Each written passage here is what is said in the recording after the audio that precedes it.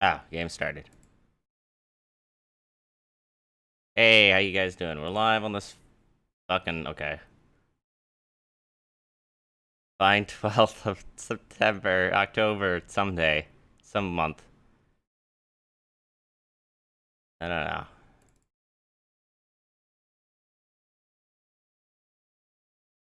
There you go.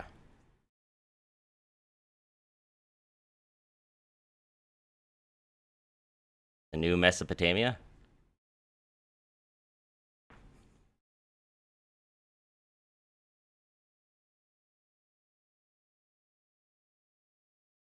I'm the guy on the right.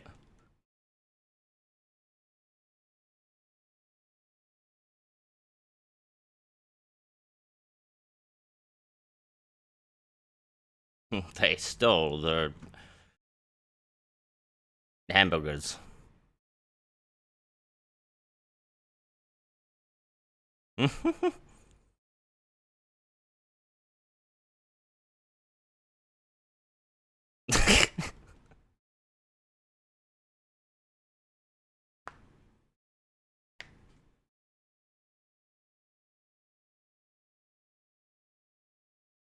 Including meteors. Ah,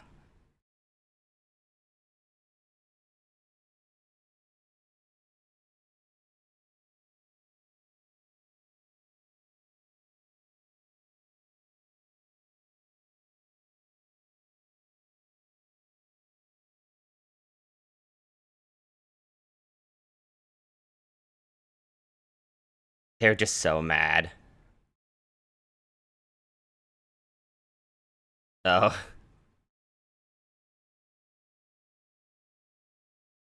oh.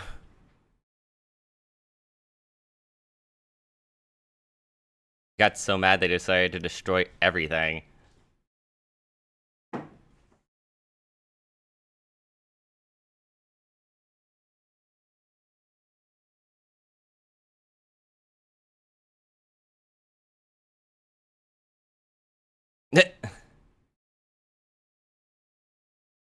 It's not the same thing. Oh, I see them in the background.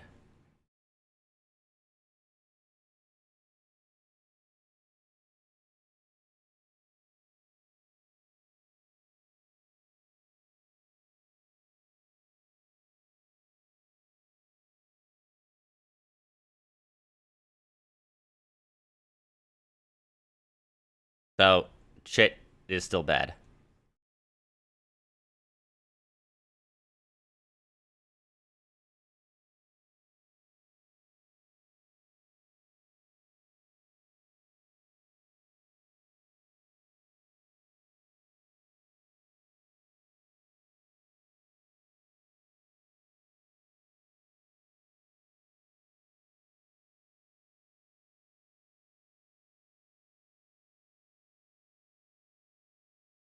Neat.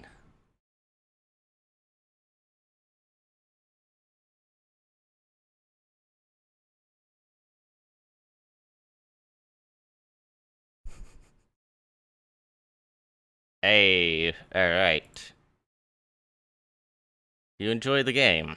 We'll like to continue expanding it. Cool. The way the Vagrus was intended to be played, sure. I had to choose that one. Nothing beside remains around the decay of that colossal wreck. Boundless and bare, the lone and level sands stretch far away. Thank you, Ozymandias. That.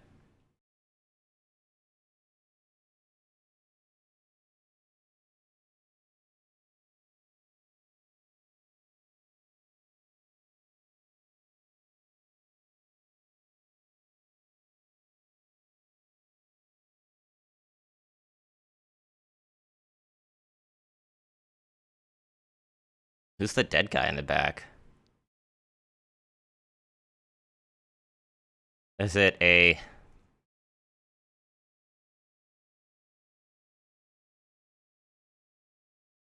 Is this a tutorial? Guess I should do it.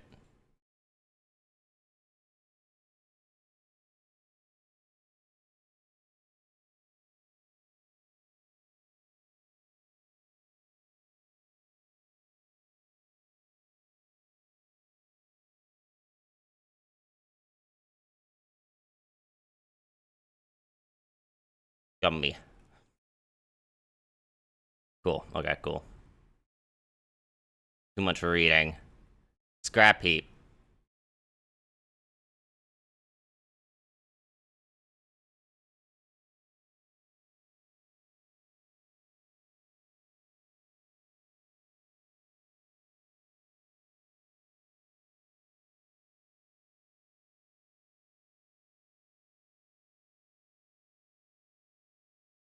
Okay.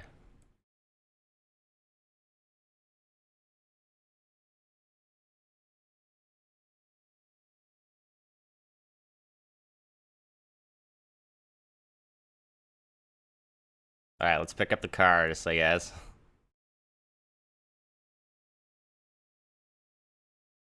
Okay.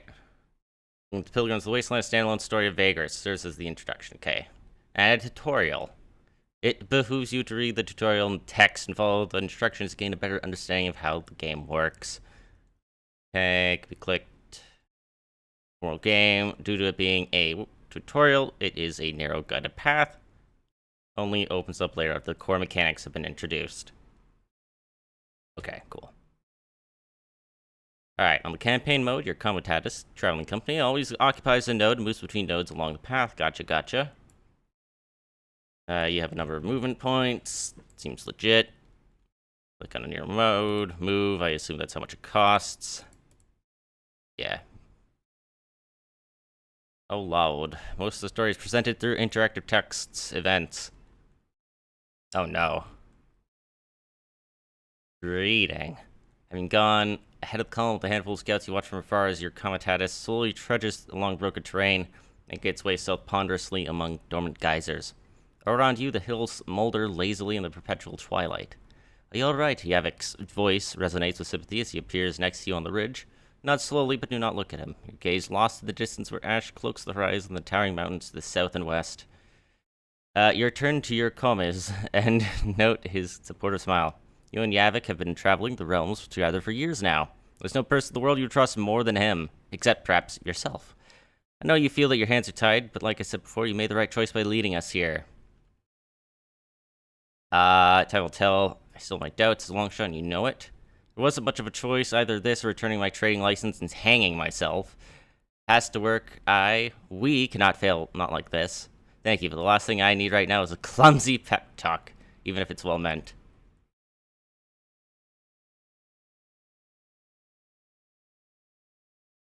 Oops. I want to go with the second one. I will tell. I still only dealt as a long shot, and you know it. Yavik nods. True, but it's better than just giving up. The crew agrees. That counts for something, no? Good to see that they have faith in me. Perhaps they're desperate as I am. Or it doesn't change a thing about our predicament, so why should I care? It's good to know. They still have faith in me.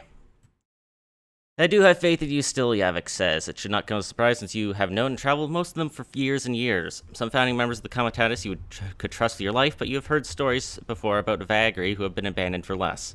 Times being what they are, Yavik trails off, with Imperials cracking down on us, independents more heavily than before. Business is tough, everyone knows, and they appreciate your efforts to keep us floating.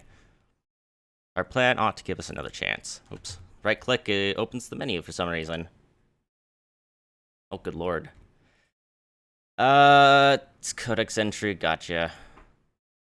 The plan. You talked your traveling company into this a few weeks ago, but with each step towards the western mountains, more and more of them started to have doubts. Such is the way of the road, perhaps. The plan involves a desperate attempt at squeezing a low selling price for metal bits out of an old contact of yours in the town of Scrapheap. Stocking up on said metal by spending your remaining coin and bringing the cargo down south around the Molten Tongue to Deven via Avernum and Ash. There's a shortage of metal in Deven, and you know several buyers who would give a pretty price for your goods if you can only make it there before many others with a similar cargo do. Such contacts are the boon of the long decades spent on the road. But even if Narbo, that villain, gave you an agreeable price in Scrapheap, the road is not without its perils. Sneaking through the gap between the Dead Forest and the Molten Tongue is inviting disaster, so it is not a path many Vagri would risk. And of course, if this fails, you are out of alternatives. Do you think Narbo will help us out? The old scavenger was never famous for his goodwill, Yavik wonders. I have not seen him in years, but he always did good business. Not sure if he remembers us being alive. Yes, I'm aware of this. Thank you, game. He's not. We must find a way to compel him. There's no telling what you would be capable if it came to that. Yes, to help us out, he won't be able to pass up an opportunity to make us indebted to him, even if the thought of selling ourselves out in such a way makes you feel dirty. Try to compel him. Why not? No, I'm not allowed to. Can't choose that one. What about the third one? No? What about the first one? Uh-oh. Does it want me to check these entries? Oh, it does.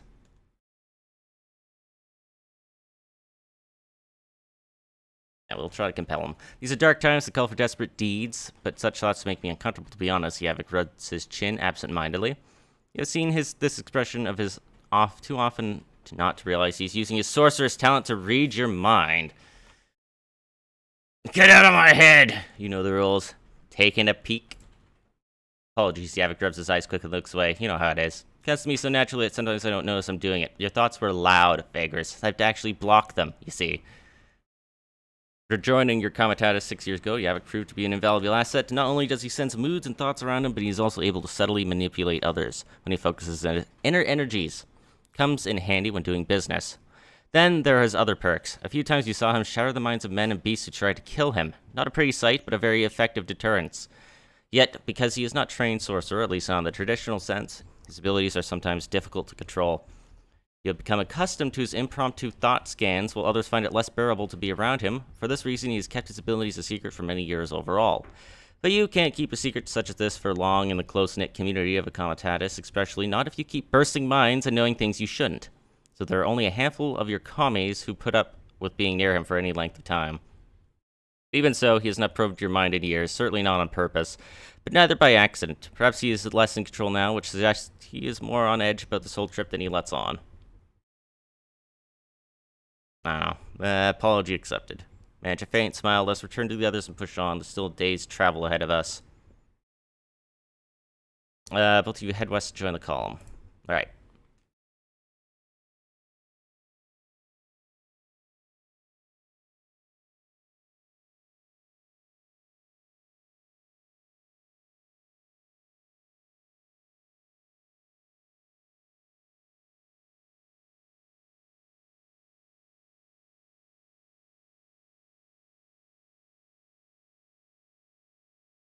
Okay.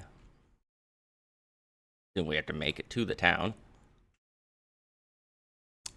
When a Comitatus enters the settlement, you can select from a variety of options, each on its separate pane, resolving around resting, resupplying, and trading. You also have the opportunity to initiate stories located in the settlement. This time, only a story pane is active, follow the only available story. Gotcha. At the foot of the ever-fuming mountains of the ancient Dwarven Kingdom lies Scrap Heap, the town of scavengers. Debris and junk is piled into veritable hills, upon which the rickety homes of the decrepit inhabitants stand precariously. Ash lingers everywhere, and the sun is almost always absent from the twilight skies. Deals are struck day and night over the precious metal scraps gathered in the ruins of nearby Dvendar Thal, or Dar, while the Heap King oversees all from his dreaded tower. Shady eyes and soot-covered faces watch from under ash-laden awnings. Life is cheaper than iron here, some say. Alright, track down Narvo. Couldn't he be convinced to help you out? You make your way to the Wraith's stash, a notorious watering hole tucked away in a small street just beneath the imposing tower of the Heap King, but not quite under its immense shadow. Few and frequent the establishment, which makes it perfect for Narbo and his little operation of, air quotes, honest merchants. Apparently, the knave is not only alive, but has done well for himself in the past decade or so. Taking only Yavik, you leave the Comitatus to the care of the Titus, your quartermaster, while you are gone negotiating.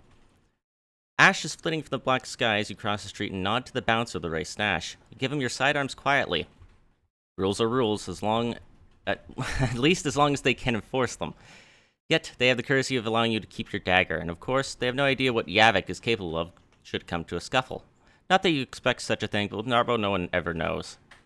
Though you have told your crew that he and you go way back, the entrepreneur is capricious and a manipulative man with whom you do not part on the best terms. Does he remember that? Surely. Could he be persuaded to take your proposal? Who knows? Your eyes slowly adjust to the dimness of the tavern's interior. Only a few candles and a lamp at the bar illuminate the common room. Shadowy faces turn toward you and observe you through the smoke. The bartender, a thick-set man in a dirty tunic, is chewing tobacco serenely. Above the bar hangs the skeleton of a large heap lizard on display. Narbo is sitting at a table in the back, his bodyguard half hidden in the darkness at the wall behind him. And make her way confidently over to Narbo, walk over to the bar, or sit down at one of the vacant tables. Make him come to us. Probably should just make her way over to him.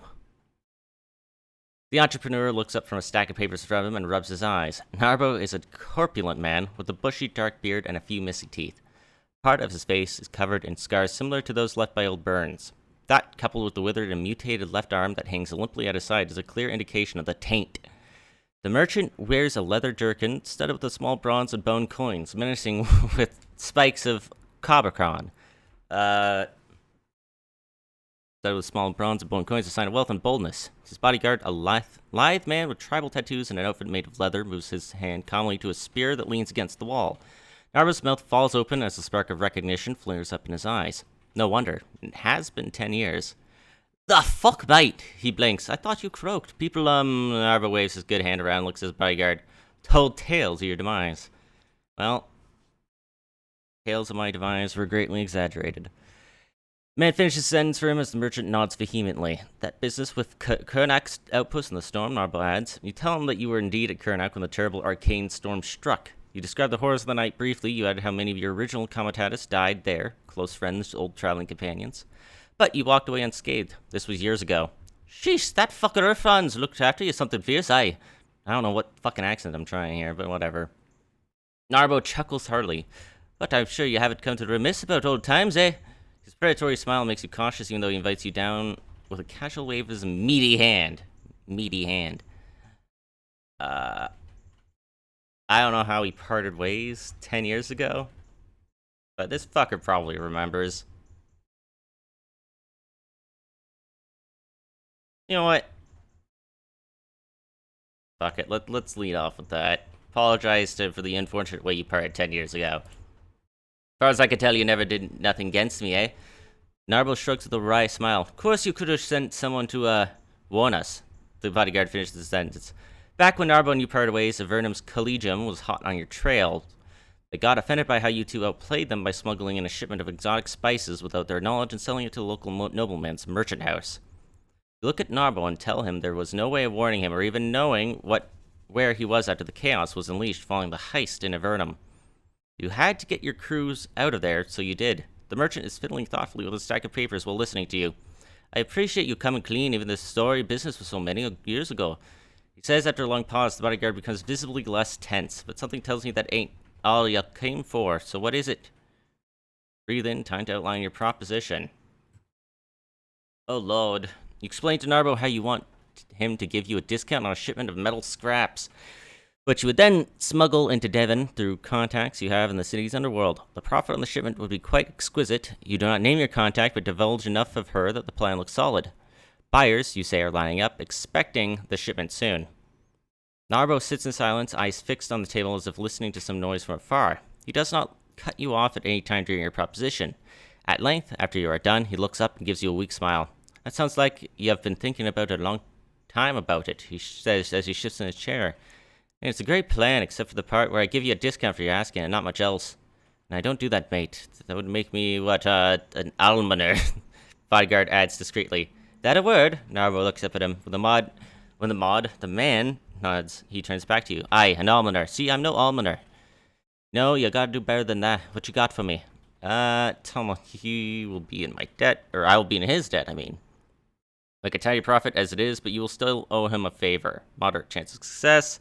Remind him that you two used to make a great team and this could rekindle that partnership. No, I can invest resourcefulness to increase the chances of success, huh? Enhanced leadership perk is required to unlock. Reveal that you are in a bad spot and this is your last chance. My resourcefulness at?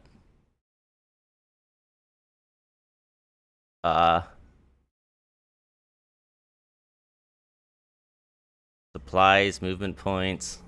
The hell's resourcefulness?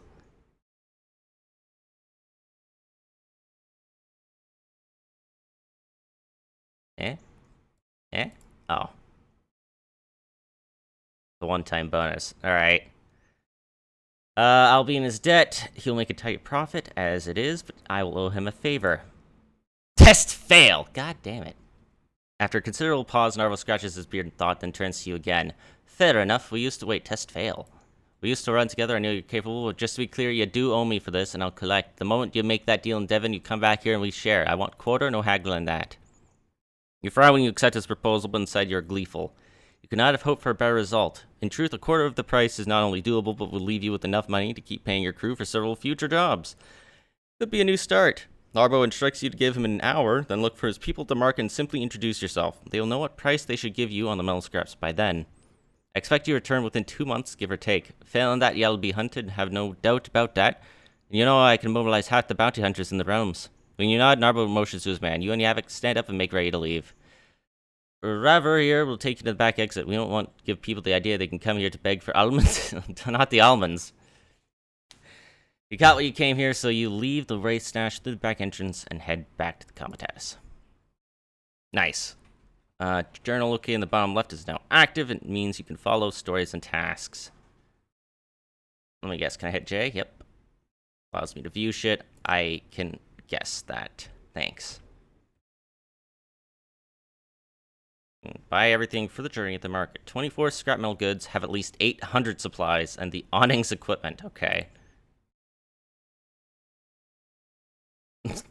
Nice. Place goods when buying or selling. I figure I can figure that out. Shift click. I want Alt 24. Thank you. And what about the thingy? You know, the thingy. How am I supposed to get the other thing? Yeah, how many supplies was it? Additional supplies to have at least 800 units. What? 800 units? Oh, of supplies. Never mind. I'm silly. I have 700. Just need another 100. Oh. There you go. Equipment that you can attach to the Comitatus is sold on some markets or found throughout your travels. They provide bonuses and upgrades. You can switch between the market of goods and equipments using the buttons. Okay. They have awnings. That reduces consumption from workers and slaves. Okay. Well, I guess I'll buy one. You own a pool below it. In order to gain the bonuses, you need to equip them. Gotcha. Items, third, cargo do not take up cargo space and are not equipable. They are used in trade and certain events. Gotcha. Alright. Packed up and restocked in supplies, and with all your business here concluded, you finally make ready to leave the decrepit town of Scrap Heap behind in the morning. You spend the night inside a guarded compound, not for free, though. That cost 1 lurg. I have 48. Or, on second thought, there are still things you wish to explore in Scrap Heap. I guess we will spend a lurg to spend the night. You set out at dawn, ashes flitting from the sky, and the distant mountains rumble ominously in the morning twilight as your Comitatus reaches the west gate of the town. You notice almost immediately that the militia at the gates is questioning and inspecting travelers. Move along towards the inspection. A robed magistrate of the king appears to coordinate the search effort, picking out people or even hold traveling groups for inspection. As your Comitatus draws near, it takes only a passing glance from him to check you and your crew before he motions to the guard to let you through. Past, under the gate, out into the broken wasteland. The Comitatus is well on its way, and Scrap Heap is a mere dot on the horizon by the time Yavik joins you at the front of the line. Just like I said, you made the right choice with this venture. Talk of how many you may have saved us all is spreading like wildfire. Says with a faint smile. Of course, we do have to make it alive to Devon with the cargo, but it's a good start, don't you think? I can only agree. There's only one option not to. There may be hope left for the Comitatus after all. Well, I'm sure it'll be fine. It's not like we started this business yesterday, huh? That, you both go back to your duties and the constant monitoring of the horizon. If all goes well, you should reach the Wound in a few days, where you can turn south along the edge of the Molten Tongue and travel down to Avernum. Hey, wait. Is this the same universe as the other Avernum game? Wait. Don't I have a game called Avernum? I do. What? Is this the same game? Or is this the same, like, universe?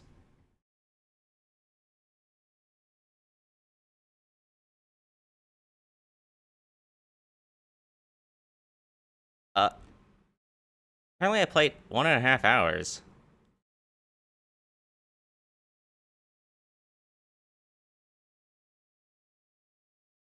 Planescape, huh? Interesting. Maybe? So it's the regional capital. Do they have one where they talk about sending people out into the underground caverns or some shit? I don't know. I don't see it. Anyway, journey continues. +3 morale. Nice. Progress is saved at checkpoints. Whenever you leave a settlement, reach a story. Okay, gotcha.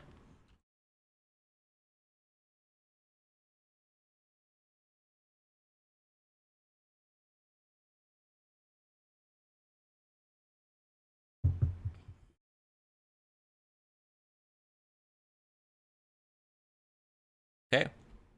So can I... Oh, keep right-clicking. Morale, obedience, nutrition, vigor.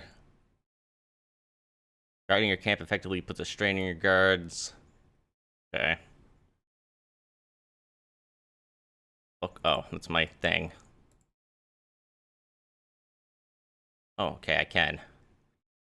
UI management is now active. The sheet in the bottom left corner to activate it.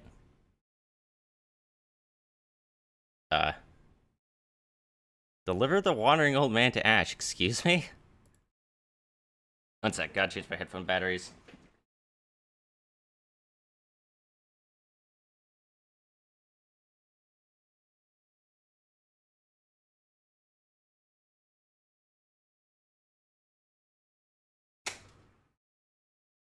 Alright.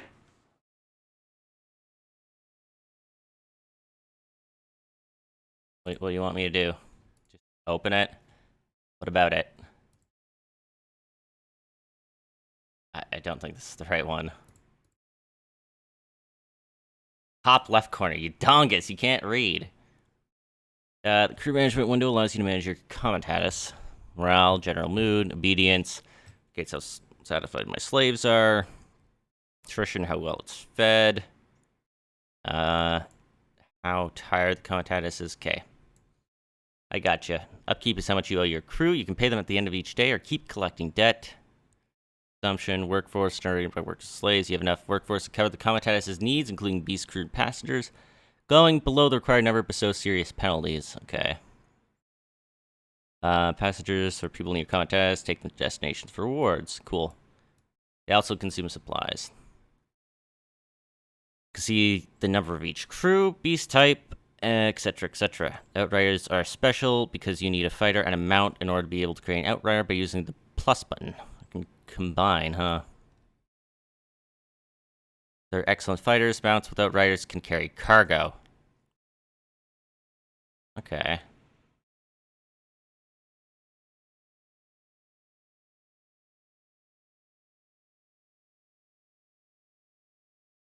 So...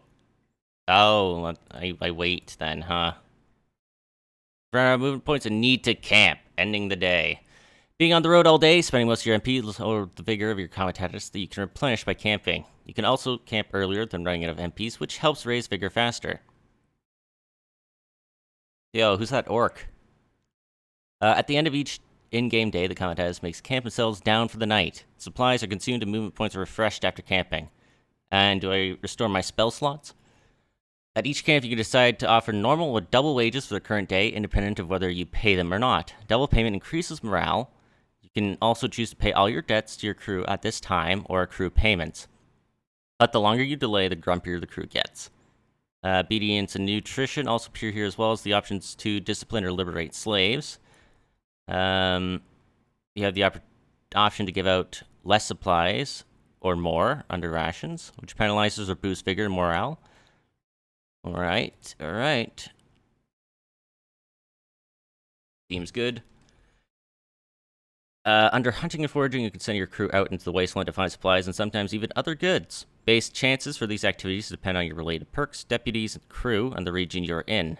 You can also see the expected yields below each activity. The cost of hunting and foraging is movement points or vigor if you are out of movement points. So hunting uses scouts and has a chance to get you a large number of supplies. Critical failure might kill scouts. Bless. Foraging is more reliable but yields fewer supplies. You can use workers and slaves. You can add them or remove them. Critical failure might kill workers or slaves. Gotcha. And a summary of what happened to your crew on that day. You can also talk to your companions using the speech bubble. Companions heal naturally during the camp. Chance of healing or worsening conditions can be seen on the bar above or below the portrait. Gotcha, gotcha. You can also set defensive orders for the night. More lenient defense is a higher risk of a nighttime ambush and a negative effect on obedience. Okay.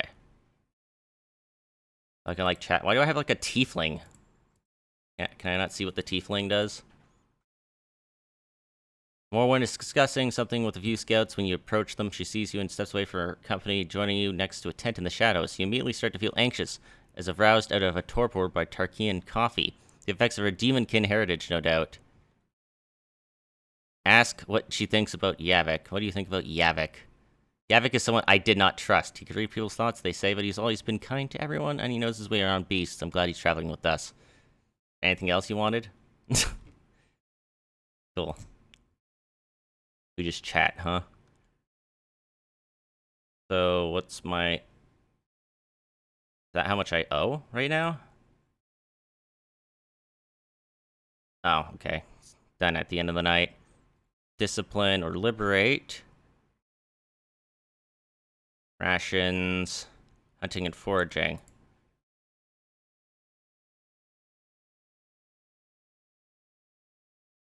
Oh wait, is this how many crew I have?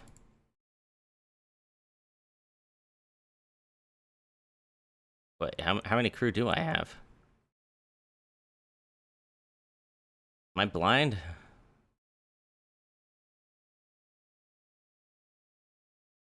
-2 move. Oh, I see.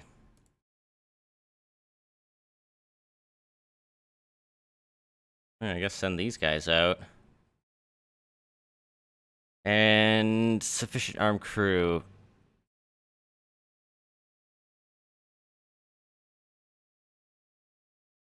So that increases morale, huh? But reduces vigor. Alright. Foraging failed. No foragers harmed, but we got 14 supplies. I'll take it.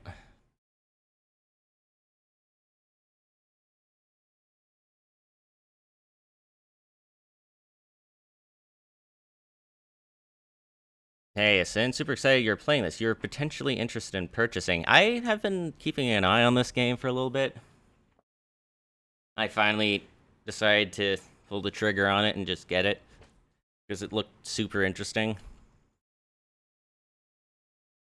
And so far, so good. Been kind of enjoying this.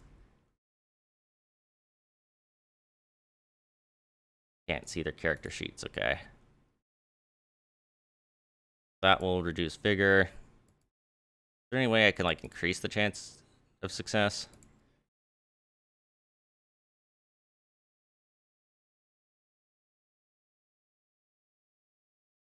If I do something like that. Hey, no one harmed. After a long date, don't forage at this point, it'll only bankrupt me. Excuse me? How? I'll end up bankrupting myself from foraging? Do I end up running out of vigor or something? After a long day's march under bleak skies and harassed by hot winds, the Comitanus finally settles down a wide ravine. After taking care of camp chores and checking on all your commies, you go to your tent and tuck in for the night. There are benefits to sleeping out in the wasteland. The silence is quite calming, tranquil even. You're in a barren area with nothing to forage.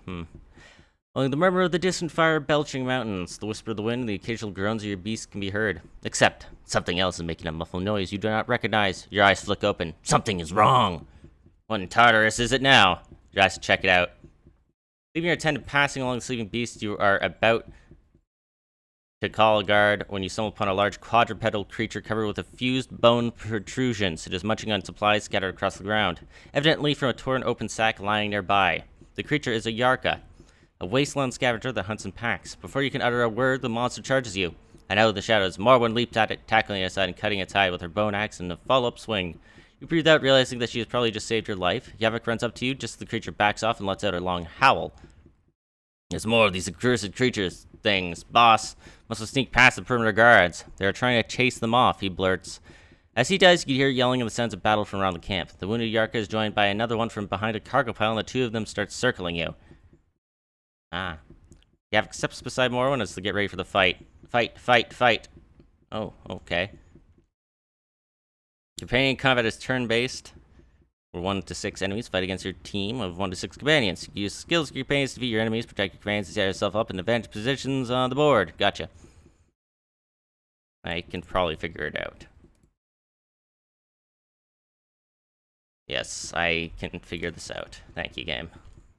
I appreciate you trying to teach me Dungeons & Dragons mechanics. Wow. Immediate critical. Okay, can only be used from the front row, can only target front row enemies. Gotcha. All characters can move. Gotcha. Only do characters to the front row prevent melee attacks against characters directly behind them, but also make them more difficult to hit with certain range skills. Okay. Move Morwen in front of Yavik to protect him. Bonk. Each companion has 4 combat skills beside move. Alright, I think I can figure that out. Mind Blast. Range attack that burns the mind, completely ignoring armor. Can I focus on this one? Because he's guarding it? Oh, this guy's baiting or something. One skill option includes to push front row enemies back. Take additional movement steps to save your discipline. Or if your discipline and morale are high enough, you won't take negative impacts on them. I see. Could push them back, pull them forward. Gotcha. But I kick this guy into the back line.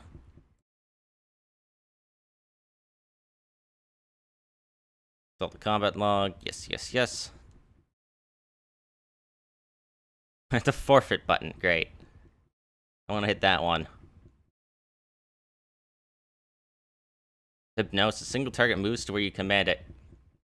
Hey, Oda. It won't play it. Word around the office is you've got a fat cock. Thank you for resubscribing for 5 months. Tier 1. Greatly appreciate it, Oda. Thank you very much. Hope you're doing well today. Caster and a single ally receive a bonus for initiative, accuracy, evade, and block. Well, always be buffing yourself. Game? The FPS, like, drop significantly.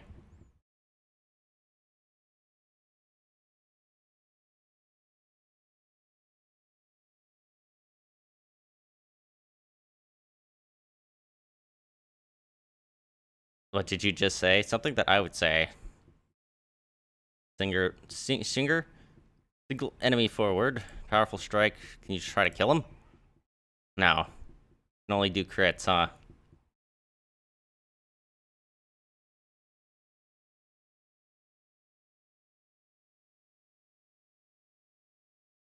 Finish this guy off.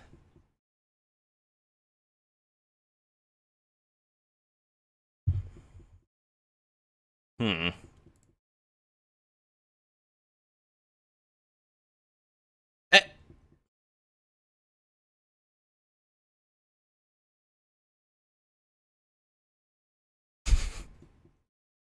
Fucking Yarka.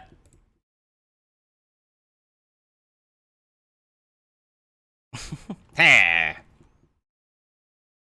The two Yaka lie dead at your feet. Morwen wipes the foul-smelling blood from her axe blade. What's this, D&D for poor people? Yes. As a god arrives and talks to her. You okay, boss? Yep, pats you on the shoulder. You nod, turning to Morwen as she approaches you. All hostiles taken care of, she says. They got to have some food, but we could take their meat and other parts to make up for it. Can harvest the damned critters before going back to bed. Perhaps you will gain something from this in the end. Or we can just go back to bed. Nah, just harvest them. Got some ivory, some supplies, and some hide. Nice. The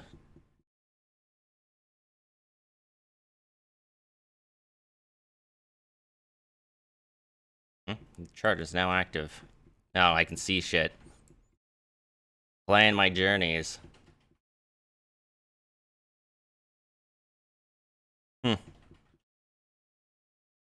Tells us. Wandering old man. How do I know that there's a wandering old man here? I see.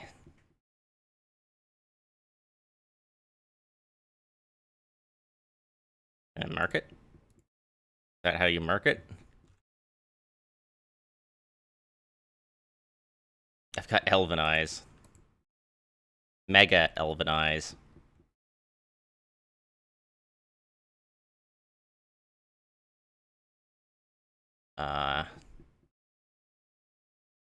Just pay. Assumption 97. You said don't forage?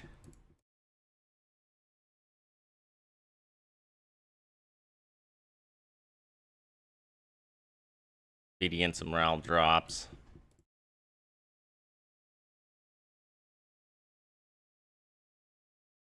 Higher chance of ambush. Huh.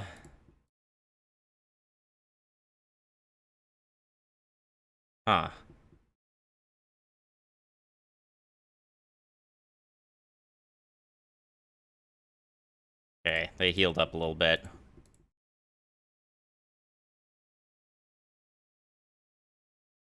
Force March allows you to move further than your maximum movement points in a given day. Oh, this is what you're talking about. That makes sense. Marching along the path, and it's indicated. Okay. Although force marches get you further, you use them carefully, your crew loses vigor and even morale rapidly if you march too often without extra resting. Strongly suggest refraining from frequent force marches until you have more experience. Okay. Is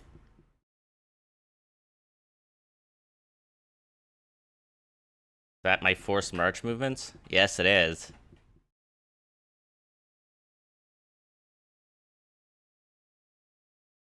Going for it. As the Comitatus is scaling another stretch of black sand dunes, one of the outriders you had sent out to screen your left flank rides in on the line and heads immediately to you. You can see the man is in a panic right away from the way he hops off the saddle while decelerating and almost falls over. Before he reaches you, your guardsmen are already setting up a defensive turret to the east. You beckon to the beast drivers to halt the line. Vagrus, they're coming! I saw them walking over the dunes! The pilgrims are coming! A murmur of terror washed through the Comitatus. Clearly, your scout is referring to the last pilgrimage. This group of spectral horrors is known to appear out of nowhere and eradicate even large groups of travelers in a matter of minutes. Nobody quite knows what happens to those who encounter them up close, as nobody has lived to tell the tale. Some reckless people were reputedly able to take a peek at the otherworldly wayfarers, but during your many years as Vagrus, you've never met any such person whose story was credible. You know all too well that if your outrider tells the truth, you see no reason why he wouldn't. The only chance of survival is for all of you to run or to hide.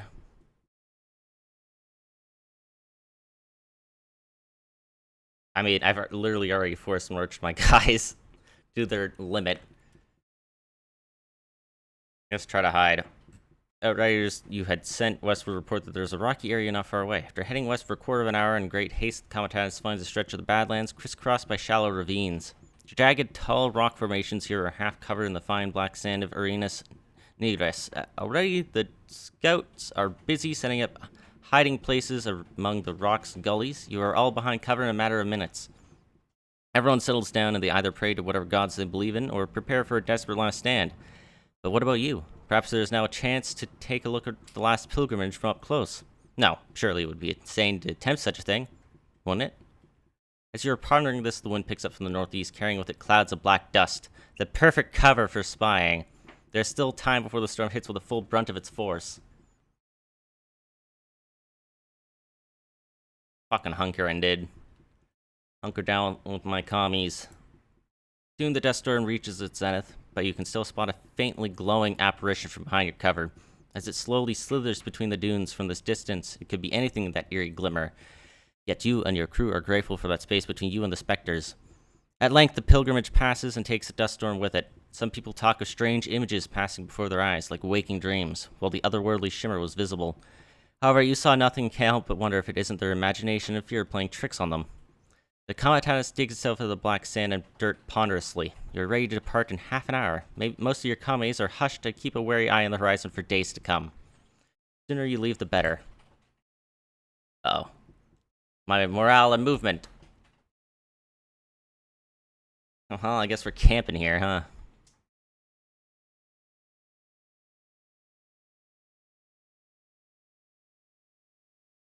The morale is broken.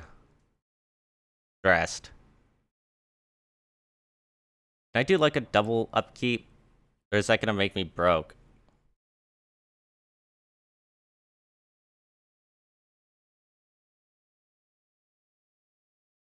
Discipline. How many slaves do I even have? Do I have 11? Oh.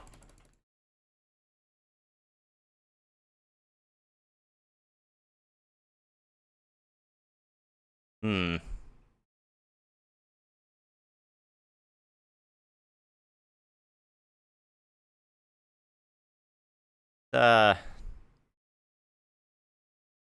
Double wages or something.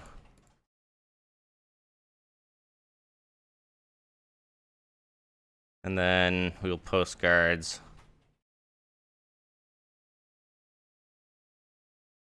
Oh. All these are bad rolls, damn.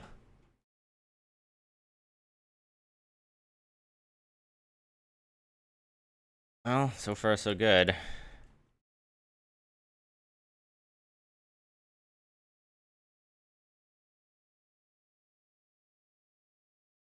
Stressed. I guess I shouldn't be sending them out like that, huh? Chief Handler? What the hell does that mean? Ask him about your encounter with the last pilgrimage. Got goosebumps just thinking about it. I mean, we'd had some tough calls since we started working together, but I never thought we'd come close to one of the greatest minutes of our time. The last pilgrimage, Yavik shares before going on. While they were nearby, I had a strange sensation grabbing a hold of me.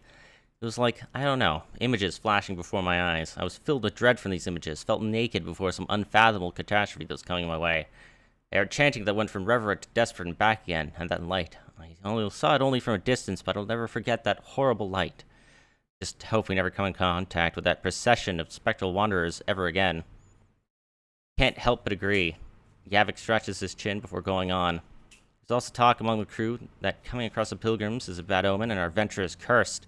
Whenever I hear such talk, I try to calm everyone down, but I thought you should know.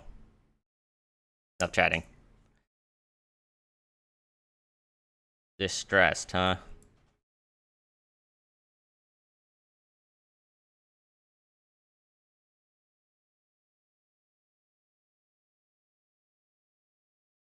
Well.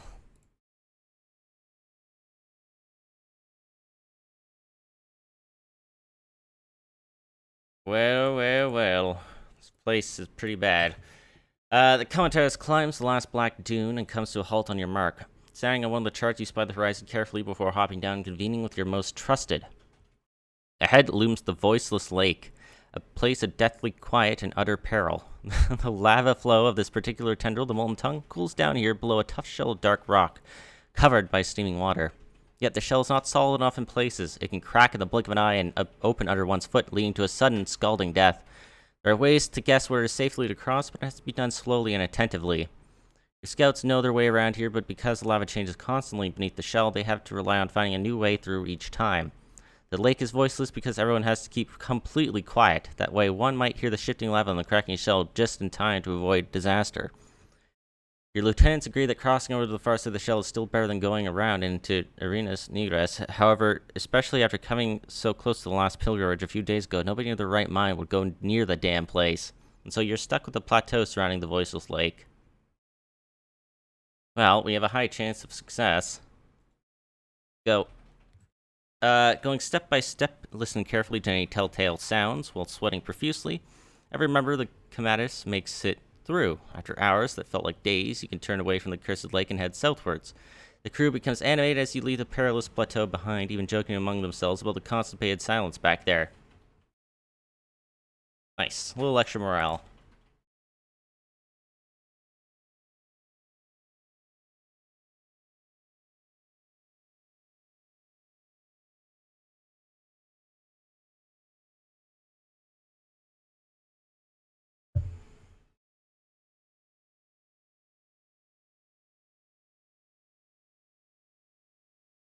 Hmm. Scouts come running toward the cart line just as you're to enter the badlands south of the lake and hear what can only be described as a paralyzing howl, accompanied by the unmistakable sounds of battle. Battle going on Vagrus just beyond yonder hills, the scout points southeast. Some armed folks are being attacked by bloody undead. A murmur washes over the crew and many of them ready their weapons. Not to give aid to fellow travelers in dire need is believed to attract dire peril onto yourself. Besides, it would be better to fight the undead together than alone if it comes to that. Tension is rising with each passing moment, with everyone watching you, waiting for you to give the order. Rush in and attack the undead. With weapon drawn, trying to give the men over the hill some hope, you run ahead, followed closely by your fighting crew. You might get there in time to save these people. Your comrades are up for a fight. You clamber over the next few hills and look down upon the site of a brutal melee. Bodies are strewn across the field. Most of them are mutilated and undead, but some are mangled and burnt, humans in dark clothes. Another such man, a robed priest with a shaven head, falls to the ground after flying half a dozen yards, followed by a bone-crunching hit from a looming white giant. The creature looks like being made up of several bodies. Oh no, flesh golems! Used by some combination of natural disaster and twisted magic. The rest of the shamblers look like they are smoldering. The great white abomination engages the last two men standing, a white-faced, lightly armored enforcer with a shield and a tall man in elaborate black armor wielding a great sword. Both of them look the worse for wear. There's no time to lose. You and yours rush to the aid of the two unarmed men. Fight commences as your men engage the undead. Before the first round started, you have to deploy your companions to available positions on the left side. Alright. I don't need to deploy all of them. Sometimes it's better to save a wounded companion. Cool. And we can set their type of mode. Alright.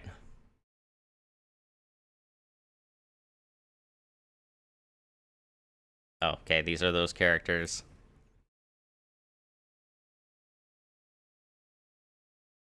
Oh. Okay.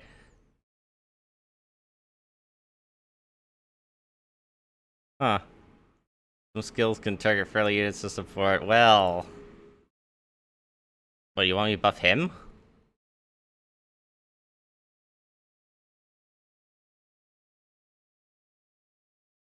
Combat is cruel and you cannot heal during it. Alright, thanks, game. Defenses are the way to mitigate damage. Evade allows you to completely avoid an attack, but you'll be moved to an adjacent unoccupied position after successful evade. That also means that they may move away from a position that protects another companion. Block provides extra armor against attacks, mitigating more damage. Cool. Alright.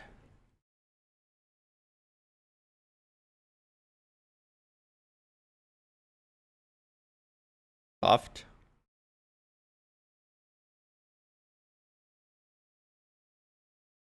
Lower accuracy.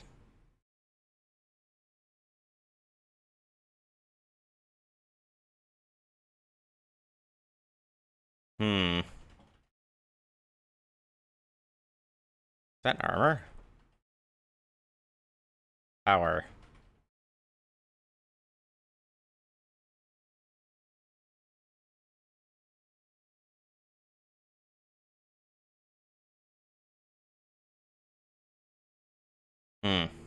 Cedrius is a very tough companion due to his armor skill and good defenses.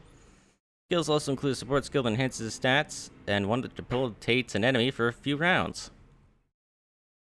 Okay, some skills can affect multiple targets. Its cleave deals less damage.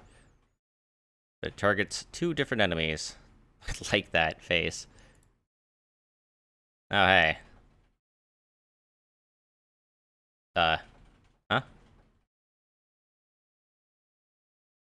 Any? You, the Vagrus, may not take part directly in companion combat, but that doesn't mean you have no influence in it. Many of your leadership perks allows you to use resourcefulness in various ways in combat. Whichever you have unlocked can be found in the leader medallion up here. You can inspire dudes. Aid, which allows you to revive downed companions. The button is only active if you have a downed companion. Okay.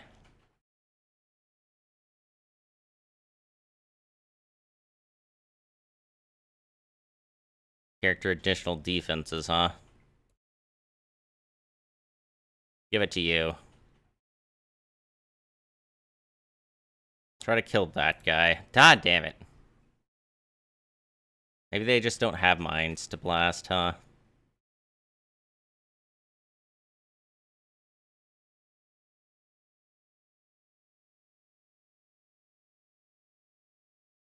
Did that not cleave the other one?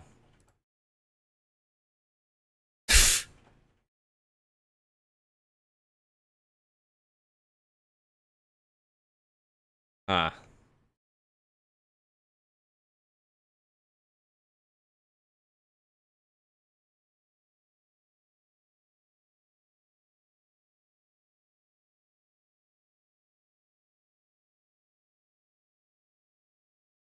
How about you just curse him or something? I don't know, look at him funny. Okay.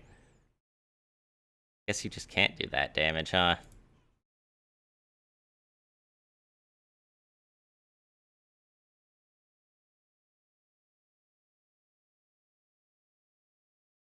Interesting.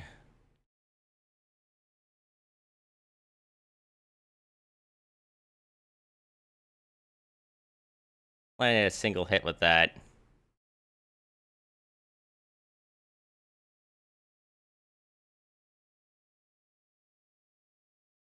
%85 chance to hit.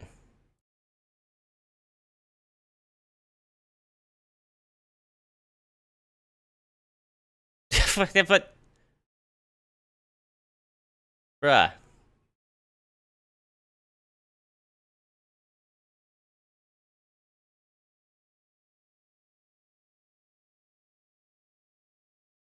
I'm doing something wrong, aren't I?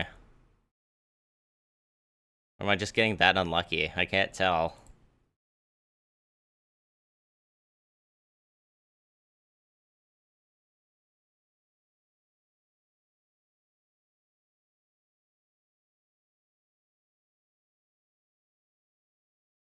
And bane them.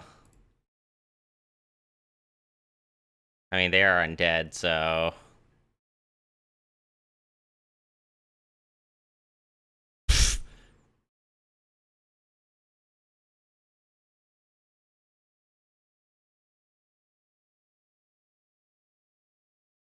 Whale, whale, whale.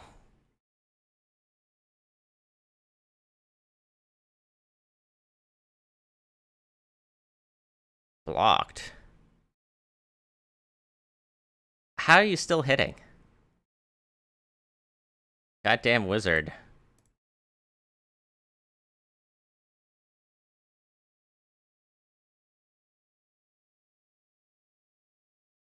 Almost down. Then again, these guys are almost down too. Imagine losing in the tutorial.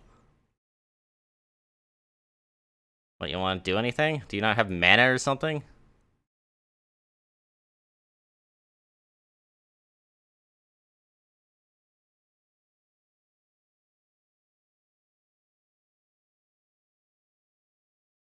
For fuck's sakes.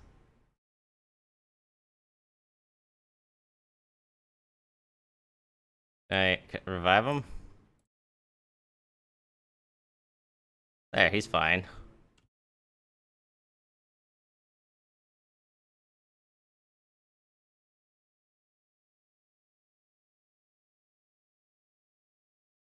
Hey, there we go, finally.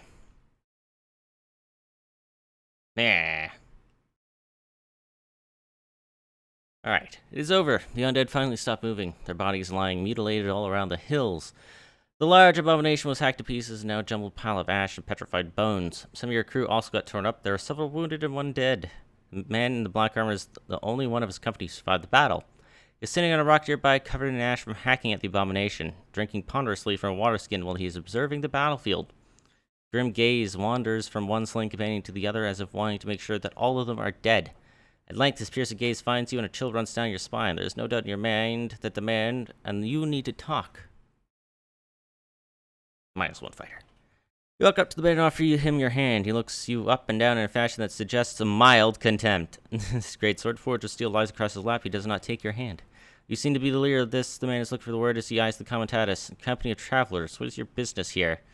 The bluntness of the question, coupled with the man's evident hostility and ungratefulness, leaves you speechless. Perhaps it is for the best. You notice the man is wearing the symbol of Sergorod, which should make you cautious.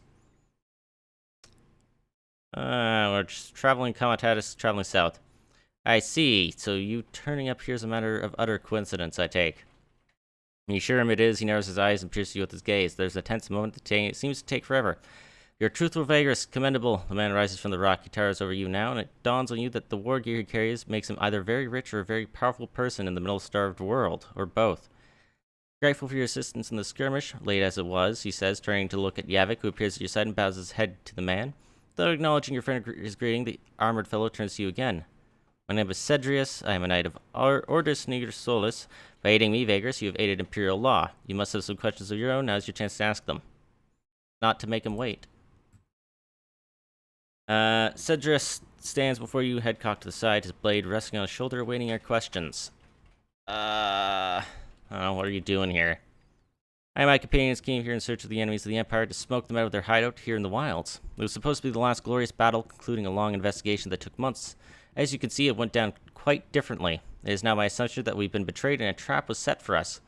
The traitors we were supposed to apprehend lured us here along with these undead and hoped to see us all slaughtered. Sergorod, however, in his endless salience, saw fit to grant me an opportunity for retribution.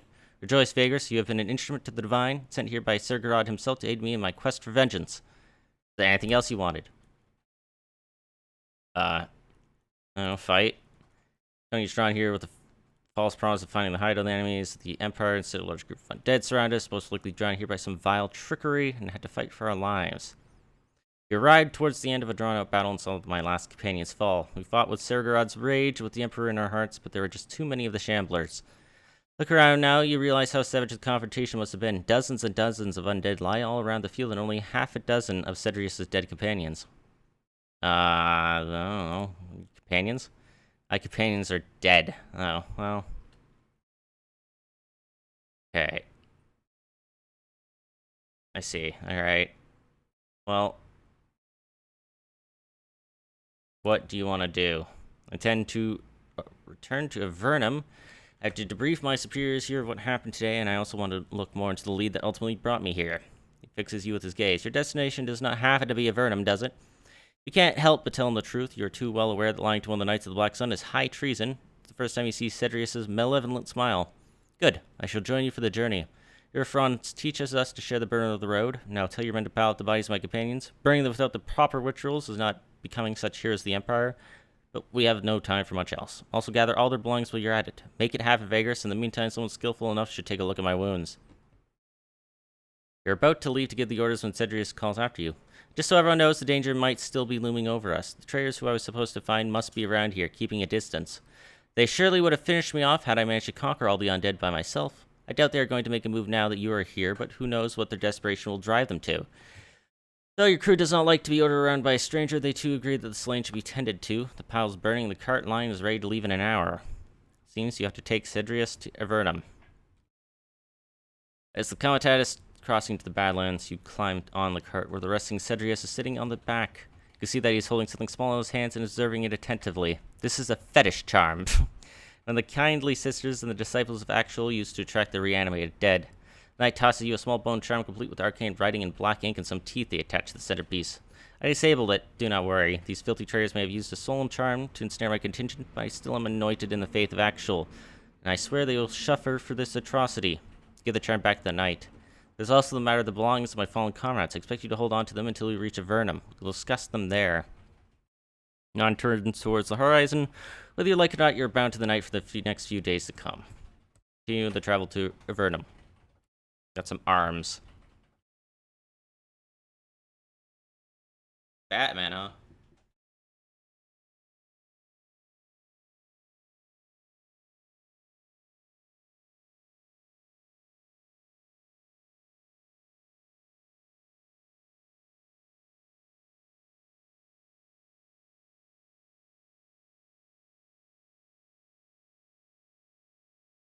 Okay, leader management is now active.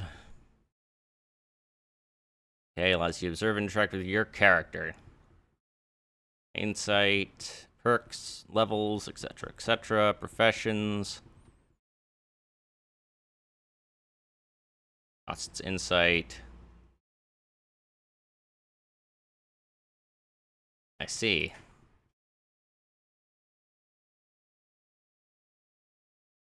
Increased ambush chance.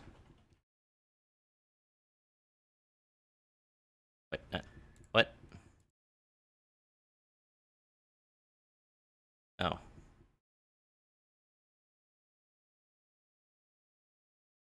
Guess I'll learn how to prepare. Back to the Vagrus, each one of them allows you to use resourcefulness to boost your action in a certain way when unlocked. Authority is the maximum number of deputies you can have at a given time. Higher authority also makes your companions less likely to abandon you in the open world campaign. You need no additional authority in the Pilgrims of the Wasteland. Helmet icon. View my companions. Okay. Disgruntled.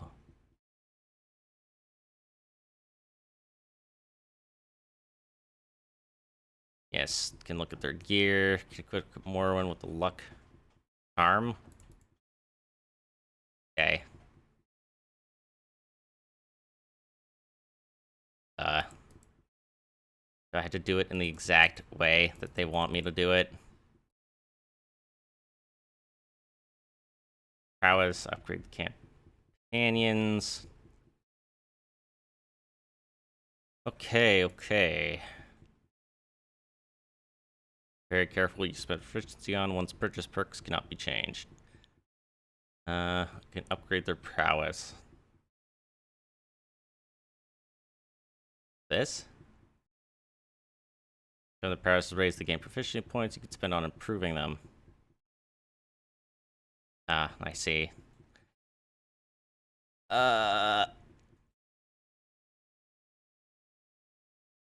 Make them more mighty. They have a lot of proficiency points.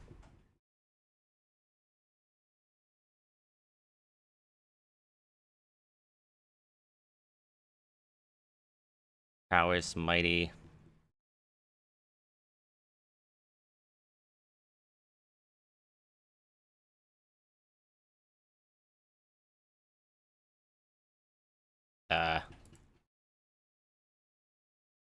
See.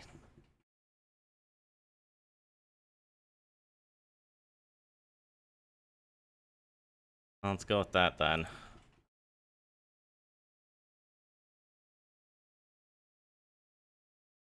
Just like camp over here. Crew chain. Cedrius plus. Fighters none.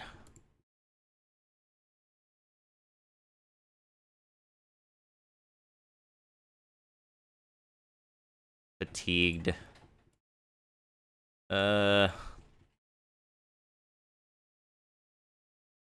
I got no money.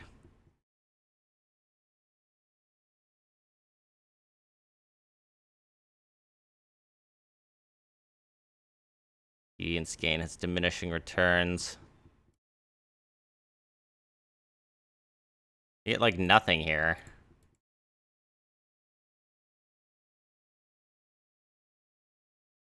Alright, I guess just camp.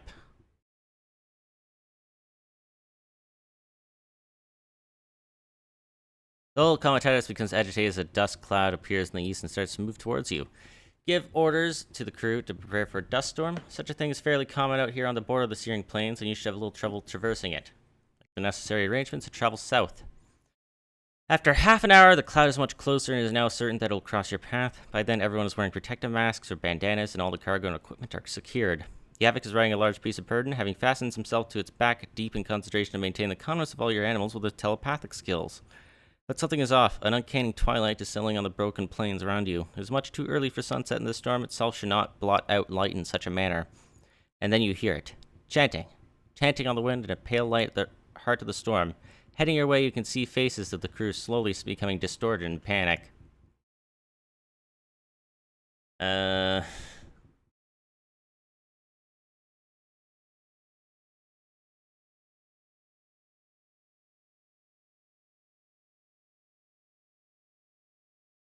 Oh, can we flee? Just about to give the order when Sidrius walks up to you. What's the meaning of this, Vagrus? There's no need for such a desperate act as a dust storm. Tell him quickly about your previous encounter, the last pilgrimage. Nonsense. The chances that the pilgrims would show up again are, Sidrius trails off as the eerie twilight falls upon the comitatus and the dust cloud envelops you all.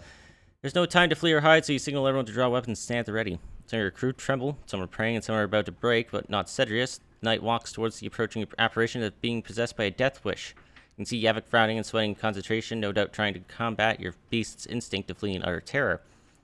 In a few moments, you can hear the chanting and see the ghastly pilgrims clearly through the dust curtain. Desiccated forms in faded robes shuffling along the broken terrain, or rather over the terrain somehow, as if floating at a rapid pace. Their vacant faces are illuminated by a dreadful pale light that emanates from their hollow insides. You are paralyzed by terror. Blurred images enter your mind, visions of a horrid procession of living dead wearing faded robes. You walk among them. You are one of them. Is this the end? Before they could reach you, the spectral pilgrims turn left and head south along a dried-out riverbed without any apparent reason. It takes your mind a few minutes to comprehend that an unusual mercy has been granted you and your crew. Thus, pilgrimage marches on, slowly disappearing into the cracked badlands beyond, taking the ghoulish twilight and the dust storm with them. It takes a good few moments for the crew and yourself to come to your senses. Did this truly happen?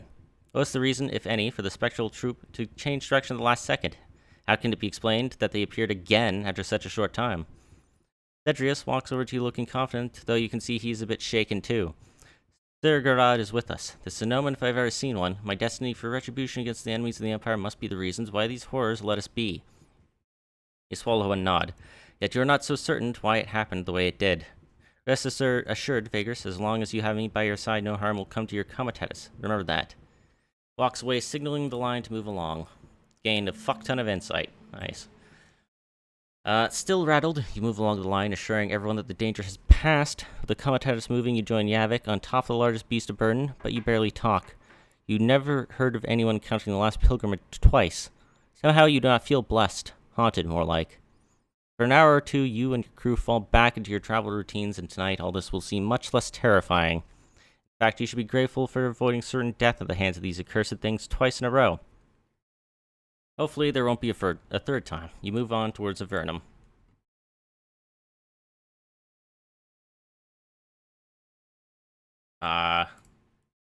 Probably shouldn't continue on that.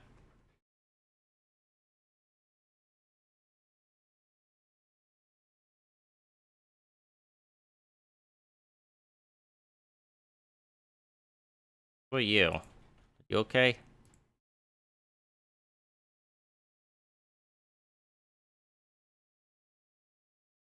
Have like a lot of perks and shit. What the hell's this? Oh, hides.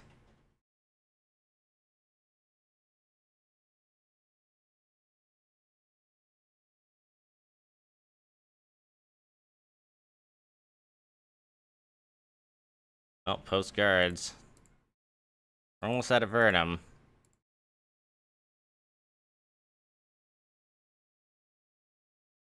I just want to do like a forced march over there.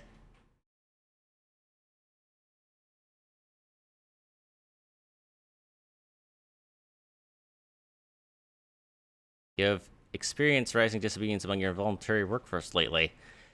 Something are bound to happen when the slaves are disgruntled, thusly. Deaths are always a sign that morale and discipline are severely impaired in a comitatus. It appears that this has come to pass with you now, as a random inventory of your goods reveals that some of your wares have been stolen. Perhaps the perpetrator hid them somewhere, as not even a full search of everyone's belongings reveals them. According to your guards, it must have been the slaves. What are you going to do about it? Lost some ivory. Either of these options can have a range of unforeseen consequences. What could be done about your unruly slaves? Liberate one of them.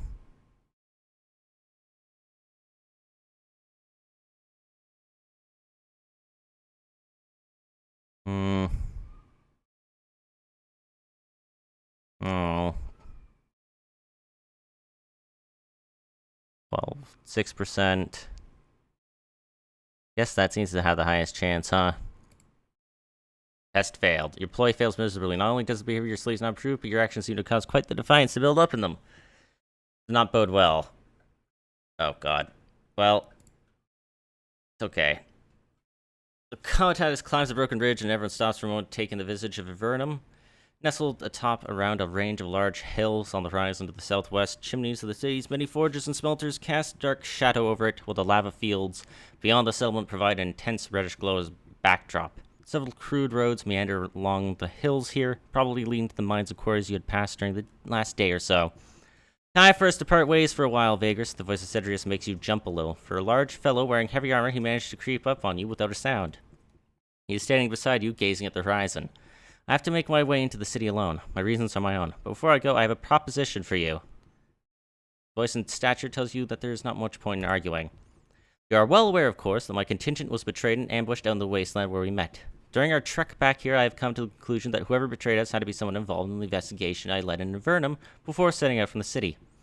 Even though I have some ideas where to start looking for traitors, the implications of this despicable betrayal are too severe to attempt to meet it head-on, directly to the forehead. I require secrecy and guile. Most of my remaining allies in the city and I are too easy to track or recognize, and those responsible could easily make evidence disappear if I am revealed to be alive. Someone else has to provide that guile for us. After a short pause, he looks you in the eye. What I mean is that you, your friend the mage, and the rest of your crew could be vital in finding the culprits and bringing them to justice. The Empire needs your help, Vagrus. Wow, there's a lot of options. Agree to help him for the Empire or for gaining powerful friends. Agree to help him for a price. You're not an almoner, are you? I am not an almoner. Well, let's gain powerful friends. Cedric seems somewhat surprised, perhaps disappointed even, for a brief moment. Then he flashes what passes for a smile on him. Very well, I was indeed nurturing the hope that you'll be willing to aid the Empire in this perilous predicament. We will struggle side by side just like we did near the Voiceless Lake, Vagrus, and I can assure you the Order of the Black Sun does not forget loyalty and dedication to the Empire. He slaps you on the shoulder. Now let's part ways and follow my plan. What is this plan? The plan for now is to make our ways into Avernum separately, so that we won't be associated with me at all. Rest assured that although they do not expect my return, the traitors would be informed at once had I turned up at the city gates, so I had to find an alternative way in. I'll send for you once I'm settled in. Someone trustworthy shall appear and guide you to the next word makes him wince, hideout. We'll talk about your tasks there. You ask him about the belongings of his former comrades. The knight frowns. Then this might complicate matters somewhat. He looks thoughtful. Take their holy symbols to the Temple of Sergorod quietly. You can get rid of the weapons you see fit by forbid selling them at the market. It would draw too much attention to you, and we do not want that for now. Cedrius pierces you with his gaze. I sincerely hope I can trust you with this, Vagrus. Woe betide you if you do not comply. With that, he takes his leave of you and waits as you signal Comitatus to move forward. Knight remains behind to find his way on his own. Quarter of an hour later, Cedrius is only a speck on the horizon, and you are rapidly approaching Avernum. The last stretch before the city awaits you. Press ganged, huh?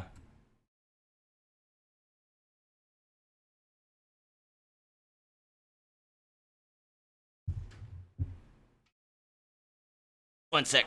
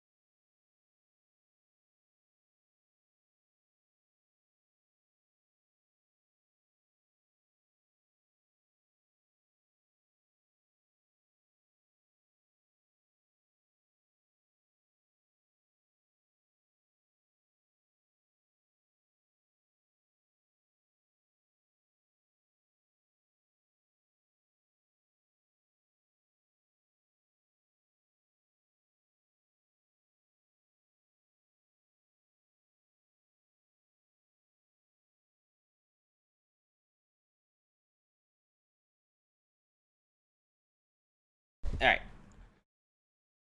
Make our way into town.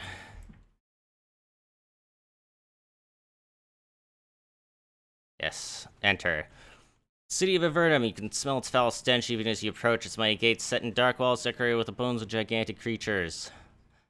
The dry sulphurous reek of the region so close to the molten tongue mixes with the bitter, acid stink of the many foundries and forges in the city. Over the walls, the rooftops, and chimneys of the city lean together in a jumble. Buildings on the lower part of the hill are more dilapidated, while the ones near the top are in better condition in general. The walled-off villa appearing here and there. A group of guards stops you as the Comitatus moves ponderously under the gate arch. While your men and cargo are being checked, you can see several of the grim, black-clad legionnaires of the Avernus Legion standing guard beneath the towers staring at you. Gate tax is 2 changes. The head guardsman says after getting the confirmation from his men that everything is in order. This lady next to him bows to you and holds up the open money box he carries chained to him. Yeah, just pay the gate tax. Having passed through the city gate, you arrive at the cobbled plaza on the other side. You head towards the Mancio, the large inn for the Comitati. Without delay, to set yourself up there and have some rest after the arduous journey. In an hour, everything is settled, your beasts are stabled, your cargo is unloaded into the warehouse, and most of your crew is resting already. Just as you're about to head into the common room and order a drink for yourself, Yavik appears to you and draws you aside. There's someone here to see you, boss. Someone sent by our knightly friend. Says she wants to talk to you discreetly. She's waiting behind the stables, Yavik says in hushed tones. It was foolish to think you have rid yourself of Cedrius and his agenda even for a few hours, but you have little choice. Someone waiting for you in the shadows behind the stables of the Mancio is wearing a large hood and a long cape over a dark gray featureless tunic. As you approach, she throws the hood back, revealing the mark and so on in the service of Akshul, god of the underworld. Face painted pale with a dark eye shadow to give the impression of a skull. You suspect that she is a novice attached to the Order of the Black Sun or an acolyte of the Church of Akshul. The one looks around furtively. There's nobody nearby, just you and Yavik. Greetings from a mutual friend, the Knight Dominus. The young woman says quietly after looking you in the eye. I was sent here to take you to him when you're ready. I'll wait here, just don't take too long. He's very eager to see you. Now on, you can visit Cedrius and Avernum. Oh my god. So it would seem that we'll stay here longer than we had expected. It occurs to me that such a delay would be a strain on our resources, and I'd rather doubt that our knightly friend cares about that. You'll consider this also. Yevek goes on to rub your chin. Oh, wait, no, he goes on as I rub my own chin. Gotcha. He's thinking we could smelt the scrap metal we bought. I know it would cost us, but hear me out. Not only does smelted metal take up less space on the cargo hold, it could also allow us to sell a fraction of it for greater profit here. It's a loss in the long run, but we have to pay the crew if we are to tarry here, don't we? You have to admit, he's making a lot of sense. You could smelt down the metal and sell some of the bars for an injection of coins if need be. 2 of you make ready to set out. Mancio Pain is now active. The Mancio Pain. It's in the decanter. Mancios are in specialized for the Comitati. When you rest in the Mancio, the day ends and you get an end-day scene similar to when you camp in the wilderness. See your own Comitatus crew paint on the left and the Mancio stock on the right. You can hire a dismissed crew as well as sell or buy beasts. Switch between crew and beast with the button at the top. The type of beast can also be changed here at the cost, but this is locked in. Okay. Rumors can also be purchased here. You can unlock points of interest. Hit me off on business opportunities or giving you hints on storylines. Passengers can also be found in mansions. Don't you mean Mancios? When taken to their destination, they reward you for your time or efforts, but often you have to reach the place within a time limit. Change news. Okay. I see. So, passengers. That's where he wants to go.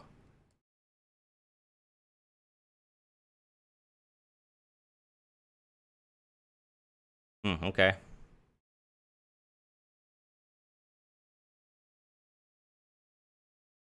We only have 1 day of supplies.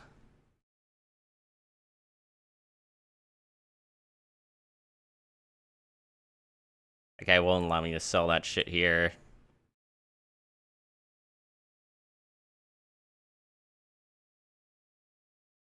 Can I exchange? Journal updated. Any rumors? No. Fresh news.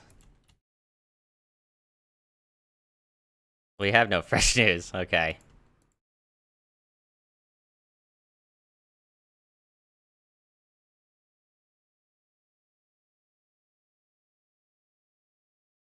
Wow, there's a lot of options.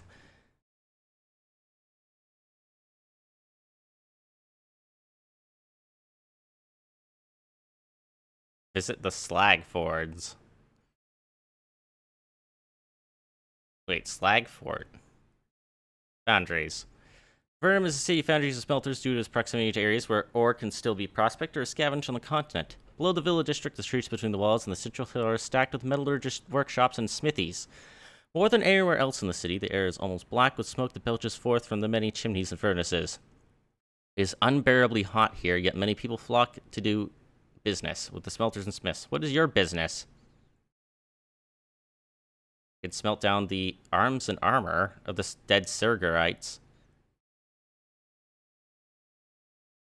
Well, I think they're trying to push me along the path of the metal scraps into ingots kind of thing. Smelting metal scraps will free up precious cargo space, as it's much easier to pack and store ingots, and you can just sell those just as well when you get to Devon. You only need to pay a small fee to the metallurgist each time they smelt your scraps. Could smelt a great amount of scrap.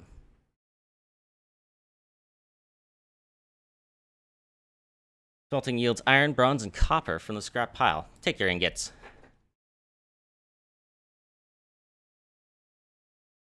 Probably don't need to smelt them all, right?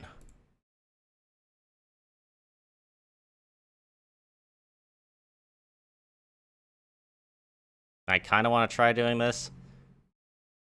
We're very close to being out of money. Oh my god, we only got bronze and armor. Oh.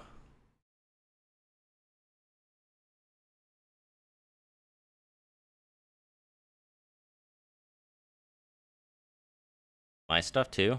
Oh, it is.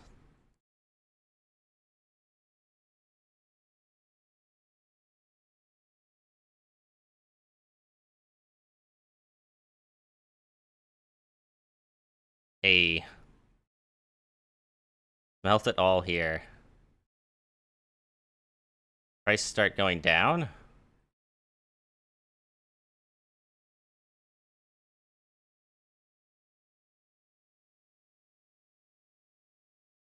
I guess I should smelt the rest, huh?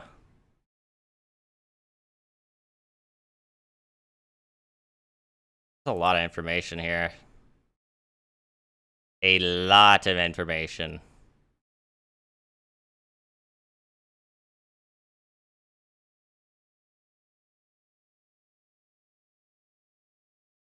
Compare the prices with other cities, huh?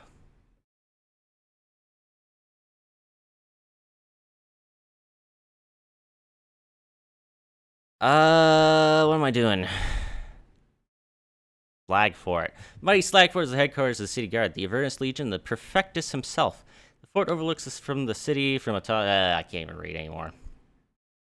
From atop a hill on the south side, its main tower looming threateningly above the streets close by, made entirely of the same kind of dark stone. The Slag Fort is completely black now, thanks to layers of soot that cover its surfaces. Scrutinized briefly by the grim legionnaires at the gate, you enter the courtyard of the fort, which houses the few institutions the public can visit. The offices of the city guard, the courts, and the bounty offices. Report Cedrius to the Avernus Legion. Okay. Well, the bounty office. It's housed in a small dilapidated building behind the courts. A group of unsavory types is waiting in front of it to be called in. Bounty hunters. Mean-looking trophies and cruel weapons hang from their belts. You wait in line to speak to the general bounty officer and get in after a quarter of an hour. A diminutive, bespectacled man, the bureaucrat gives you a boring speech on the bounties that are available. You figure there's no point in competing with the local hunters for city bounties, but the ones out in the wasteland are your turf. Pesky outlaw chieftain. I wonder what draws men to the life of an outlaw. Take Covius, for example. He was a fine gladiator with a great reputation. What a dashing fellow, I thought. What decapitations!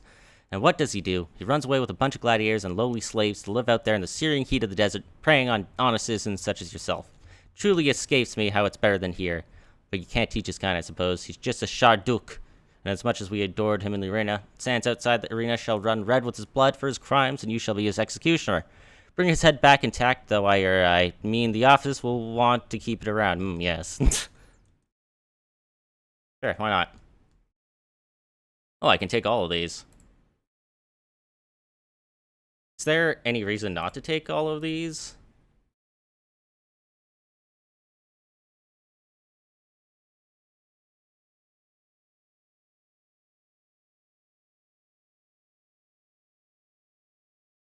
I guess not.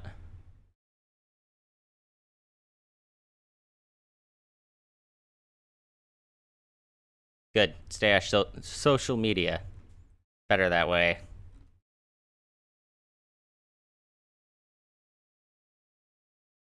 I need supplies, don't I?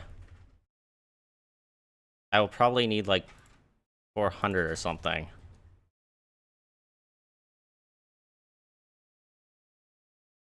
Psst. That is 8 of these blurgs or something? Wait, is that 4 days? That's 4 days of supplies.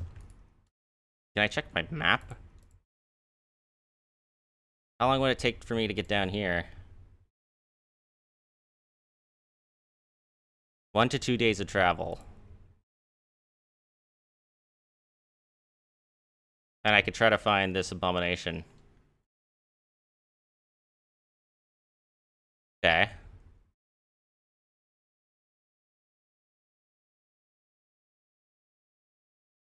So then I probably should be alright with this.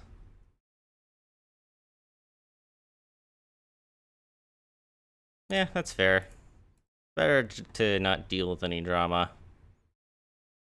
Hidden outpost. I mean, those rumors are pretty cheap.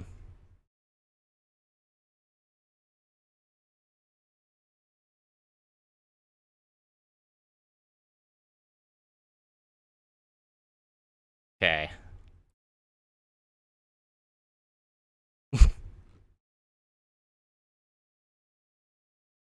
Consult the price history. And where do I consult price history? Need a soldier to move the icon on the top right. Ah. That's why it's saying that, huh?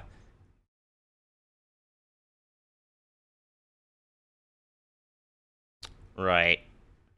Upkeep 2. Partially defended. One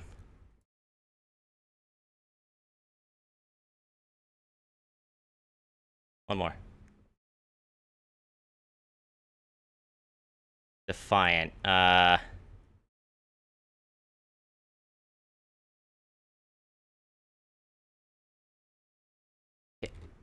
characters need to rest. King of the Underworld is known to grant peace to his adherents. How about you explore the city? You walk the streets of the city under ashen skies, taking a few of your best with you. Avernum is large, a city of opportunities, but also of untold dangers. One can find all sorts of interesting things as one looks.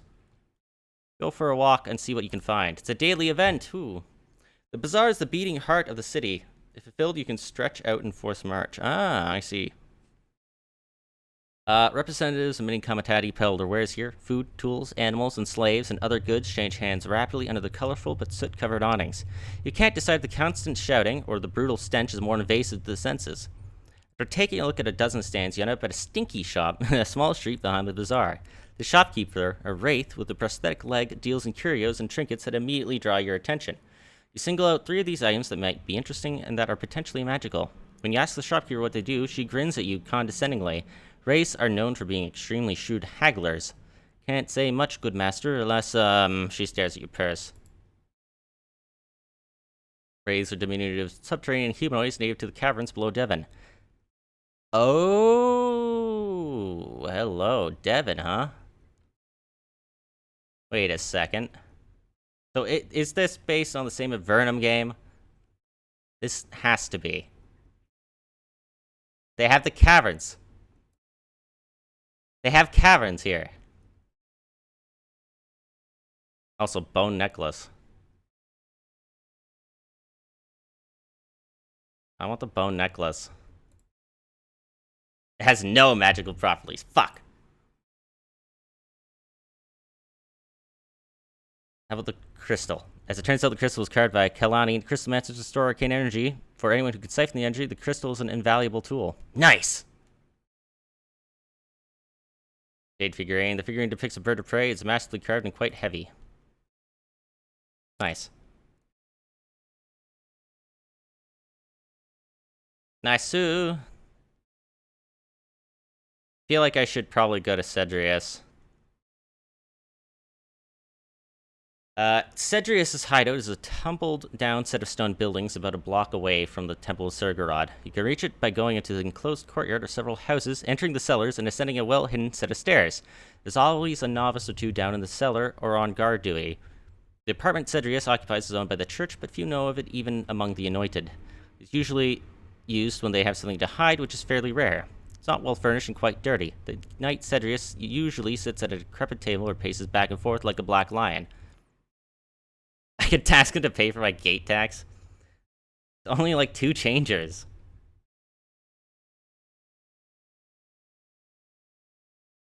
Ask him about his past tactfully. I'm kind of curious about that mission. There's nothing new to tell. I and my companions went there in search of the enemies, smoked them out. Yes, supposed to be the last glorious battle. Tookmon's betrayed, cruel trap. Okay, yeah. Nothing else.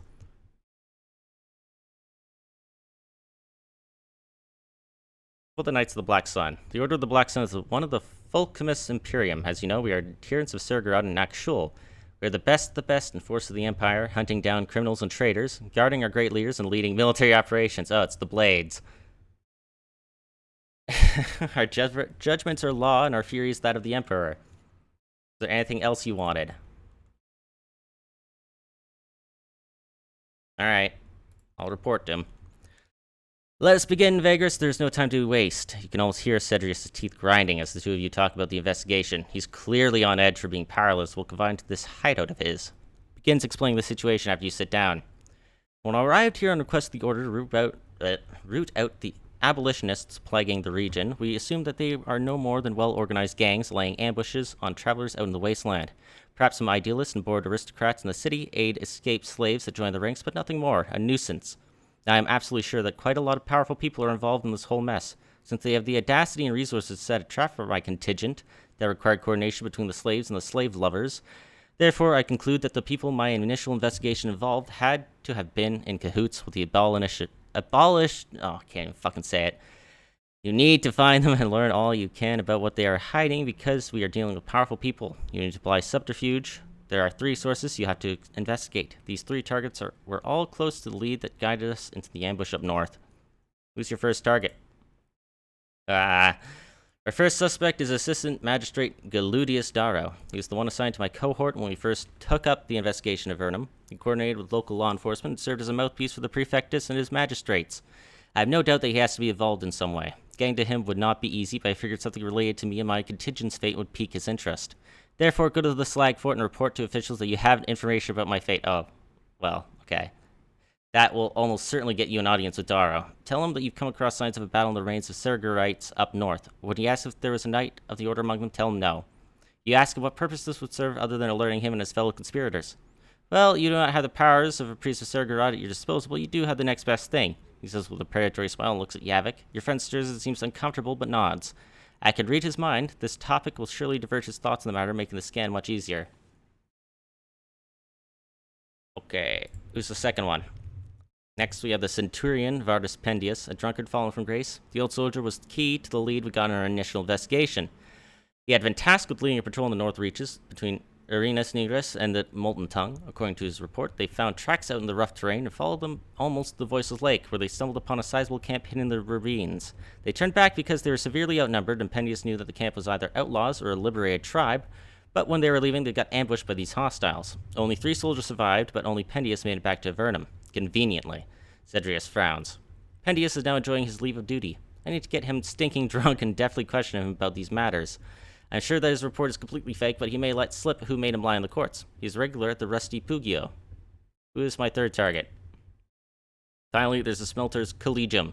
Word is they run half the city, especially its criminals. They were not directly involved in the plot, but whoever armed the abolitionists must have done it through them. Also, whatever the damn slave lovers take from the comitati they fall victim to them has to go through the city's black market, also run by the Collegium. They never talk to the Surgerite, but they would talk to you. See what you can learn from them, but be prepared to be clever or they'll be suspicious. Cedrus puts a copper coin on the table. This should be more than enough for bribes. Use your guile, or your sorcerer's telepathy, or whatever. I don't care, just glean from them as much as you can from the abolitionist contacts in the city. One of their headquarters is a tavern called Gallows Anvil. Cool. Pay for my gate tax. Alright, I guess we'll go to the Slag Fort. But I mean,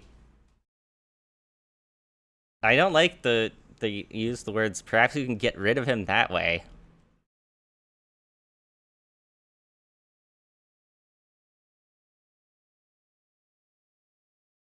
I assume that's the right option.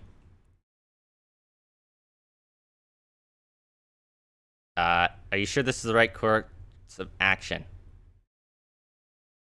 Okay.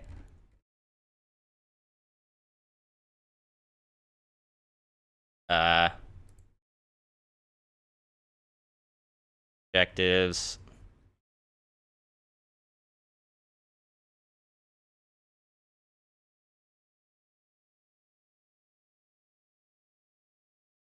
Investigate the magistrates.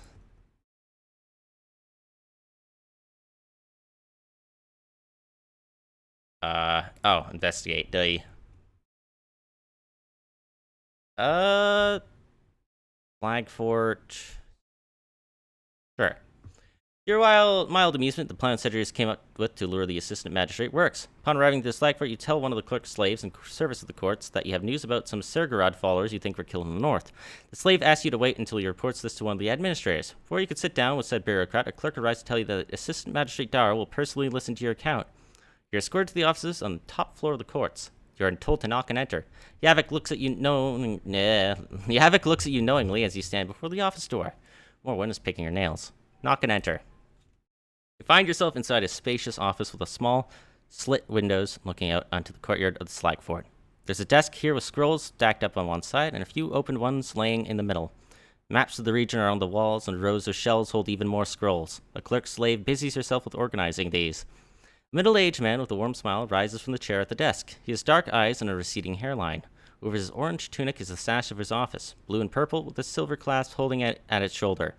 He introduces himself as Galudus Darrow. My subordinates tell me you have news of a group of troglodytes. We are awaiting a cohort of the such constitution back to the city, but we were beginning to be worried that something happened to them as they are late. Perhaps you might have heard of them.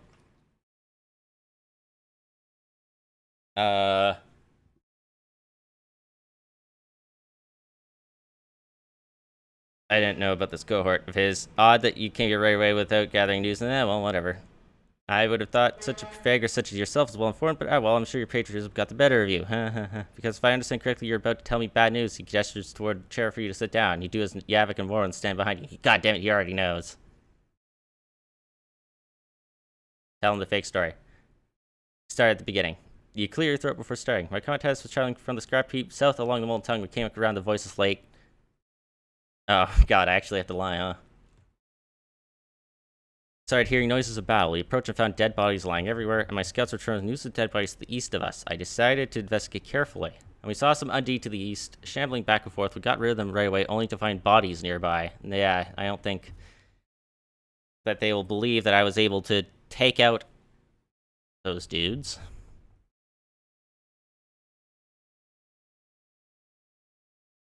I think probably the middle one.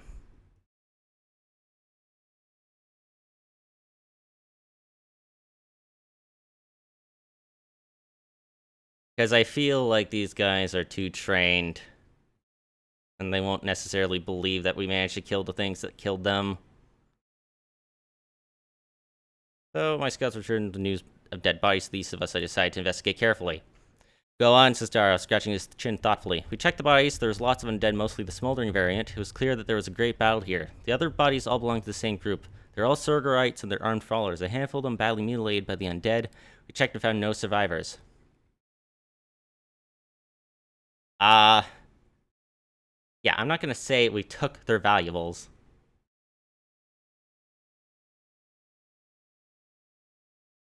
I mean, they're not gonna find any belongings. The assistant magistrate costs us greatly. I find that hard to believe, given the situation, your occupation, the great value the metal equipment holds.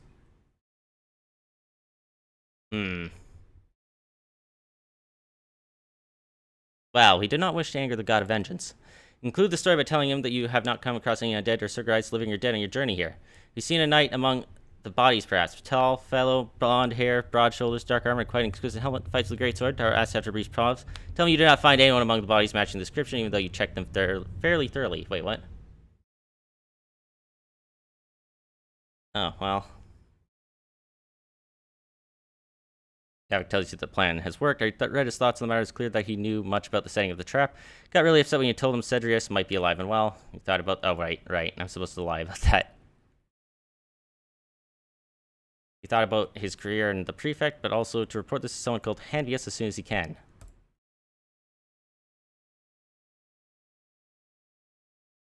I tell him about it? No, do I have to do all of them? Oh, I can only pursue one of the investigations each day. Well, I guess, guys are gonna rest. 3 fighters, a middle-aged sage. Lost Cedrius. And sleep on the stable floor, at least it's free. Good night's sleep in the Mancio's rooms. Or enjoy all the hospitality this Mancio has to offer. That's expensive.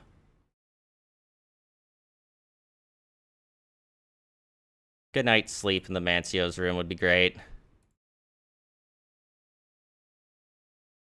And it's time to discipline.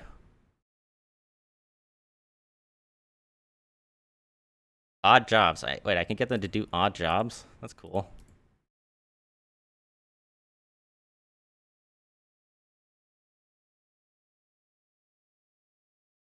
Alright, slaves.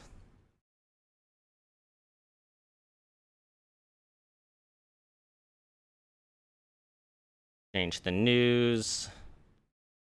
Go to the city. Go for a walk. While spending some time visiting Avernum's several Mancios, you meet a small group of water merchants from up north. You fall into conversation and find each other amicable enough to talk business. The merchants want to travel to Vitrar in a few days to broker a deal with the Sadriar tribesmen who dwell there. They do not have a contest of their own and ask you to take them there. Even though Vitrar is not in your way towards Ash, you can make a detour to make it worth your while. Yeah, I don't know when I'm actually going to be leaving this city.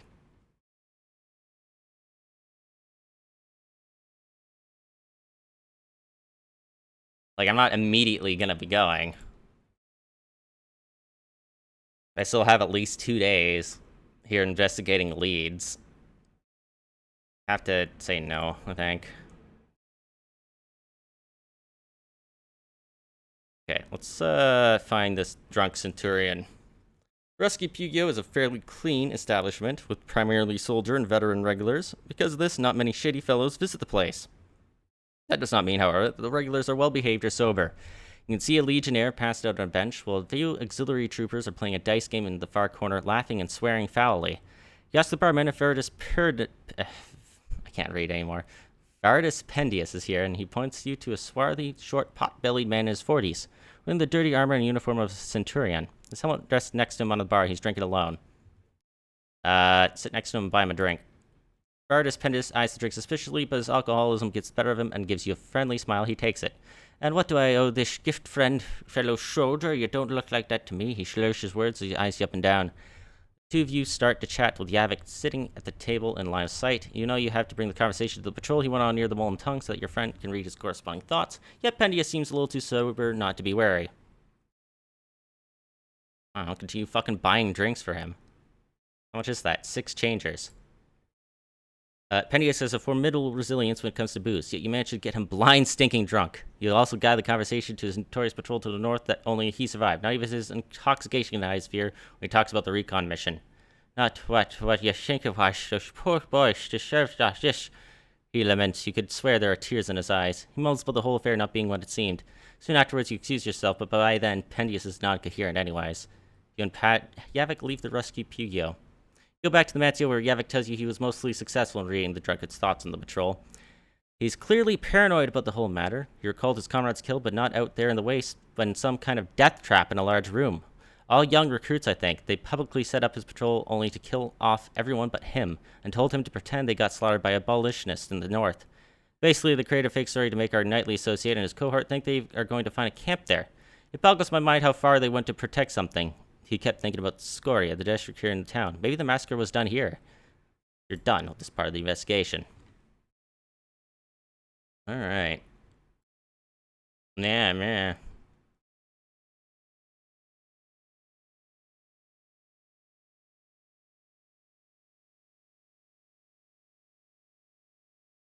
Wandering old man. Interesting. I have so much random shit. What about the sorcerer? Oh god. That's a lot of reading. Tower of Vacanus, the sorcerer stands at the border of the hill, overlooking the streets and alleys filled with foundries and forges on the northeast side of Avernum. Half engulfed in smog, the tower stands much taller than any building nearby. The soot-covered walls, made of black stone, are so smooth that it seems almost seamless. A line of gigantic fang-like spikes crowns the flat top of the tower. You walk up to the iron gate where a large eye carved out of obsidian comes alive and gives you a good stare before emitting a strange moan and becoming motionless again. I feel used. The gates open slowly to reveal a spacious antechamber that you enter. The room is supported by black, smooth stone pillars. Magical lights float sleepily around like fireflies. There are sofas and chairs here, enough to seat a dozen guests in great comfort. Somehow, the place feels odd. It is many times larger on the inside than it should be, judging from the outside. The imposing figure of Icanus stands motionless in the center of the antechamber and greets you in a monotone voice. You can't figure out if he's bored or simply lacks emotions in general, but he's courteous and very perceptive. You can only feel his piercing gaze from under the large hood of his crimson robes. There's something on your mind, Vagrus. Something you hope I'll provide a solution for. And you know that it'll have a price. Rarities and curios. Do you want my jade figurine I bought from here?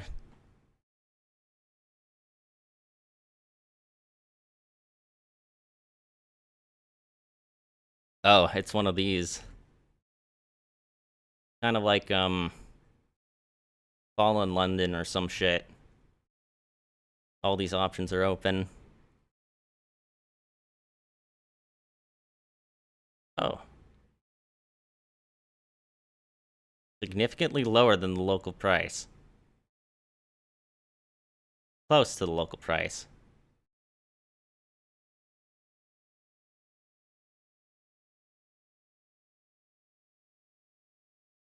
I have nothing to identify, huh? What about the pilgrimage? The sorcerer hesitates only a little before motioning with his long-fingered hand for you to sit down. Just the one long finger, huh? Guess, good prostate exams. Something tells me that you've had an encounter with this cavalcade of spirits. Tell me about it, he says after he pockets your coins. No, he's a therapist, huh? And sits down himself. You carefully recite your chance meetings with the last pilgrimage. Every now and then, Icanus interrupts you to ask very specific questions about your experiences with the specters. He seems especially interested in your visions that triggered when the undead procession was near. Icanus stays silent and motionless for a long time well after you've finished telling the story. At length, he stirs and asks you in a rasping voice, "What is it exactly you'd like to know?"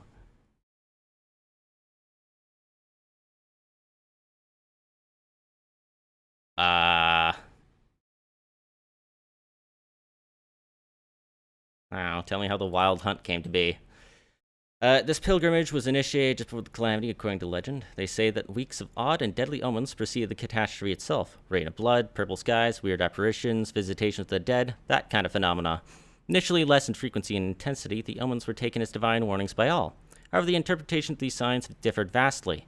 One group of high priests believed that the elder gods sent these because Imperials strayed from the right path somehow, that they incited the wrath and the gods had to be appeased. Thus, they converged in the north, either in Tot or in Mortacopolis. Nobody knows for certain, and they gather a vast procession of followers and lesser clergymen around them. The priests then announce that in order to earn the forgiveness of the gods, they are to walk to the capital and pray along the way.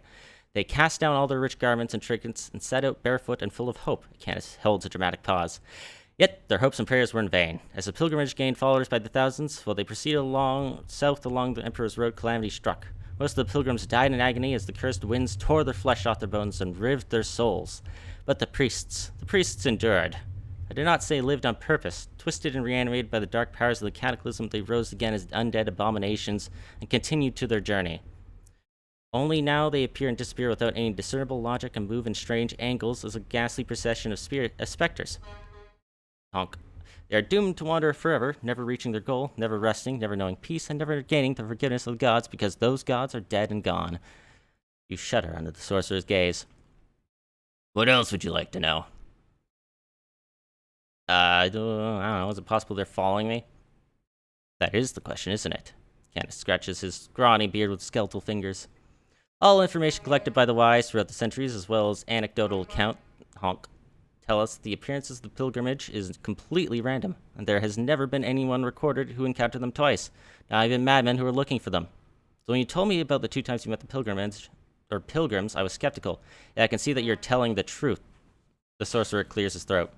There are 2 possibilities, I believe. 1, it was indeed chance, however minuscule, that you happened upon them a second time.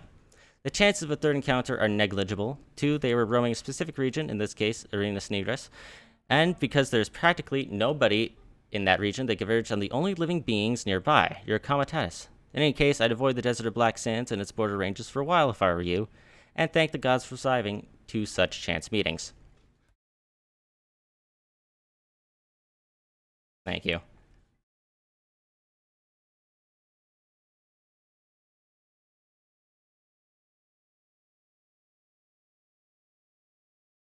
Oops. No. Shh. Gotta rest. Unruly. Excuse me. Gain -3. Or -1 to 3 obedience. That's amazing.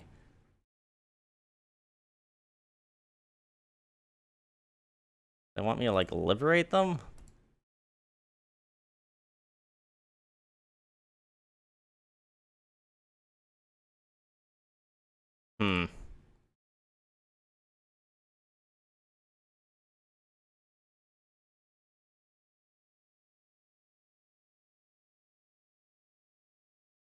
Okay. Investigate. Seek out the Smelter's Collegium and Gallows Anvil. The Collegium's headquarters looks exactly like the other tavern. It's right next to a bathhouse at the border of Scoria, and the streets below the villa district filled with foundries and metallurgical workshops. This place is among the better ones in town. The regulars are smiths, smelters, their novice, and merchants, all belonging to the Smelter's Collegium. Would not be difficult to find someone higher up in the guild and talk to them. Yavik can scan whoever you talk to for surface thoughts, but asking about their possible connection to abolitionists might raise suspicion. How do you want to promote them? Or approach them?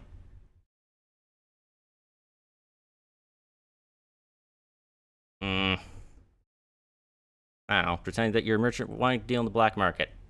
2 fellows you and Yavik end up talking to, representatives of the Collegium, are quite open to letting you buy wares in the black market for a modest contribution to the guild. I do have some questions about how you learned of their involvement with the market, though.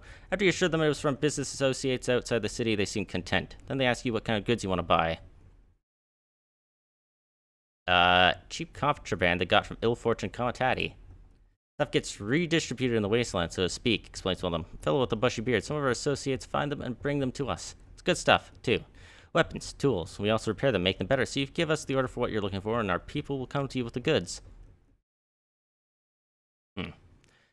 Sorry, boss, was very tough jumping between mines and get much apart from them. From a sense that our nightly friend's suspicion was well-founded, they surely have dealings with the abolitionists, but protect their identities far more vehemently than that of simple legal business partners. I could not get much, except a glimpse of a street with a long yellow building, when one guy was thinking about contacting their associates. That'll have to do.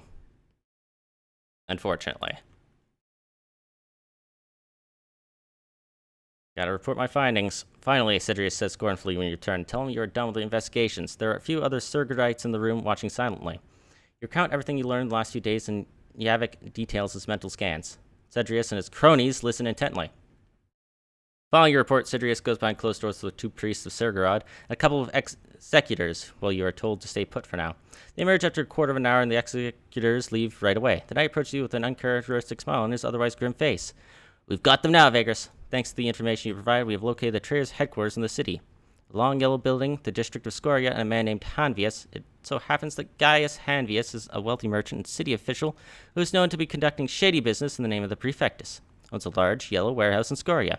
The whole block is abandoned, making it an ideal place for a hideout. That may not mean anything, Yavik starts to say with a frown before Sidrius interrupts him. No, they are there. All of us can sense their treacherous stench, and Sergrod's servants are never wrong about such things. The way he says it shuts Yavik up for good. Bring your men, Vagrus. We strike as soon as we are ready. Wait a moment. Tell him you were to help the investigation, nothing more. That'll cost you extra. Tell him that's more than you signed up for. Go with that. Cedrius looks at you for some long, silent moments before speaking. The priests are also fixing you with their grim gazes. I told you the Empire needed you and your crew to conclude the investigation of the abolitionists. Until the nest is destroyed, the investigation is not concluded.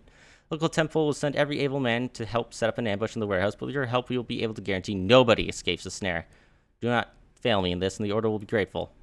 Seems like you won't be able to get more from him just yet. Leaving the hideout, you set out to the Mancio. You see how Yavik is worried. He sighs. I don't like where this has gone, boss. Last thing we needed was getting involved in this conspiracy with the local underworld. The city's leaders, bandits, and the damn fanatics all tearing each other apart, with us in the middle. For the first time in a long while, I don't know what you're thinking. Just when you're about to say something, he goes on. You don't have to say anything, just know that is how I see things now, and also that many fellows in my crew are thinking the same. There's little you can do to get rid of our nightly parasite at present, but keep in mind that what we originally set out to do. Hey, the Hermit Gamer, how you doing? Keep walking, thinking about what he said. 2 of you return to the Mancio. You can't help thinking about how this will end. Prepare for what is to come. +7 insight, thanks. I figure this is probably close to the end of the tutorial. Just finished the prologue. Well, then you would know if I'm approaching the end of the tutorial. Where's the sleep button? Oh, right there. Wait, is this what I need to do? What does he want me to do?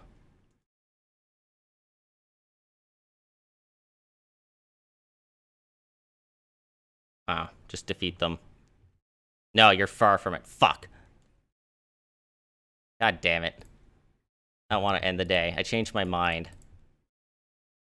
Oh no, I can't change my mind.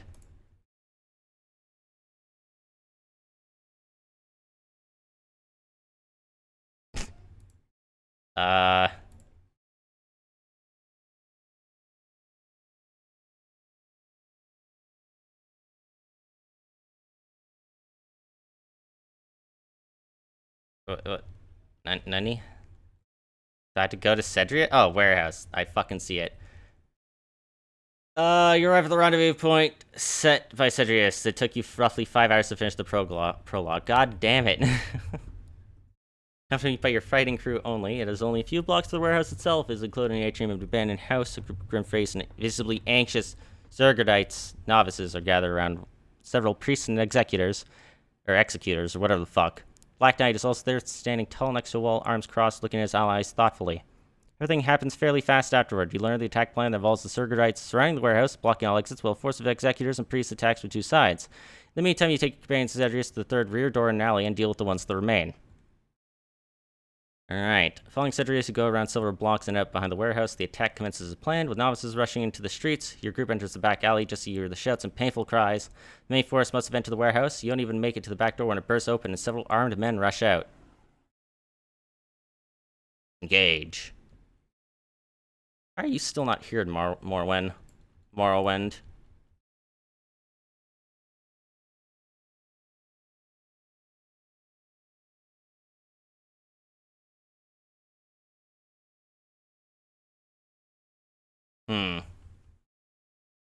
So we got a slinger over there, huh?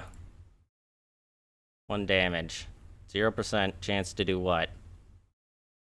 You need to use medical supplies to heal, huh?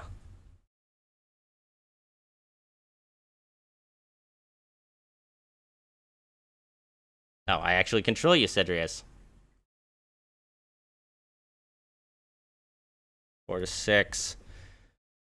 Extra damage and accuracy. I feel like I should probably buff you up first.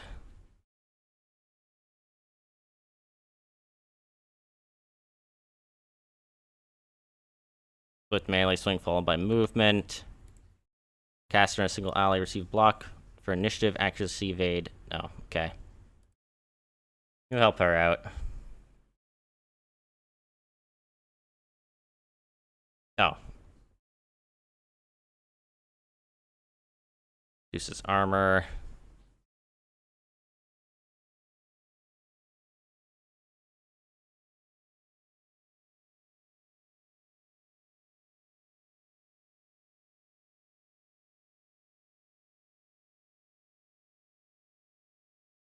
Just start focusing on the face. 2 out of 5. I have to high roll for that. I don't know, keep whipping this dude and bring him forward.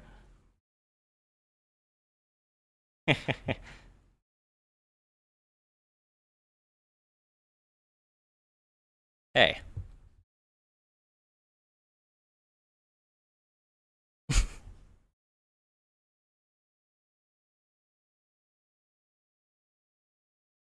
No, it still moved him.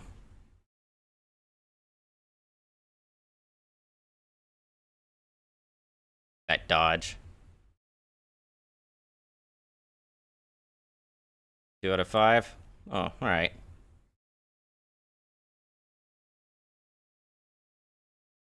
Three out of 4. If you high roll him, you could get him. Nice.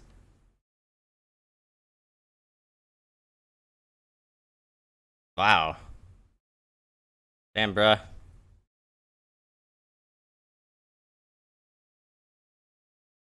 Wait, can I switch spots? No. Oh, it has to be empty. Can I? No. Okay. I keep trying to do the same shit.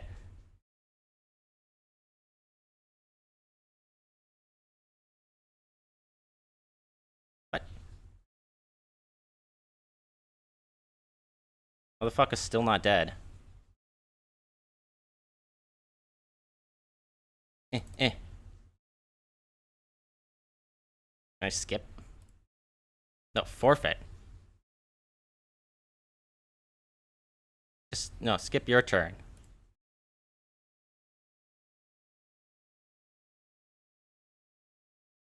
Alright, Daijobu.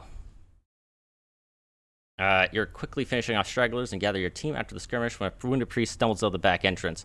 Panting, he tells you the warehouse is cleared out, but a group of abolitionists managed to break out and escape through the rooftops. Towards the south, Cedrius beckons and you start to run. You catch up with your fleeing foes as they ascend from a low building's roof onto a abandoned street. One of them, an archer, spots you and lets loose an arrow, pierces the throat of one of your warriors, who tumbles to the ground. Cedrius charges ahead with a war cry. Your group and theirs clash moments later. Was that my other companion? Really?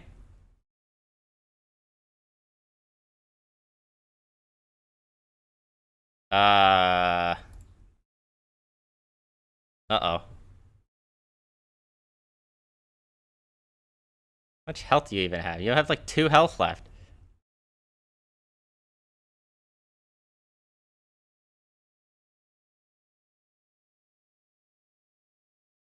Oh, good God.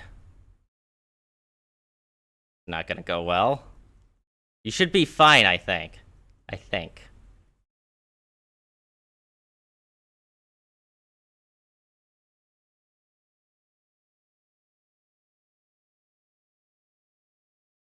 Initiative and accuracy.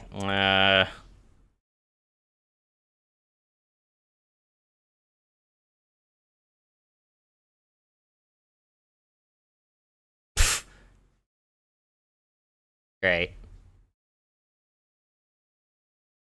Probably should have moved him.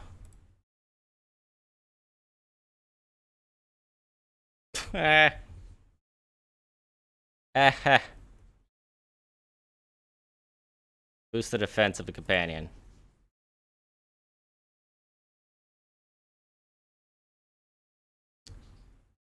My resourcefulness, right.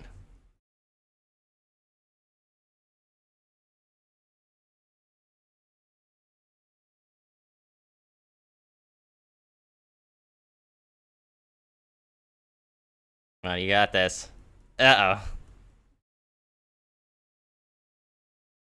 Oh god, don't stab her. Bruh. Relax.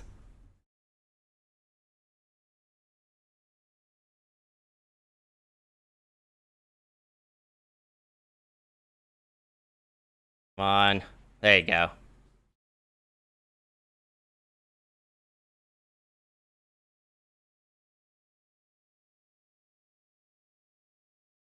Morrowind, what the fuck? Why would you move? Oh, you were evading. Shit, that's why.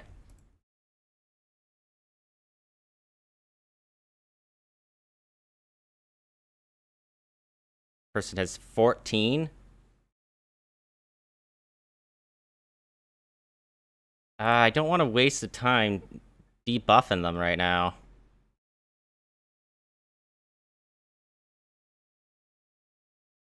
I feel like I'm kind of like in a rush.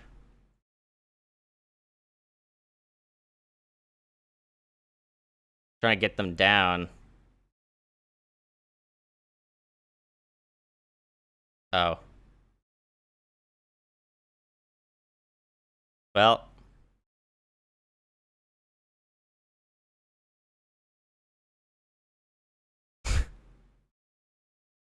Poor fucking Yavik. Yavik dead? Locked it. Fuck. Before...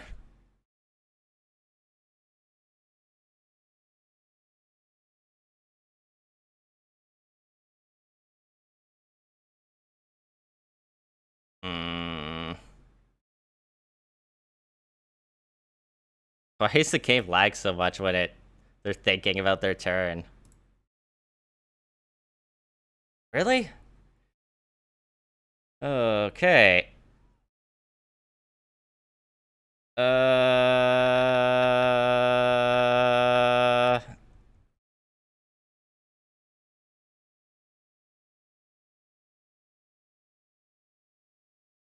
Can you not?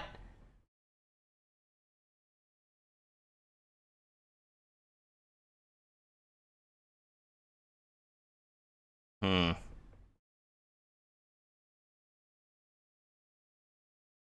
Hmm. Hmm. You hit him. Do you still poison him? I guess so.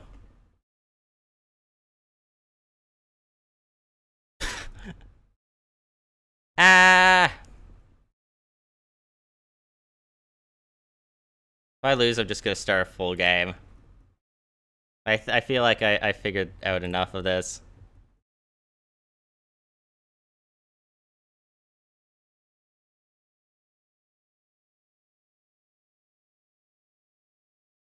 Uh-oh.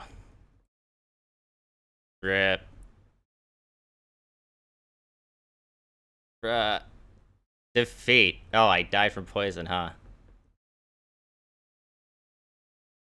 And it all fades to black.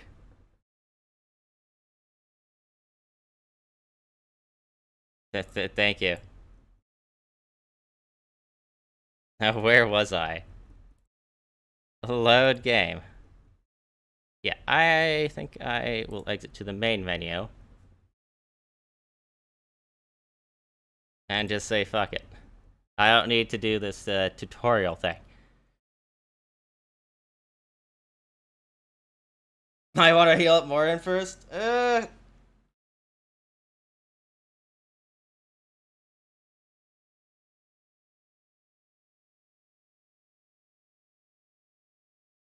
No, I have not been long at it.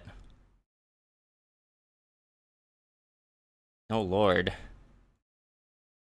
A lot of options. And beat an angry dark elf, huh?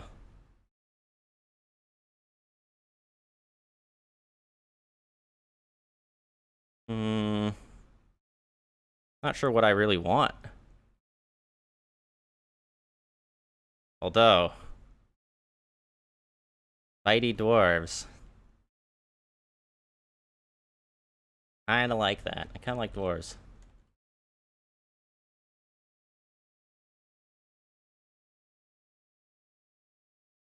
Do that.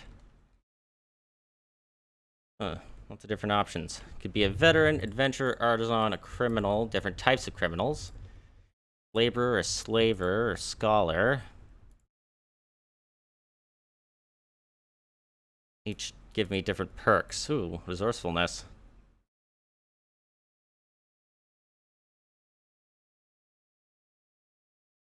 Intimidation.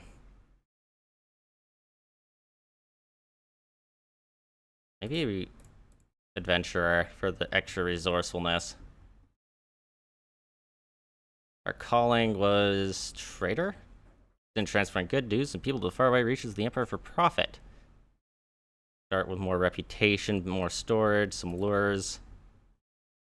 The mercenaries. Seeks to work the dangerous jobs, hunt bounties, or even rig camps and settlements. Calling is geared towards armed conflicts, starting with a larger fighting crew, which results in higher upkeep. Therefore, we recommend choosing mercenary for more experienced players. I guess we'll go trader then.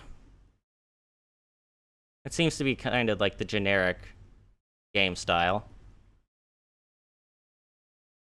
Our ambition to amass wealth. Oh, so these are end goals? Goal to amass a great amount of wealth, you don't have to worry about the future ever again. No victory condition, you can play for as long as you desire.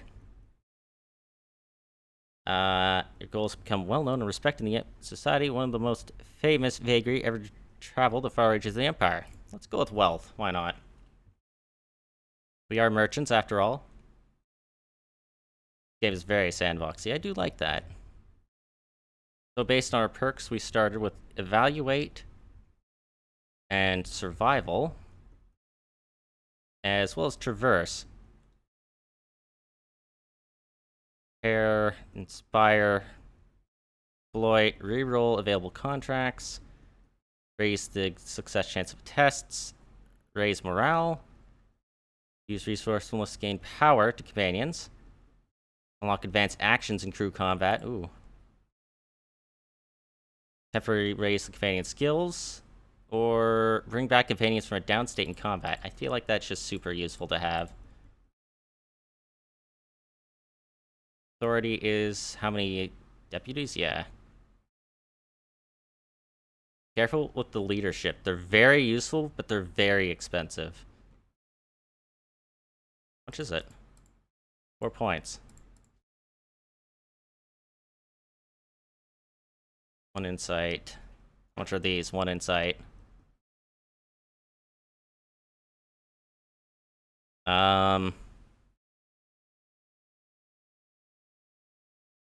Go charismatic.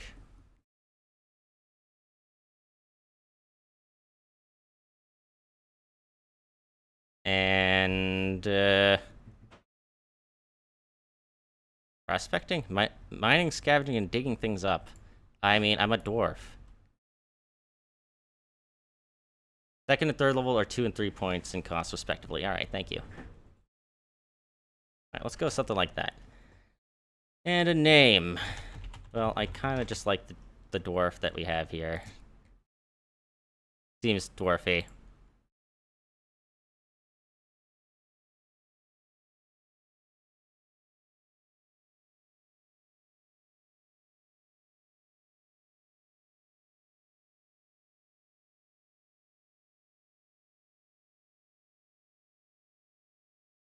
Oh, yes.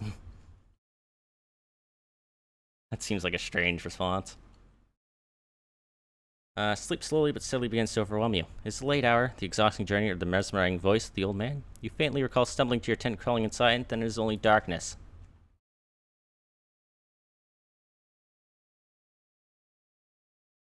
Alright. The morning creeps up quietly on the arid wasteland. You wake up and step out of your tent and into the crisp air, yawning, stretching, and blinking the orange light of the rising sun. The fiery orb's warm rays are welcome. In stark contrast to how you will all feel in a few hours, your crew, groggy, still after an early start, Shambles around camp, busy with their chores. Some of them are still huddled around their dying fires. You look at the horizon to the north and find it empty against the morning haze. You know that beyond that jagged line, the way station of Kernak awaits. A short stop on your way to a proper city, less than a week of trudging through the plains, and you reach Torzag's shelter. You hope to rest there and find much-needed work. In fact, this was the opportunity you took the Comitatus north, to Terra Supra, the lands beyond. New opportunities. The previous Vagrus of the traveling company perished several weeks ago, and even though you worked for her only a few months and are indeed quite new to this wandering business, the crew elected you to take her place because she trusted your abilities. More than Vagrus, one of your guards walks up to you and draws you out of your reverie. That old geezer you talked to last night is about to leave and wanted to say goodbye before he does. You nod and head to the campfires. You find the old storyteller in the process of packing his meager equipment while whistling a tune. You clear your throat discreetly. Thank you for coming, good master, the old man says, still fiddling with his sling bag. I will not go to Torzag's shelter with you. My path leads elsewhere. I'm grateful to you for letting me travel with your Comitatus. Ah, yes, and I hope I've earned my keep. Because he had no coin or anything of value when you came across him in the middle of nowhere 3 days ago, you allowed the old man to travel with you and eat from your stores in exchange for entertaining your crew with stories along the way. And true enough, no hour has passed since without a tale being recited by the strange fellow. He even made an effort to entertain you while sitting at your campfire last night. Be that as it may, you allowed him to tag along as an act of kindness. The old man turns to you and smiles innocently. I may be able to repay you more properly by giving some advice, If you don't mind me saying, good master, are you only starting your venture as a Vagrus, and perhaps you could use such wisdom? No! I don't need a tutorial. Someone in Torzag could be a great help to you, good master. Let me at least guide you to him in exchange for your hospitality. Fine. Chap is called Braxis.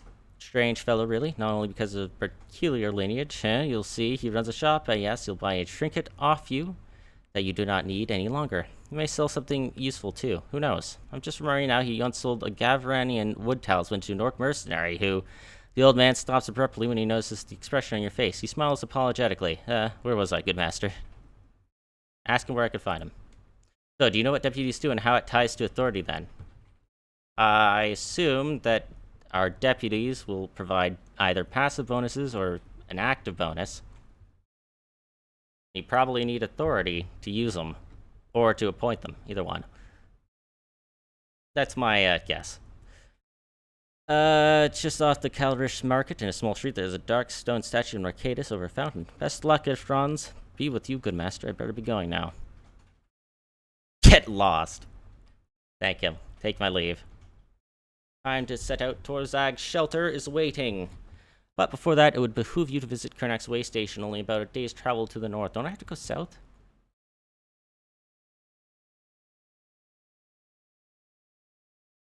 Uh-oh.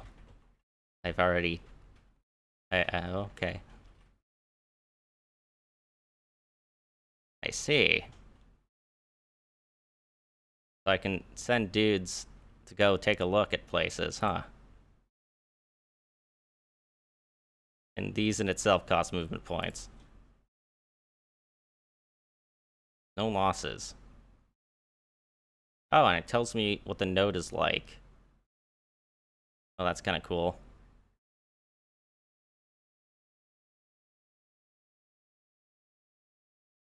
What deputies? Do I not have any companions?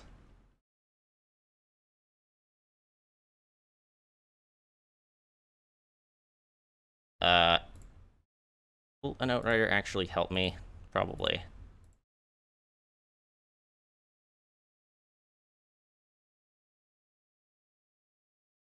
No. You're technically fresh meat. Alright. The Comitatus has seen better days. In fact, your commies are in a pretty foul mood. Perhaps you can still turn things around. I just started. Managed to avert or prevent the worst things that have come up today. Okay. Just push it.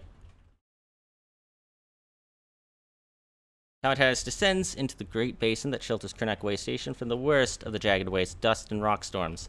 Even at this distance from the walled compound, you can see the outpost is vastly overcrowded. Dozens of Comitati, and literally hundreds of travelers swarm the confines of Kernak Station, which is now surrounded by makeshift camps and improvised mancios. What's going on here? Right at the gate, a pair of gruff-looking mercenaries walk out to meet you and give you a half-hearted hail. The first one to speak is a tall, tainted fellow with a barbed spear. Gotta say, you folk just keep popping up like rays around a rotten corpse, he sighs heavily. Alright, move your ass over there and try to settle in without a fuss. He points to a large area outside of the low stone walls, just northwest of the way station itself. Alright, whatever. Not to the mercenaries and leave the Comitas, the designated spot. The crew strikes camp and everyone is settled in for a quarter of an hour. Time to explore. Hey.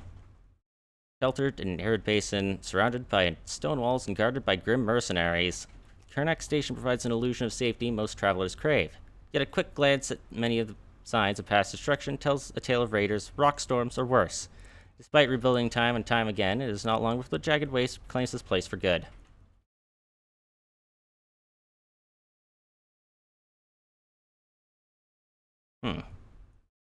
Got beans. Trade routes blocked.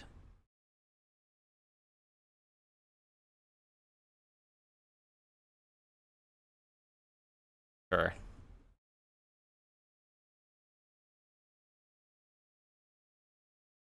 Different kinds of beasts, too. Travelers turn back from the south. They want to go to Torzag's shelter. Which, I mean, is where we're going.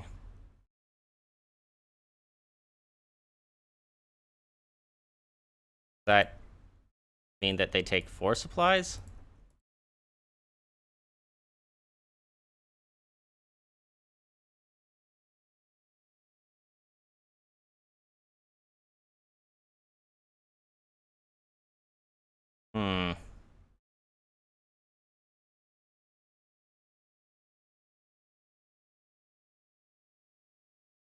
Oh, the price history. Where is the price history? Passengers gotta eat. No. Oh, I can't actually buy them here? Interesting. Well, I don't know what's expensive and what's not.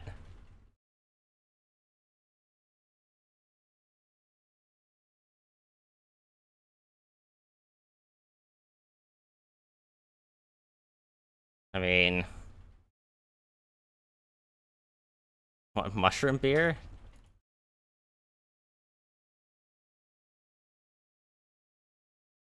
You read symbol of price history, that means the item is considered contraband. Oh. Okay.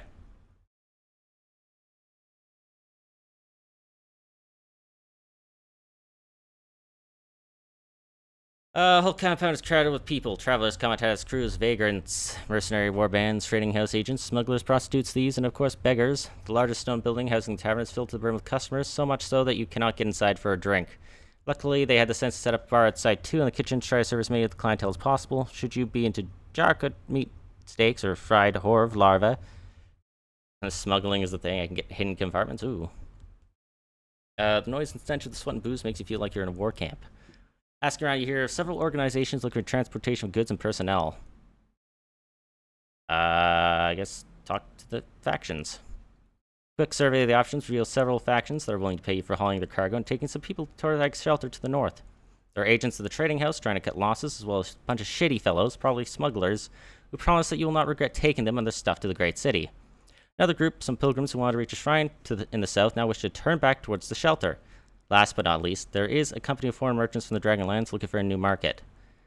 Whoever you choose, you will not be able to strike a deal with another group, and you will have to make sure the goods and passengers arrive at the destination safe and sound. Oh, trading house? We have 2 empty cargo slots. I think I do. They want me to take him, along with the bar guards, and settle the cargo of raw obsidian to Torzag's shelter. As per the agreement, you have to travel to the city without unnecessary delay, and they will add their remaining supplies to your stores when you arrive. Cool. Eat and drink. After ordering a mug of mushroom ale and some food, you sit down on a bench under dusty awnings and take a look around. There are all kinds of people here. Ferocious-looking orc mercenaries arm wrestle at a long table nearby, laughing out loud at bawdy jokes. Tainted woman, juggling knives with 6 long, 3-jointed arms, intimidating dragonkin warriors in colorful steel armor. Tarkian traders lounging on large pillows around a small portable table with cups of coffee and a hookah. Dwarf selling scavenged junk from the back of a tumble-down cart. Even weird insect people you have not seen before, chittering away in their melodious language. There are some other Vagrus you can talk to and learn about the reason for the stay of this place. Apparently, the Imperial Legions have closed off the only pass to the Sepis Mountains in the south not too long ago, turning back anyone and everyone on both sides. This plunged the travel plans and business enterprises of many into utter chaos. People suspect that this is a reaction to the strange earthquake several weeks ago and the terrible windstorms that followed. The winds have been crazier than usual ever since, and many people engulfed by them complain about having nightmares and constant headaches. What about the blockade? Small, pot-bellied, swarthy bandleman, reputedly a spice trader, tells you the tale of his encounter with the soldiers of the past just several days ago. They told him that a new senatorial decree forbids anyone except military personnel passing through the mountains from either direction due to concerns for their safety. No further explanation was given, and it looks like a small army had joined the garrison at the Twin Towers, the forts guarding the pass. Legionnaires mean business too, pal. The bandled trader waves his hand dismissively. I don't advise going down there playing tough. It's clear that the Imperials truly and well shot themselves for some reason. I doubt they will ever tell you the reason why. The blockade has caused great uproar and will surely continue to do so when more and more people realize that they are practically cut off from the lands and provinces south. Hardest hit are Vagrus such as yourself who now have to rethink their destinations entirely. Well, what about the wind and dreams?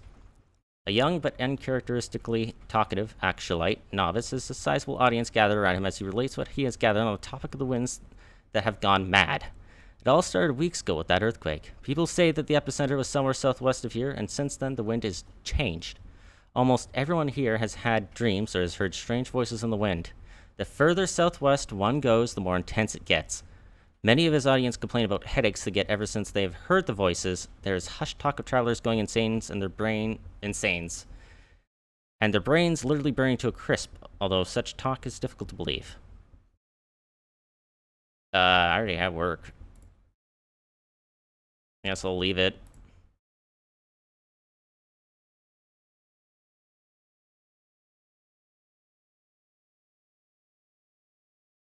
So, and back from the south. Alright, let's take him. Partially defended.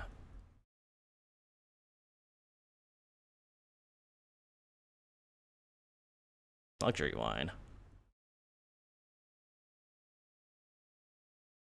Alright. Just rest here.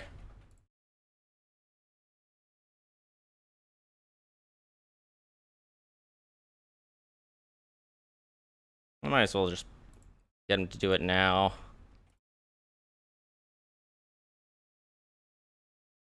Sleep on the floor. Thank you, tutorial.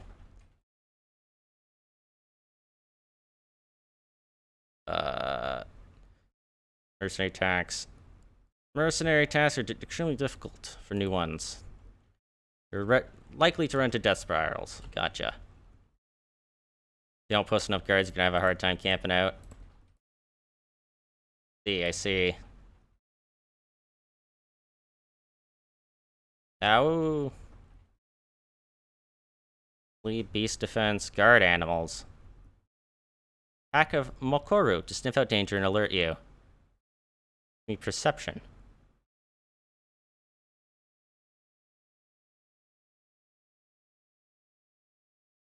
I mean, where the fuck do I equip it to?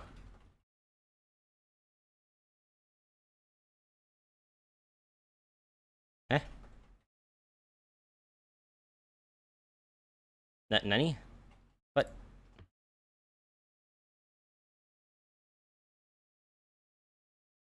Is it not that?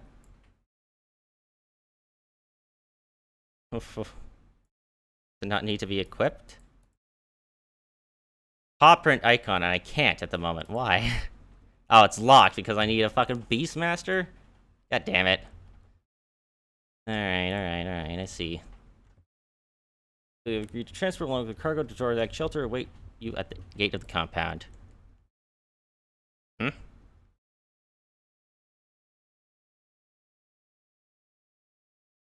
I want to take that with me. Can I not?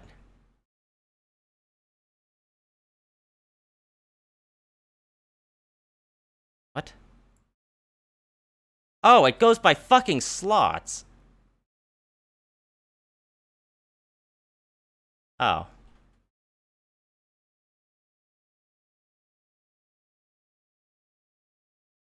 God damn it.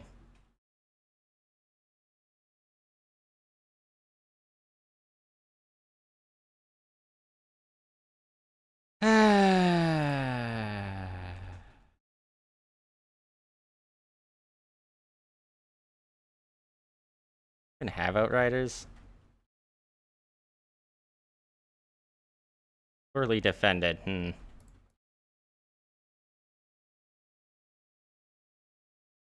And where is this place I gotta go to? Torzag Shelter. And,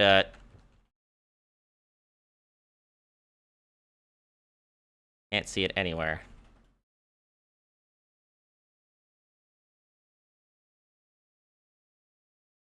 Should take a look up there.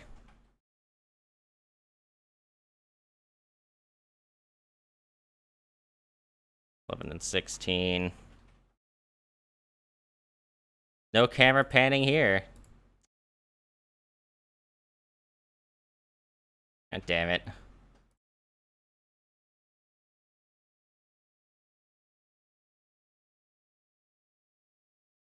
No losses. Better get used to using topography. And we're just gonna camp here. Efficient armed crew.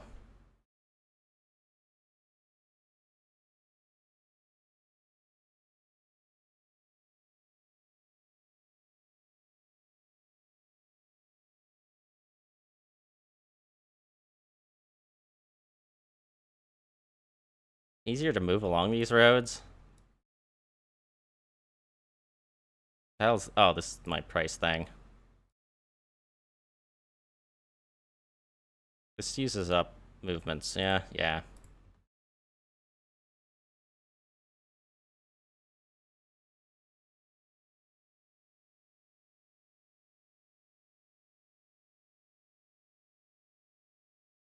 I mean, both are fine.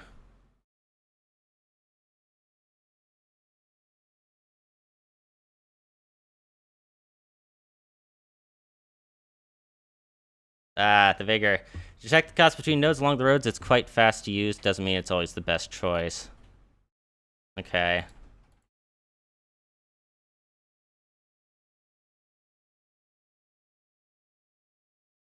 Discipline.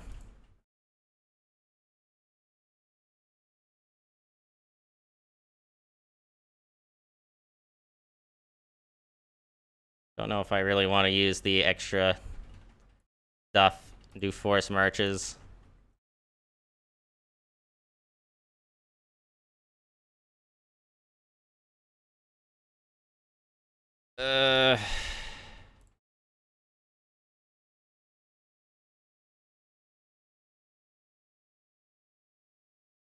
That's not gonna end well, is it? Whipping your slaves out of the gate, huh? I mean...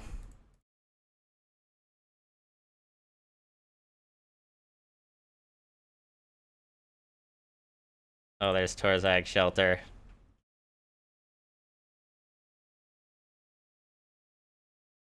I'm going for it.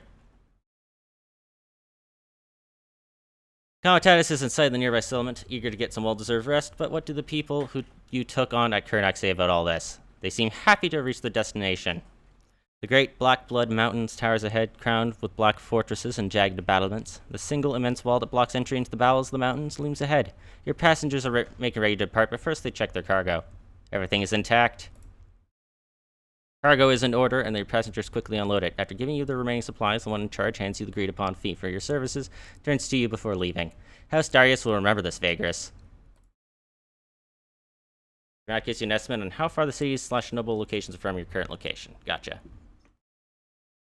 Passengers are gone, as is their cargo. They will surely enter Torzag Shelter on their own. As for you, the Dark City awaits.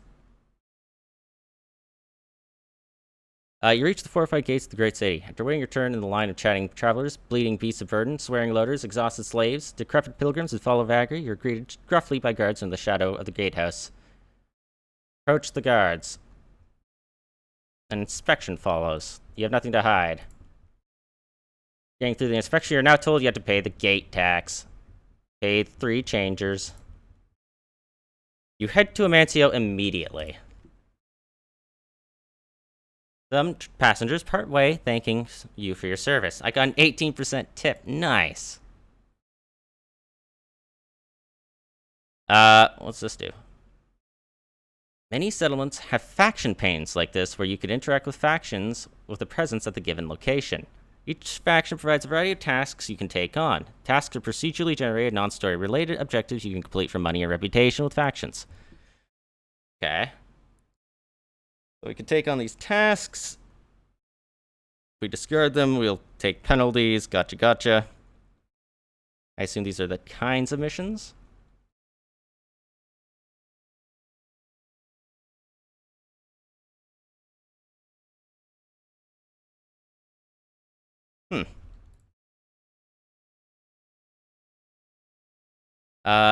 Though the vast caverns and tunnels inside Blackblood Mountain merely gave refuge to the warlord Torzag many centuries past, the imperial city of Tenebitris, or as people have been persistently calling it, Torzag's Shelter, that sprung up there following the war, managed to transform into one of the most important settlements on the continent. Often referred to as Surgrad's City, the Shelter not only houses the Cathedral of the Raging One in its immense Everdark caves, but is also a bustling trading settlement in the center of obsidian harvesting in the region. Why were they bringing obsidian here, then? Thousands toil and haggle under its wrought iron chandeliers every day, while servants of the Master of Curses deal justice in the name of their malevolent god. Well, well, well. Just explode the city, huh? Forever in the twilight of the gigantic cavern and lit sparingly by huge iron lamps, Torzag's Shelter is a bustling city of many opportunities and perils. One can find all sorts of interesting things if one looks. A group of hopeful prospectors seeks you out in an inn where you're drinking with some other vagri. They heard you're heading out soon and would like to join you if you took them to Crystal, where they hope to find some work. They seem to be fed up with mining obsidian in the quarries west of the Shelter. There are 5 of them, each willing to pay you 5 copper coins. I see. And where is Crystal? Oh my god. 8 to 11 days of travel. That's a long fucking distance.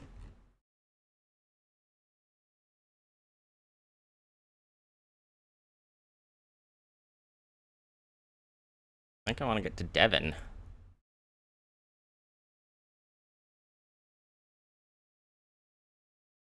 Can I sell my luxury wine?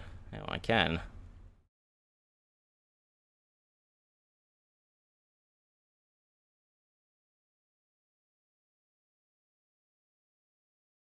Oh man, I could have sold my mushroom beer here. That makes me sad. Wait, obsidian blades are contraband? Really? Huh. Okay. Mining equipment for a lot. Be used when prospecting ores or other minerals. If I wanted to dig, it would cost me all my money. Oh, they also have faction trading things. Oh, we could trade news. We could receive 2 of these, what are they, changers or something?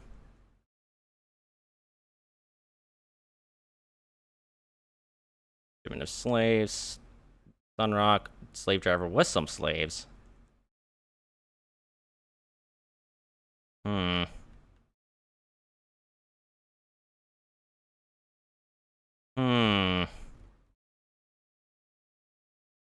want to check out the other places first. Like the Undercity.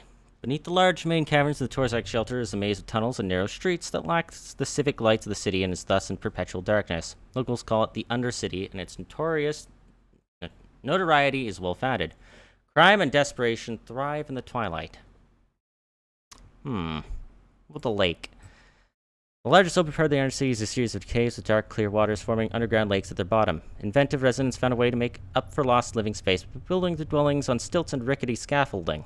Still, parts of the lake are fairly abandoned and could even be considered tranquil. You walk around the lakes a while, painfully aware of the things watching you from their sable depths. Excuse me? Oh, what about pleasure houses? Undercity is famous for its many brothels and harlots. Many of them some slaves belong to one of the collegiate or other criminal organizations. That means most of them are fairly clean and won't unexpectedly slit your throat. Yet no one ever knows in the Undercity. Oh, my morale isn't that low. Bathhouse. Borrow money, excuse me? The old bathhouse on the northeast side of the Undercity is well known around the city as the Loaders Guild of Operations. Don't you mean like Lenders Guild?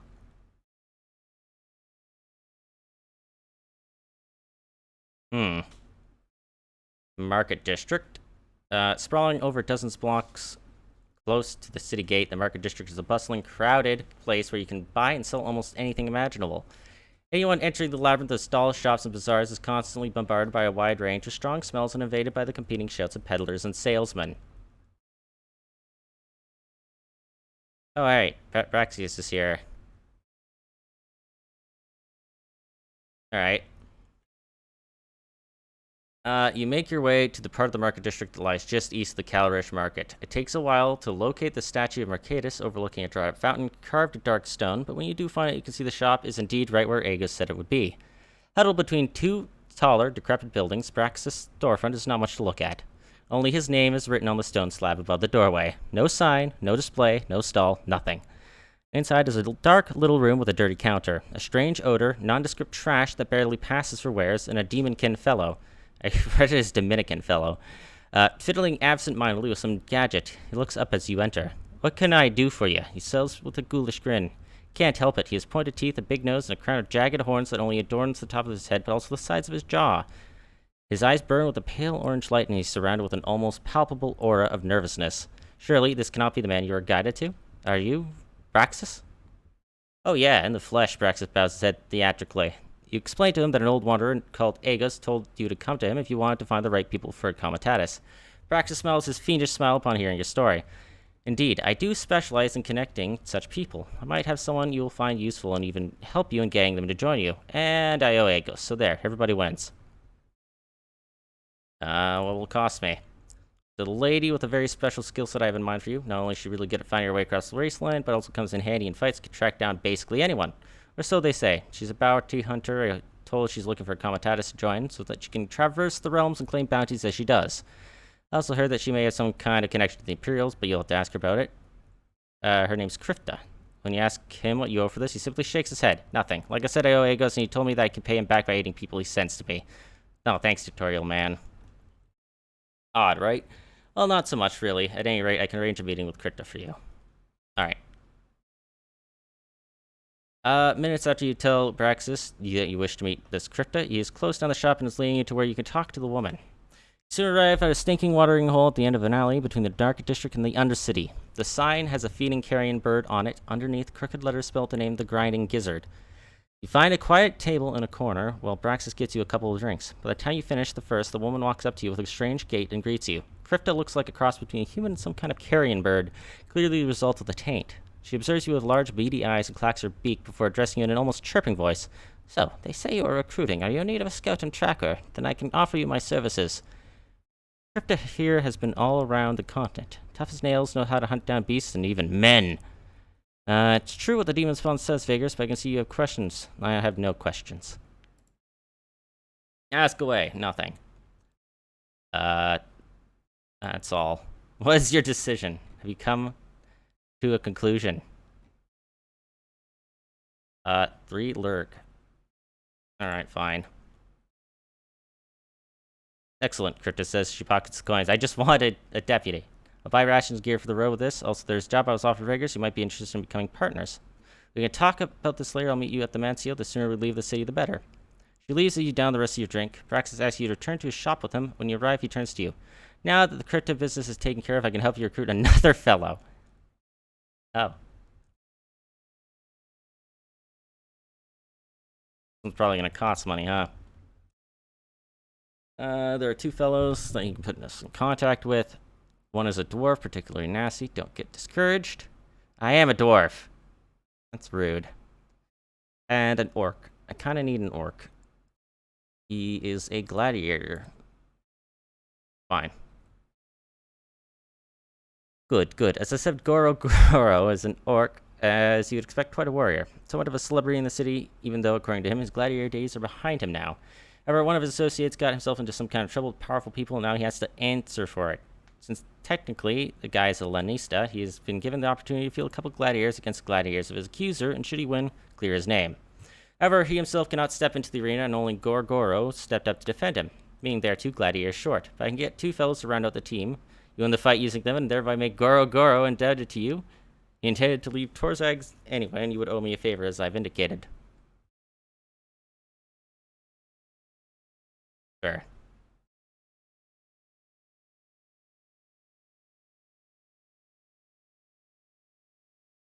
I don't know where you wanted me to go for that.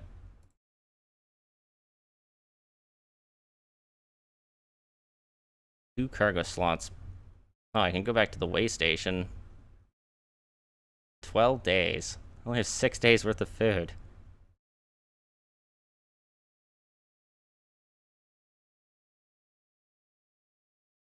Can't be good.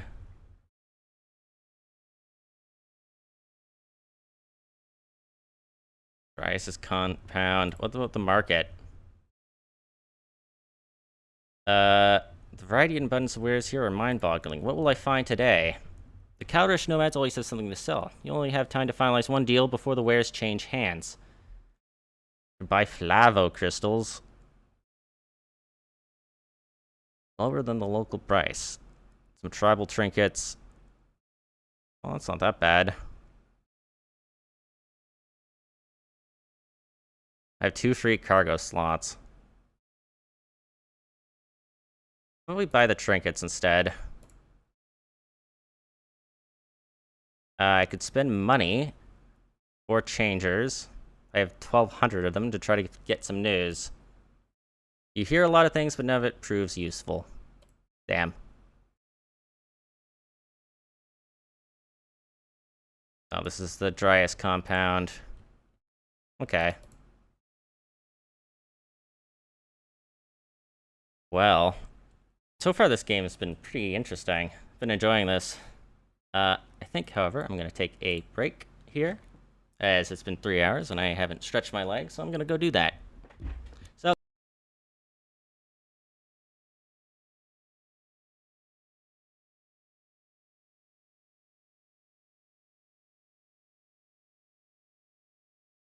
give me a little time while my thing dies.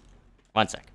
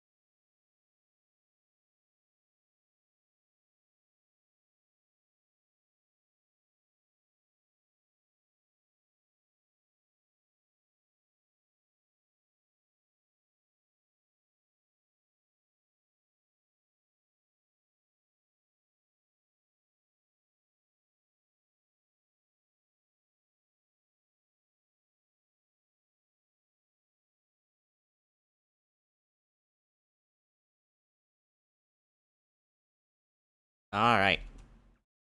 We are back. Thank you for your patience, chat. Greatly appreciated. Gonna continue on with a little bit more of Vagrus Riven thing. Right, we got a deputy during camping or settlements. She could be a Venatorus, which gives us a hunting base chance, foraging base chance, and an lure away chance, and opens up the animal's equipment slot. Perfect.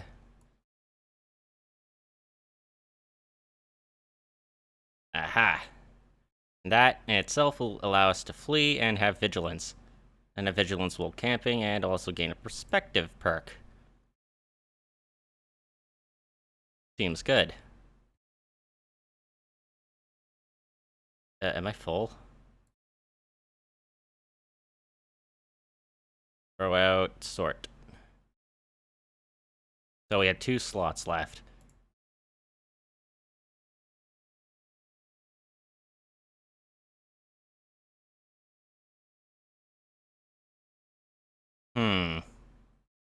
Could hire more workers. Then I might need to hire more fighters. Alright.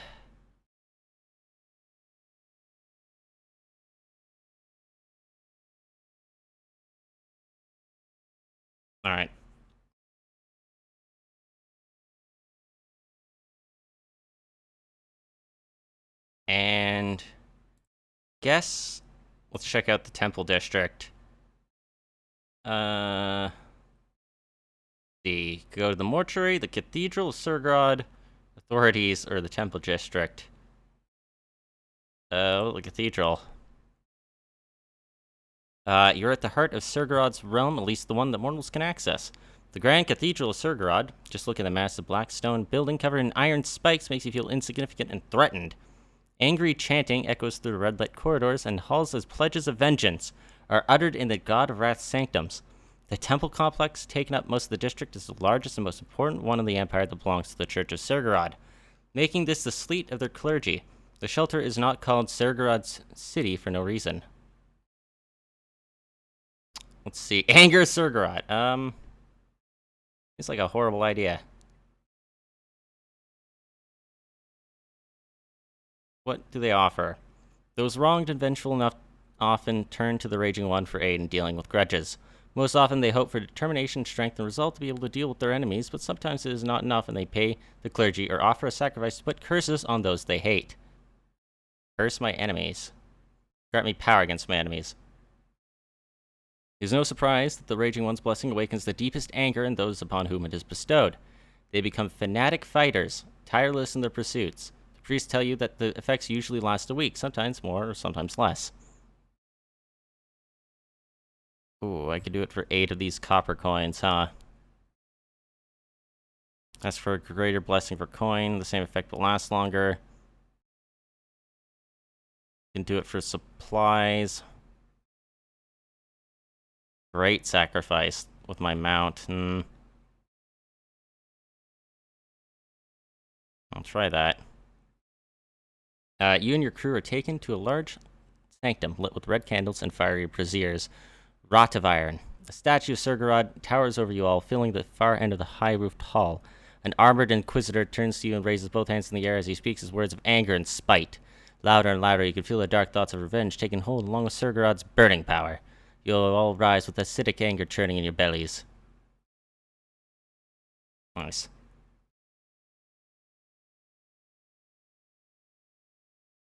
Cool, I think that's all. Master Crystal Mage. I think I'll buy that, just because I want rumors. And we could do runs. Abduct for Retharnak's Alliance. Wow.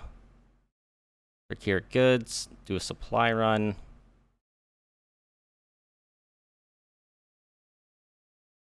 Distribute. Deliver 30 obsidian. Now, I assume procure is I need to get those goods for them. Supply run, I assume, is like they give me that and I go deliver it. I don't know about distribute. I think that might be the same thing.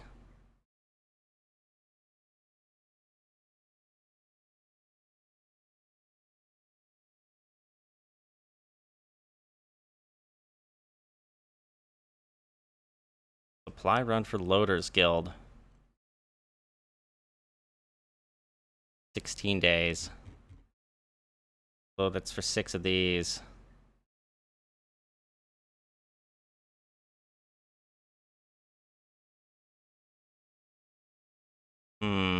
That is how many cargo spaces it takes. Go to Lumen. Bring some mushroom beer.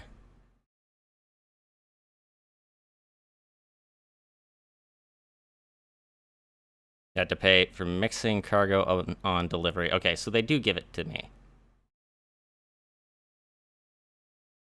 Okay, cool. I can only take one of those.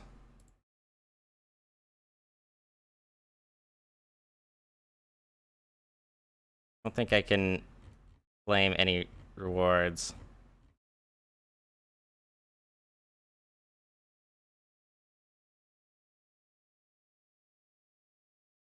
Yeah, no.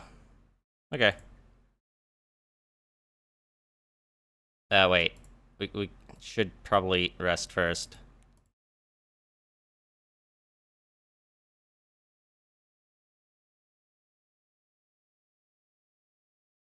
Yeah, probably. Distressed.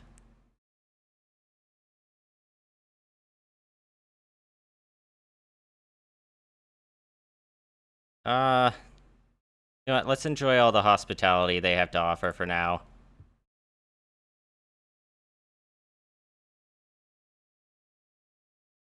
Alright, go towards the city gates.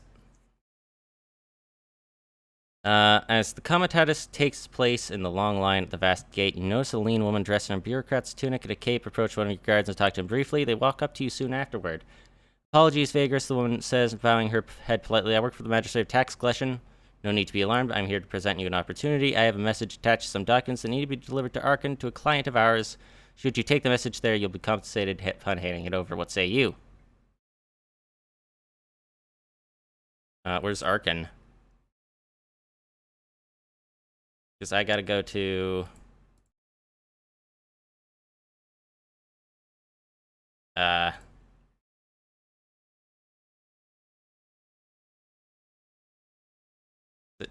Wasn't it Devon?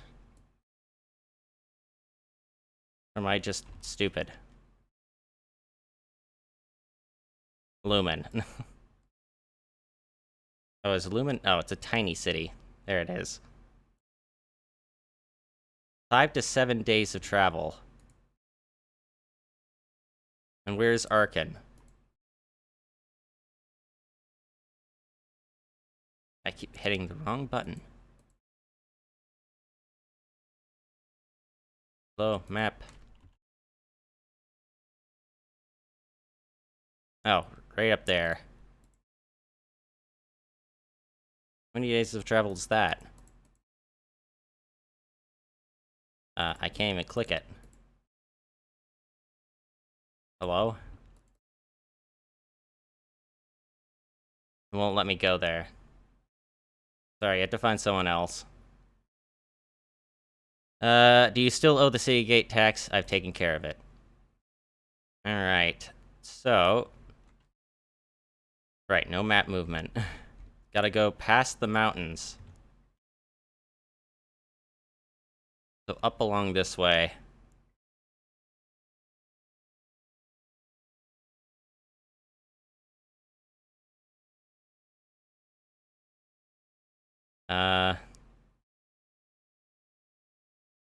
Don't think we need to do that. We have sufficient armed crew. Morale is steady. Guys are submissive.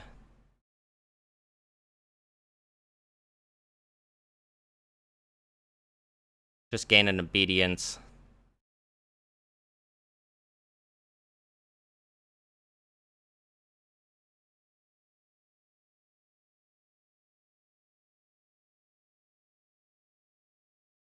Okay. I'm not even gonna bother scouting. Alright.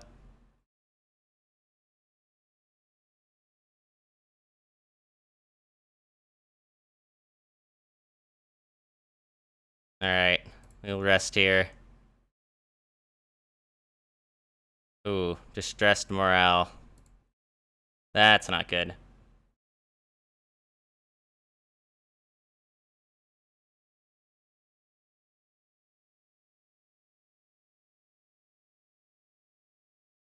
The hell's this?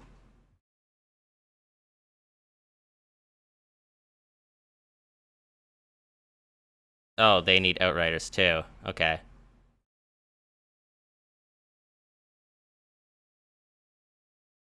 Realize I only have...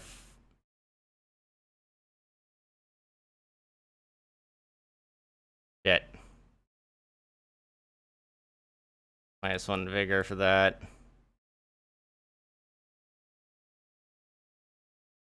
Start the game and the Comitas is already falling to pieces. Shush, you. Foraging fail. I only got 8 supplies. Oh, we're fucking heading over to this tower.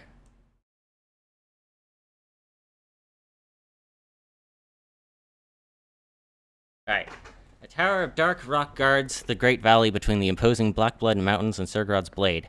Ever vigilant, ever menacing under ashen skies, garrisoning the Empire's finest and bravest, yet duty at such a remote and desolate place can grind away watchfulness and boredom. Has been known to turn the most loyal warriors into marauders. Vigilus, however, has a grand reputation to uphold. Oh. You walk up to a battalion of grim-looking legionnaires encamped under the foreboding tower. They block your path to the tower and stop you in your tracks, but of course you expected nothing less. The Curion addresses you. Who are you and what business brings you to the tower? I want to speak to someone in authority. And why would you, he asks. You have to admit, you have no specific reason. Alright, whatever. You just want to see how things go around here. To which the guard replies irritably, now it would be a good time to stop messing around. This is a busy garrison, and Centurion Prime Actius is busiest of all. Be gone now. And don't come back. Rude.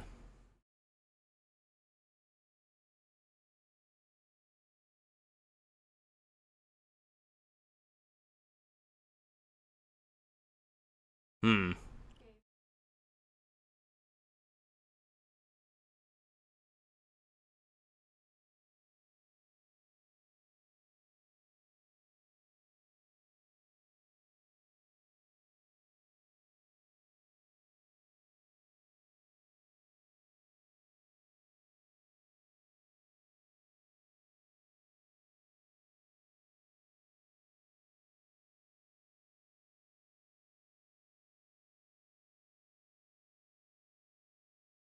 Sorry, just give me one quick sec. Gotta take a very fast emergency BRB.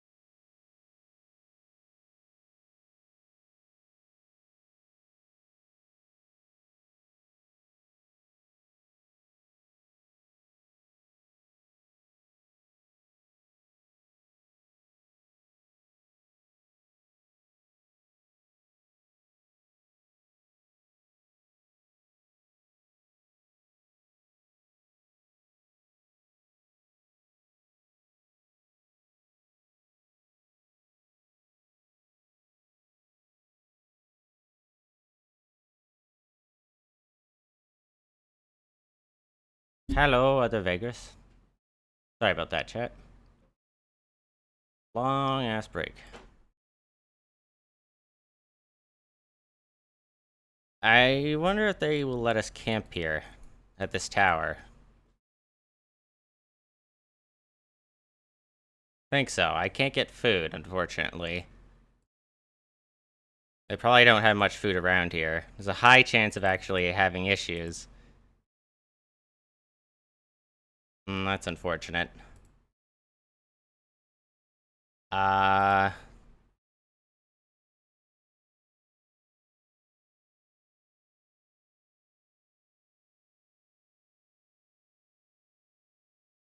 pay more. Nah, that doesn't really do anything.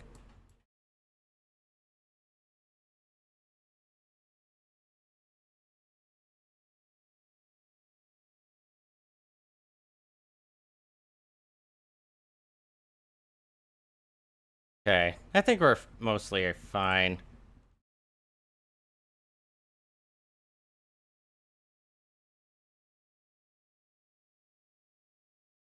Hitting that button. Assume I see it up there.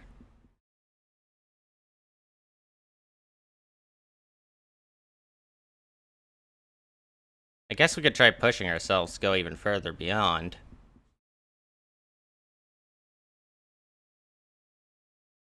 Man, it worked. Is that it, Lumen? Yeah, okay, good. Our guys are fatigued, which reduces their max movement rate.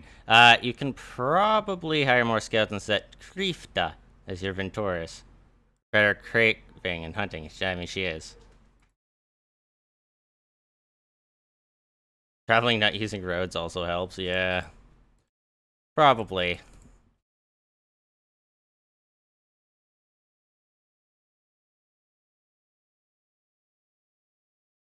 Dressed, broken, steady.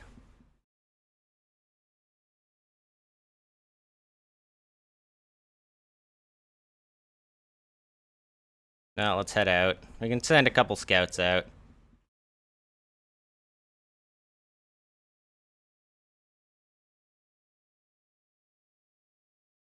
See if there's anything in these directions. 90% chance to hunt up here.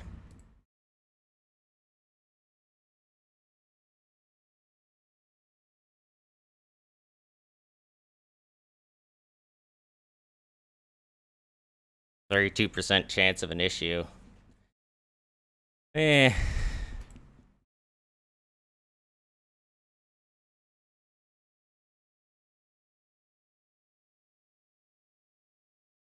I guess you might as well send everyone out, huh?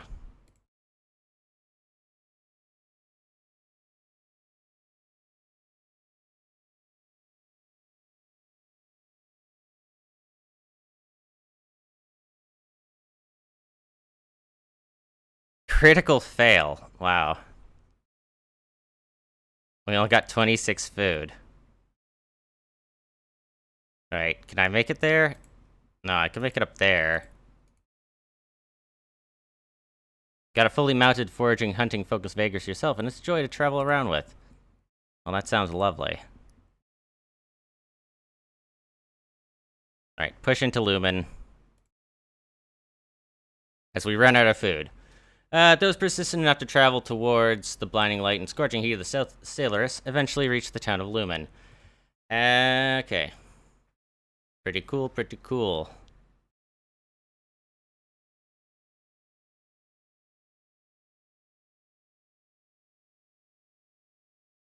Hey, Crystalmancers.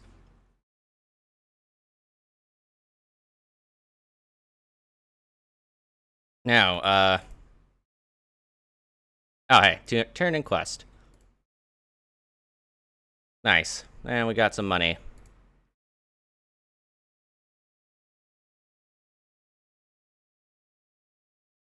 It's no faction offers. Dark goggles for your crew and absorbing blankets for your beast. These will protect your comitatus from going blind and a Sailorus.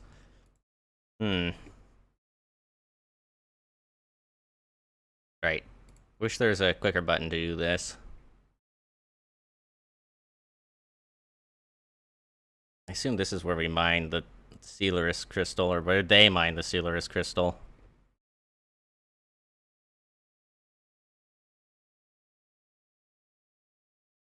Hmm. Interesting. We're gonna need a lot more supplies.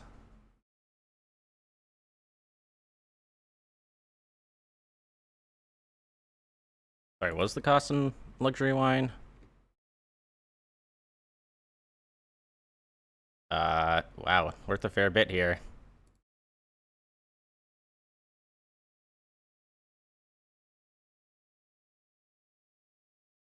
I might want to sell it all.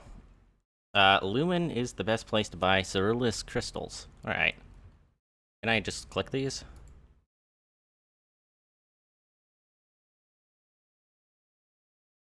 Okay. More money. Good.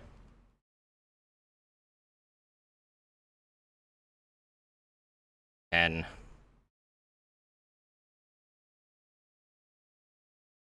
Hmm.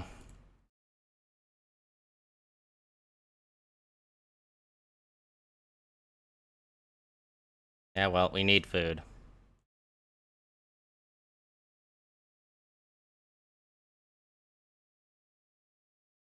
Any items for you? No.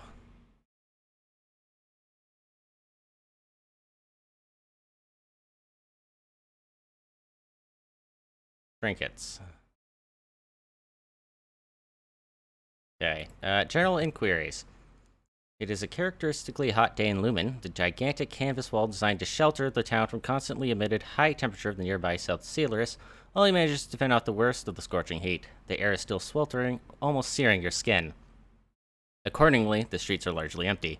As during the day, most of the townsfolk seek shelter in their dwellings in the expansive underground tunnels. Only a few merchants and their servants loiter around the marketplace, huddled under the shade of awnings and parasols. Make a profit with Sinless crystals closer, but the cities generally craving it are far most of the time. I see.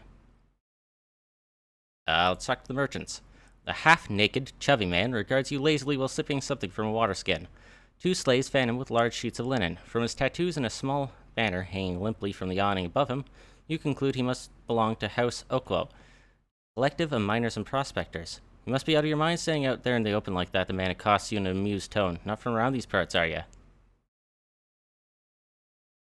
What kind of business do you conduct here? I was right, you're not from around here. Well, I thought about going all in with that. Uh, why, I'm in the same business as mostly everybody else around here. Crystals, harvesting, buying, selling, processing.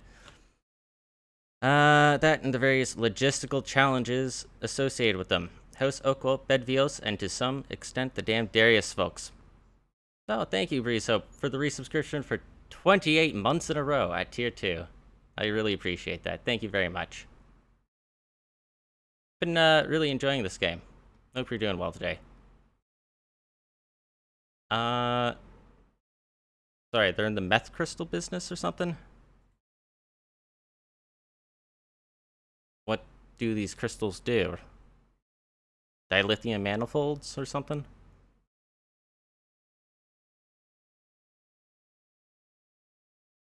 Be carved and shaped to produce tools and weapons, but the rare ones can be enchanted. Store light or magical energy. Ah, soul stones, huh? Hmm. Other business. Ceruleus crystals are more like power cells. Ah, I see. The crystal forests. Surely you saw it while approaching Lumen. The one in the vicinity of Lumen is called the South Sinless and yields the finest blue crystals in the whole of the Empire, except for maybe Sargat Kala. The Kaleri are dangerous places apart from the crystal creatures roaming their labyrinth pathways. They constantly reflect the light in the heat of sun, concentrating and enhancing them to lethal levels.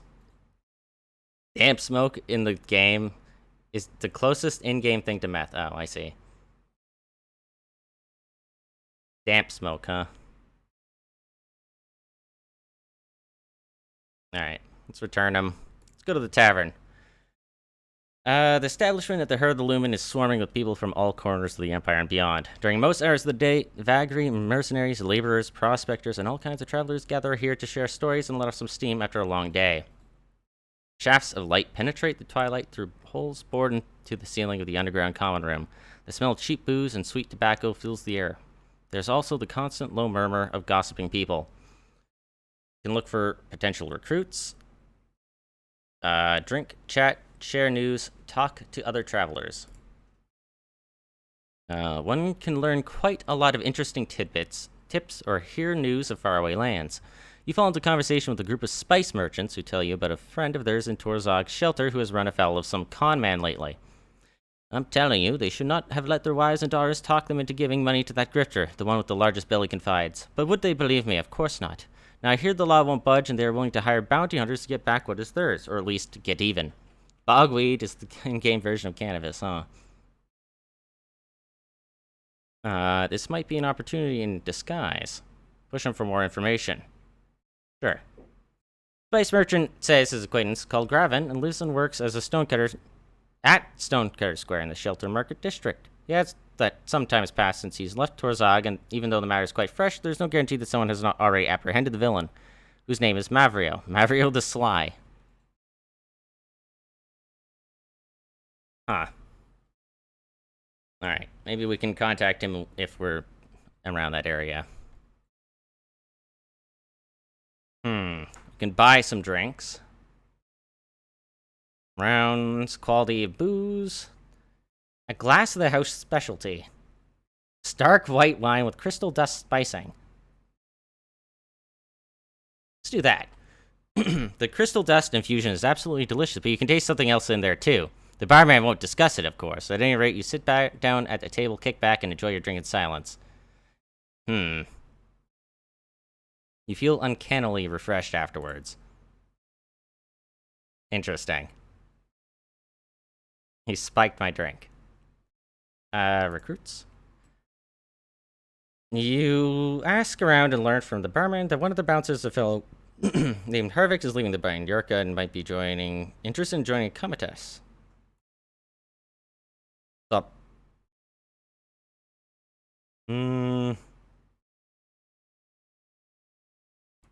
Let's see. For you... God damn it, something in my throat.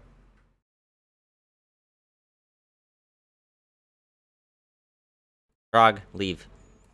Before you is a large man, completely bald. Yet the first thing everyone notices about Harvick is his scythe-like right arm. Compound eyes and other insectoid features.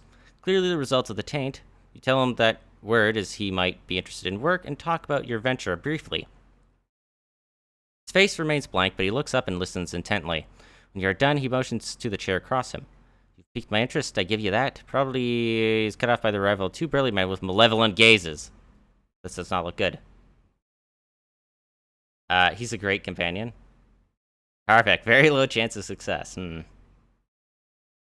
Get up, fucker! One of them spits, seething with anger. Harvick does not move. It is hard to make heads or tails of his expression because of the inhuman compound eyes. Think we're afraid of you because you were in that slammer? I said get... The man cannot finish because the bouncer lunges forward with lightning speed, slashing him across the chest with the mantis arm. The other fellow strikes him on the head with a powerful fist in retaliation, and in seconds a terrible brawl is underway. Another man wielding a knife soon joins the fray against the tainted bouncer, while the rest of the tavern staff seems disinclined to get involved. I hate the men in bringing down the bouncer.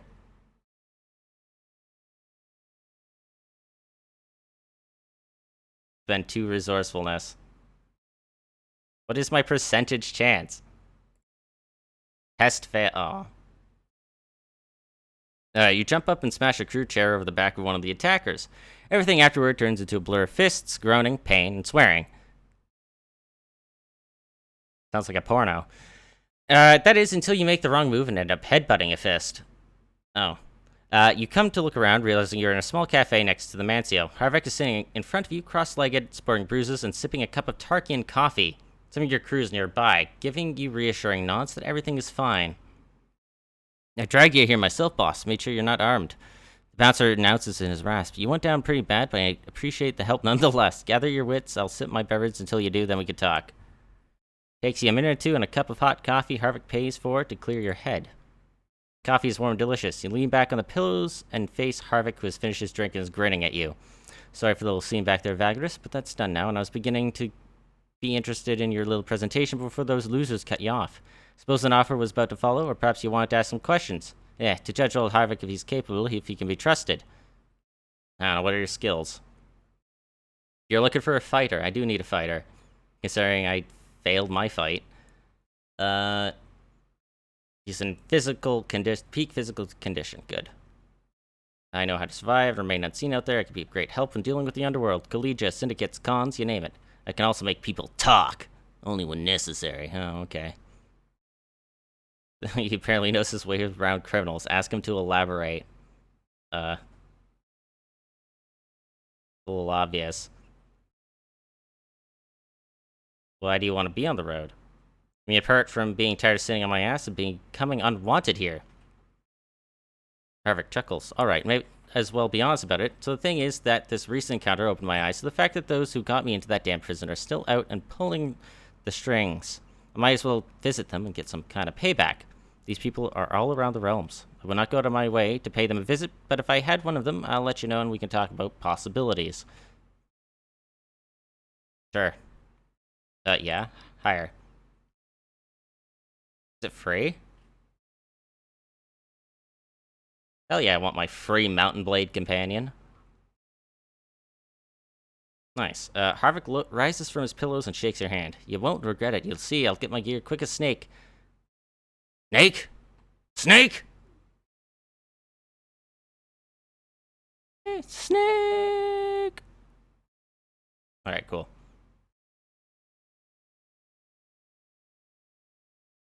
I need to hire anyone else. I can exchange some news, which I guess I should check the journal. Fresh. Oh.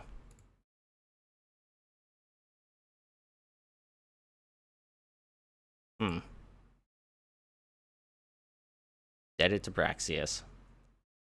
Concern. Our guys are absolutely exhausted.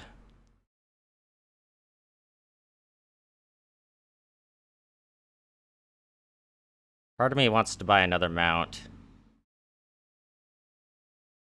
Wait, can I not combine the two? Not enough money. Talking about not enough money.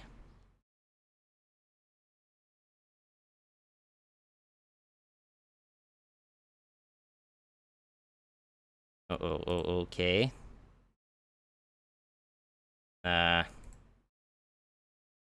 Fend for Carpenter's Guild. I can't even talk. He still has a wage. Remember to talk to your companions during camps, opens up sheets for them, allowing them to level up further. Oh. I see, okay. Do they like me enough yet? No. Okay. Guess I should just rest then. Alright, my Venatorus. Wow. Give her a gift. Oh god, it's gonna turn into a dating minigame, huh? Ask her about her past. She blinks and bobs her head, clearly uncomfortable with your query. Trust is not something easily earned, and I'm not sure if I trust you enough. Oh, well. Tell her that you're merely looking for context to get her to know her better. Alright then, I'll be brief. The bounty hunter clacks her beak and cocks her head to one side. I was not always a bounty hunter, or mercenary, obviously. I used to live out in the wasteland, used to hang out with bandits, and even worse filth. I had to survive, I always did. Eventually, I got fed up with being ordered around by brutes, so I left, figuring I could use my skills to survive on my own and even make a living. And so I started hunting beasts and people, too. Yes, man, the most deadliest game. It's become my profession, and I'm proud to be good at it.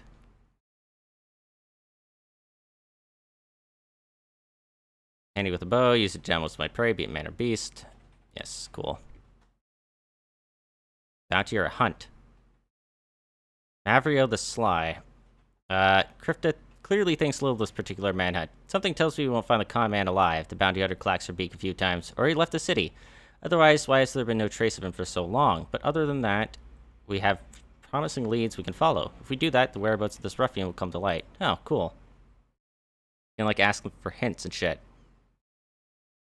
What the job? I was told this opportunity by some officials who know me well and trust my abilities and dedication. I get such employment often enough. She squawks briefly before going on. There's a sizable bounty on the head of an orc warlord called Krogvor. Despicable man, more beast than man, in fact, but he's not to be taken lightly. For he has a whole pack of marauders barking at his heels, all of them thinking they are great warriors. That's orcs for you. That's rude. She then tells you that you would split the bounty between the two of you when you take the trophy back to Torzag's shelter. Sure. Now we have to get to the village people call Vagrus. Not a nice place, Vagrus. Not a nice place at all, but it's where they say Korvag or Krogvor or whatever the fuck was seen last.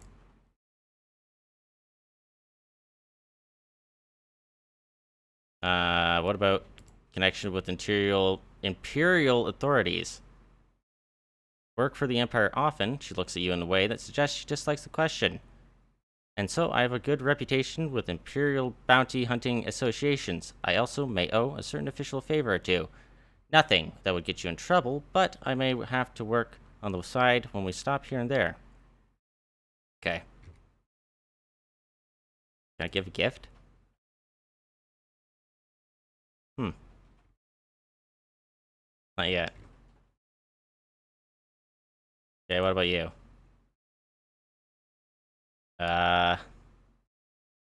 Gift?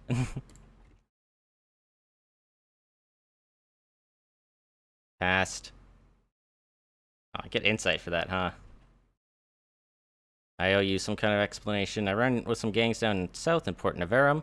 Nobody important, but I always got the job done. I was but a kid when they set me up for something I ain't done. I went to Purgatoria. Here the place, Vagrus. Not a pretty place, I tell you. I was there for 12 years. The mercenary chuckles bitterly. Anyway, I got out and started making a living from what I learned there. I got introduced to some collegiate members. Lately, I had enough sitting on my ass and decided to try working for a Vagrus. Now, that's all there is to know about the past. About skills. I'm a fighter. Yeah, okay. So what do you think of Crypta? Now look at that woman, but she knows how to fight. That's rude. Doesn't nag anyone, so she's okay in my book, boss. Maybe I should get her to help me off the people that did me wrong, eh? His nasty grin tells you that he is jesting, I'm sure. But that is what I think. She's a tough customer, probably seen some bad shit we can't even imagine. And I was in Purgatoria for 12 fucking years. From the way she talks, I reckon she has plenty of darkness in her soul. I wouldn't want to poke at it. Cool. Alright. Well. Sleep. Guys are submissive. Our guys are fatigued. I'm not even gonna try. Oh, actually, I can. I can send my workers out.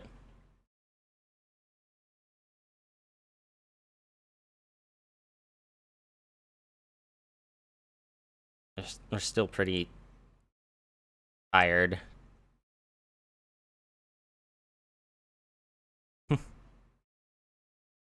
Our characters end up eating supplies in town.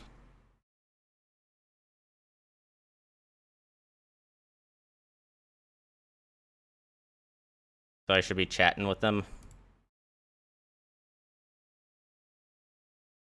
Hit all the buttons.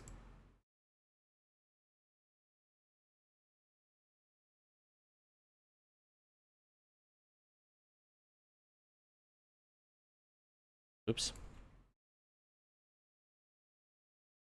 Great. Hitting like every wrong button. Oh, I see. What am I doing? Stop. Go here, click this. +4 insight. They consume supplies, take wages. Gotcha.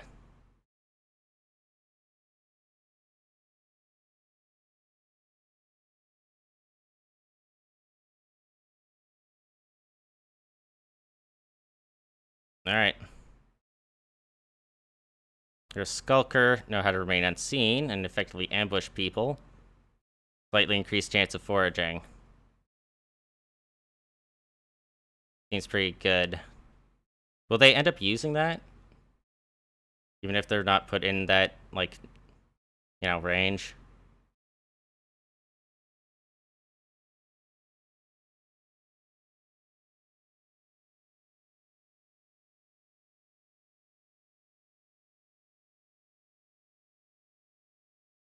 The loot, your evade and block have no diminishing returns.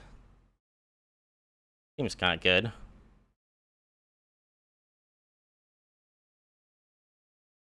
Healing.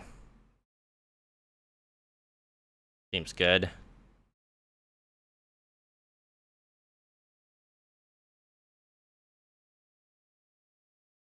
Increase a peace settle chance. Willpower and determination.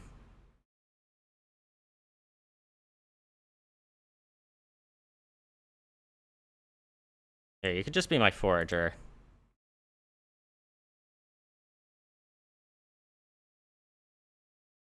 The profession buffs that say one of your character has. Well,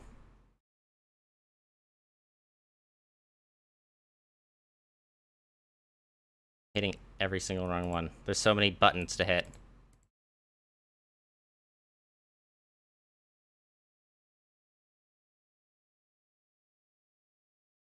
I don't want to get the other guy also upgraded too.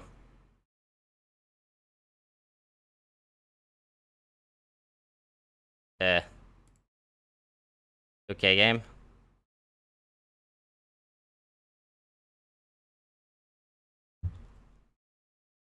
Alright,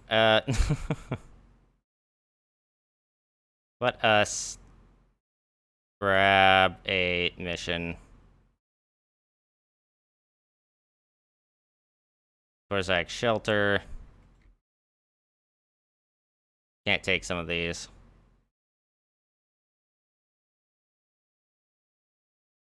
Mountain Blade style. I gotcha.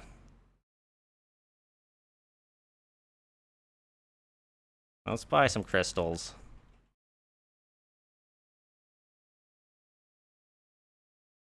I'm only gonna buy like...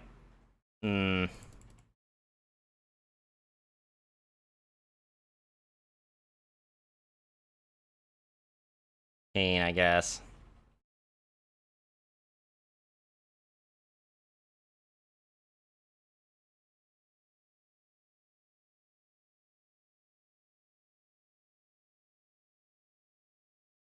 Dark in 40 days. Goddamn.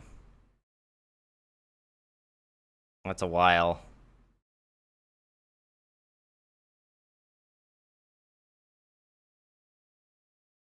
Alright.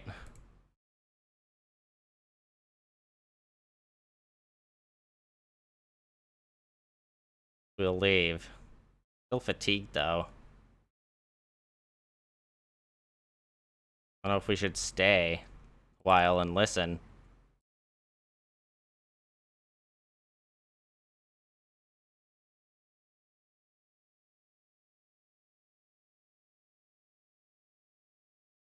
Zero. Okay. We could try to head back to Torvag shelter, I guess.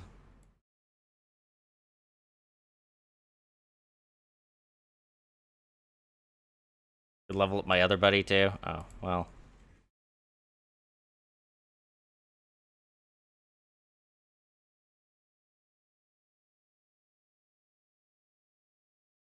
Hey, buddy. What the fuck was that? No, I needed to see what that says. Purgatory. Amazing. Plus 50 discipline. Yes. Intimidation, too.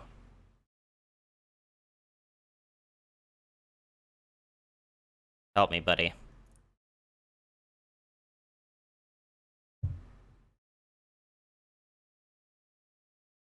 It'd be mighty.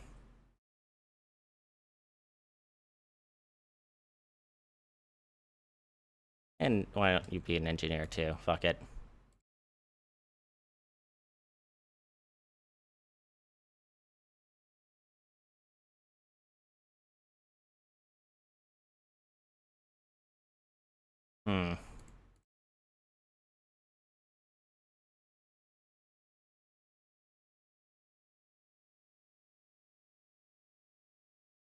Any reason not to?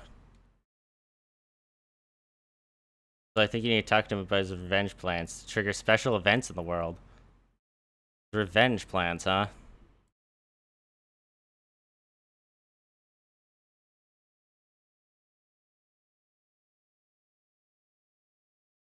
I'll just push forward.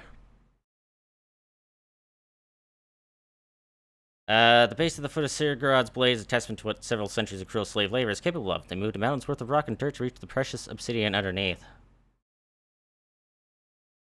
Hmm. Not in demand. I see, I see.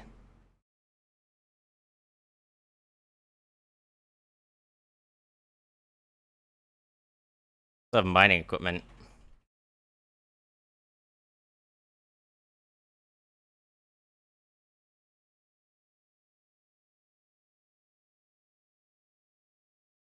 Hmm. What the forum?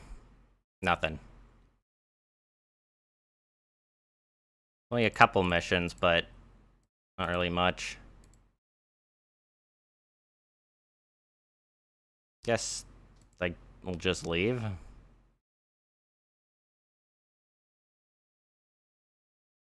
Oh. Fort Viridium. Let's go there.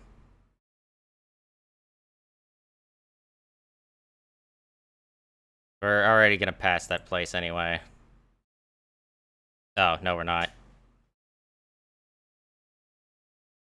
Okay.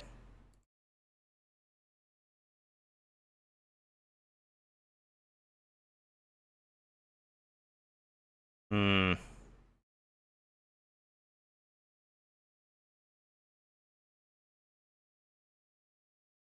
Increases consumption, huh? Interesting. So you're taking over what price you buy merch? Yeah. Gotcha.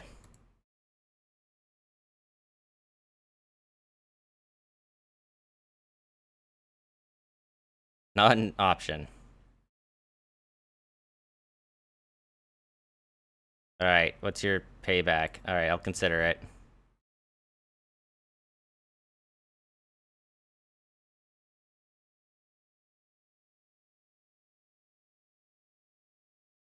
A little, obedience gaining.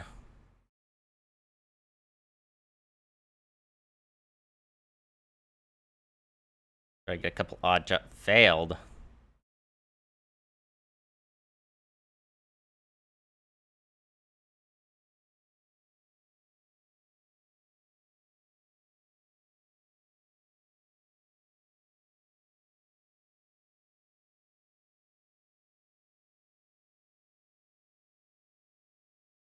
I tried to push it.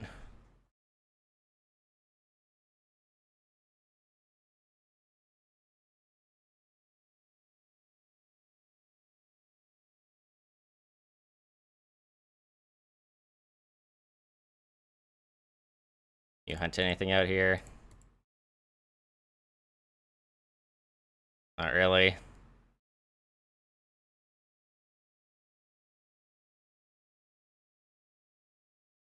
Get down there. Alright, tackling the cracked blackened mountain peaks of Sirgrod's Blade. Its imperial fortress of dark stone and spiked battlements commands an awe-inspiring view of the surrounding bleak lands. For long centuries, it has stalwartly guarded the region from the numerous enemies of the Empire. Cool. What can the civilians do here? Dark towers are clawing at the overcast skies above you. All around you, military personnel go about their business inside this grim fortress of black stone. The stables and a simple mansion are available for civilian visitors. Alright, let's ask a Centurion what we could do here. Centurion, you find, answers your questions politely. According to him, that since this is a fortress run by the Imperial armies, there's not much you could do except spending a night or two here in complete safety. Advises you to rest, mind your business, stock up on supplies. Yes, yes. Gotcha. There's the priests. Selling charms against the undead.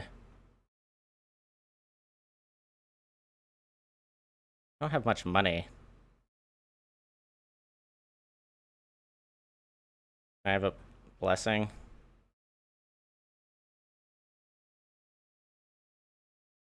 Sure.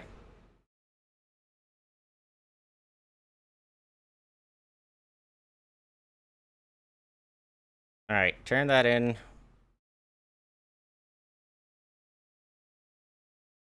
Escort. I don't want to do escort quests.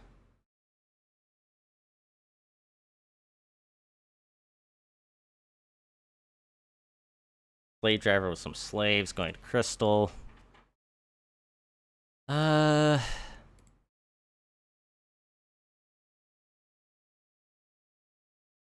do you not actually have a market? No, you don't. I see.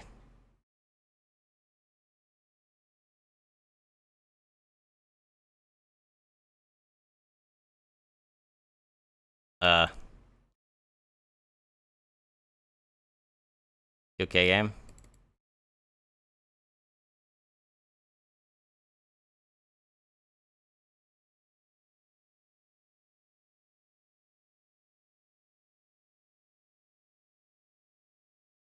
You wanna let me rest? But you said I could rest in relative safety.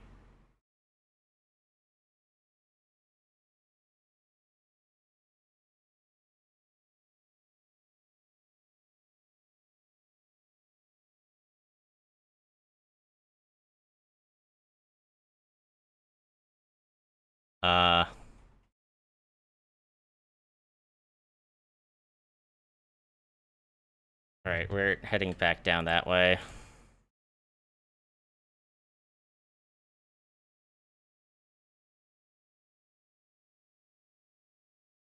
The Plains of Bone. Can I scout? Oh, I'm out of points, right?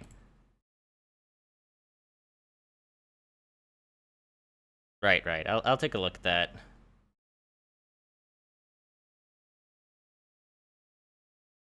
There might be something to hunt here.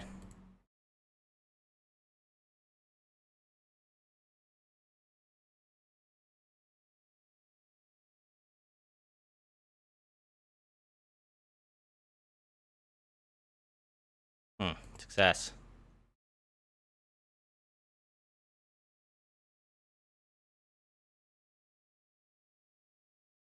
Get down onto the road. I don't want to scout in that direction.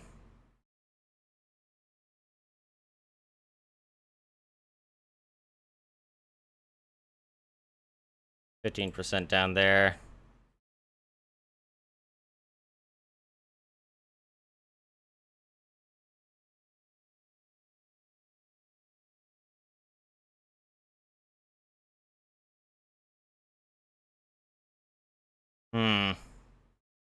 Can hunt and forage at the same time, right.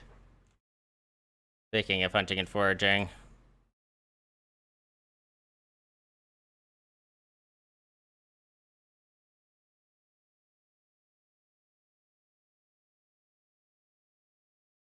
Right, yes, I got that.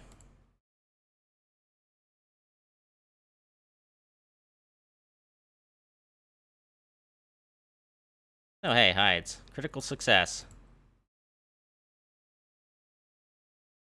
Although... need some food.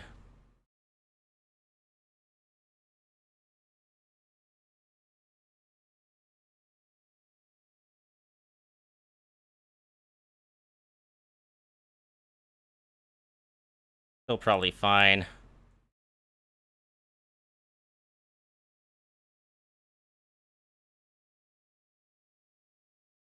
Yeah, I don't really want to fatigue myself too much.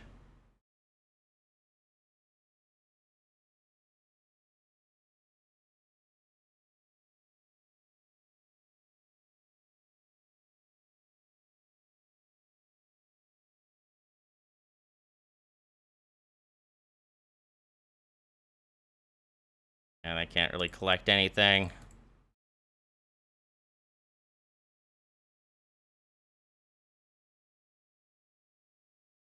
Vigilus Tower doesn't really have anything either.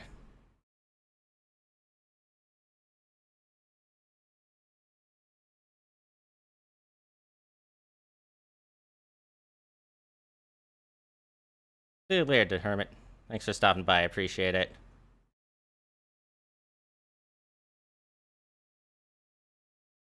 Failed. Oh.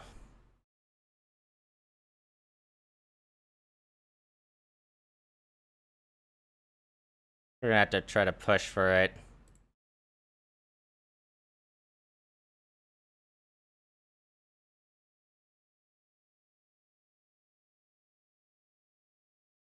Go 50%.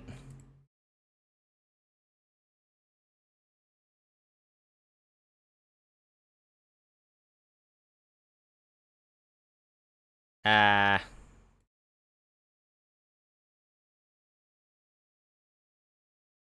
Alright, approach the guards. You have nothing to hide. I'll pay the tax. We'll head to the Mancio.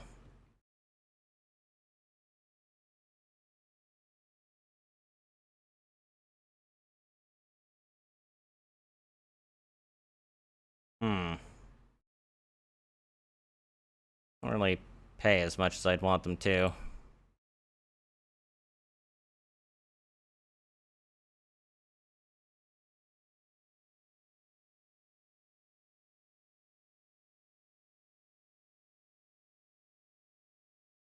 Exchange your news.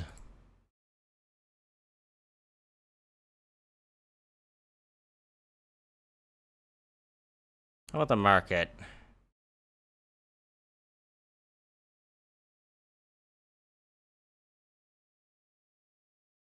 Yeah, that's the gladiator.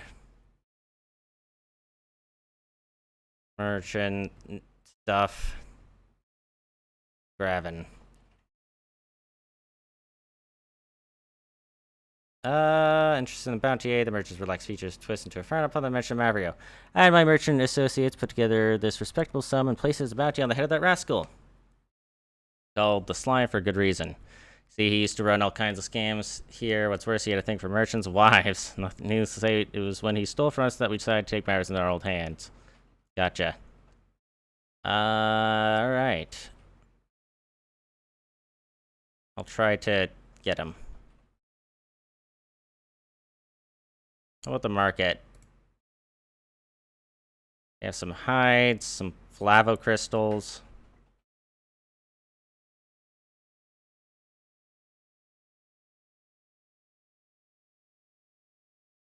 Yeah, let's buy some flavo crystals. And I'll spend some coin for no information. Cool.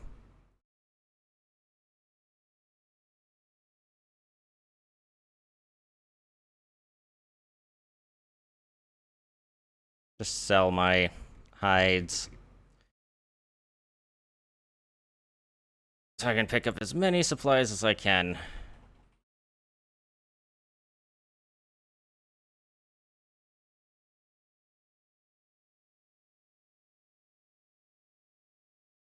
Passengers looking for work. Tax collector with 2 executors. Traders going to Devon.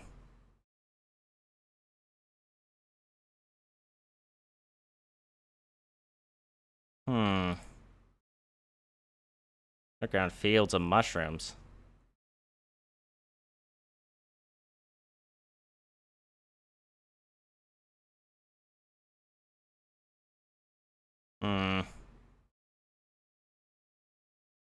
Escort for the Church of Sergorod to Arkan. Counter difficulty 84.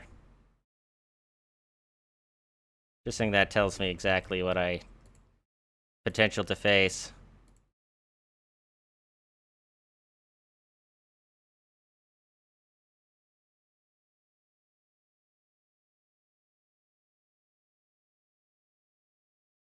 Guess I could also sell the bones, considering don't exactly need to hold on to it, huh?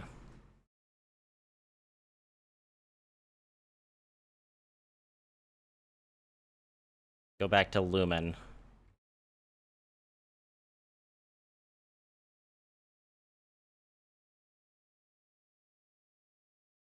A lot of Lumen missions. Alright. Bring some wine up there, I guess.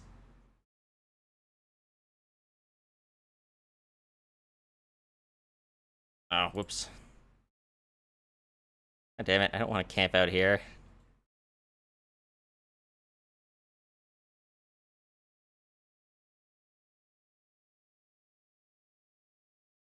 Ah, well.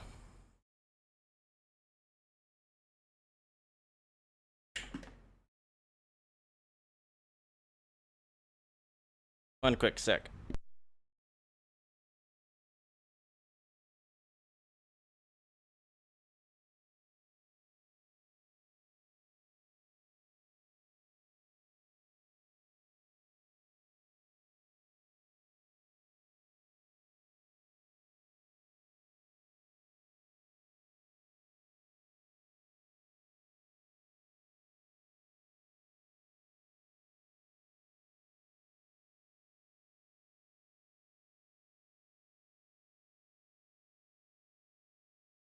Alright, vagrants.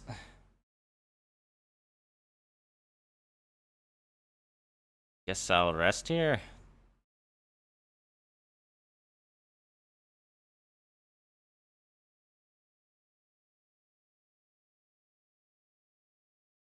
I mean, guess it helps.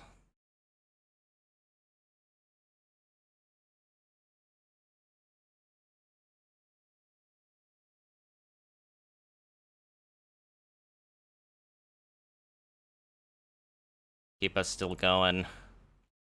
So, I guess I should send some scouts out to, I don't know, take a look around.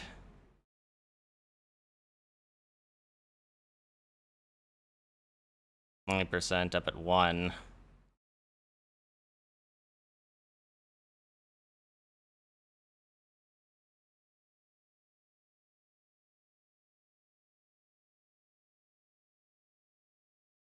%96 chance. 4% chance of having a event. Just camp here. I think the plural's Vagri. But since you're a Vagrus, the members of your Comitas are Comitati. I see.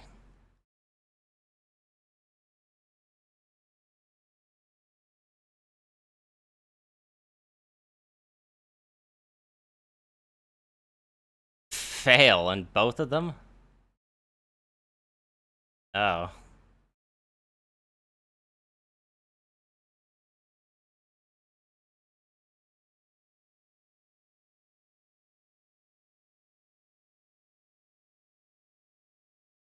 Hmm.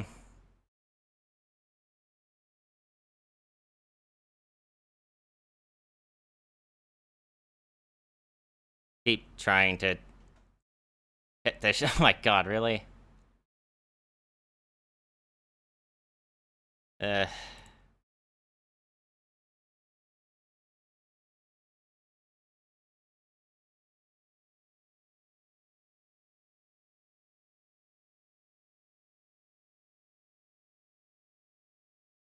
Why are you just having such issues?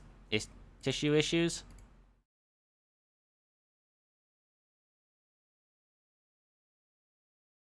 I can just push it. Sudden gales and odd winds are no strangers to wanderers of the wasteland such as you, but even you have to admit that there is something different about these gusts. It's almost as if there were voices on the wind, barely audible, just beyond the threshold of perception. Oh, it's another one of these fuckers. Uh, the whole experience is quite unnerving. You calm down, ordering everyone to focus, get a move on. Never getting 2 critical fails in hunting and foraging at once, despite having like 20% critical and 60% success on both. Wow. That's, went the wrong way. Oh well. Mighty impressive.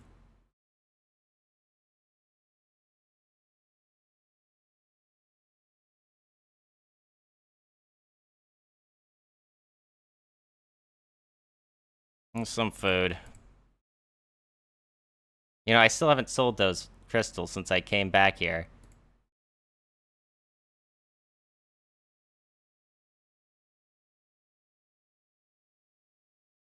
Wasn't I turning something in here? Yes.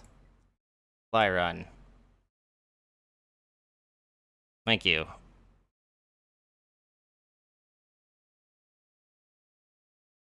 What did I pay for these flavo crystals?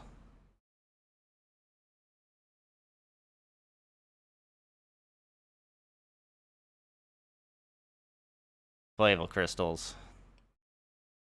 You can get disgustingly good chances by stacking your skills, companion skills, and equipment you can equip your combat test with. So basically, you just try to become more and more broken. Is that the idea? Become the most broken person here?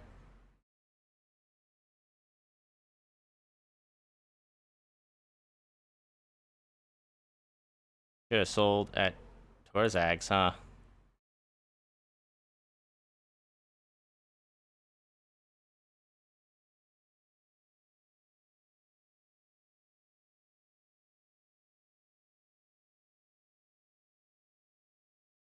Well, I already talked to them. I don't really want to look up any more recipes. Or recipes.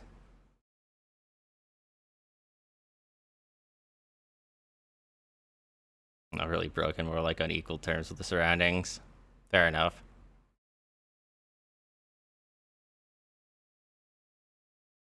All my money.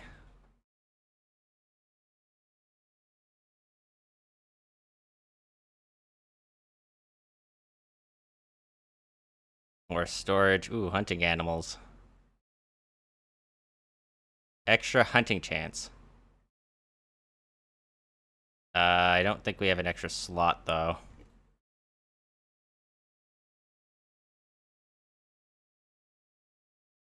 Screw me plenty. Believe me on that. It's better for you to not know how bad it can get until you get there yourself.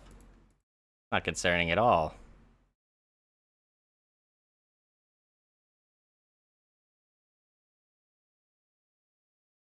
Oh, hey, there's something taking us to Valerius. Which is where we were supposed to go. I can equip both dogs? Why does it say the slot is locked?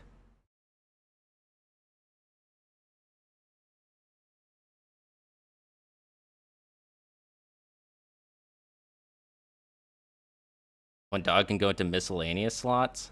Isn't this in miscellaneous?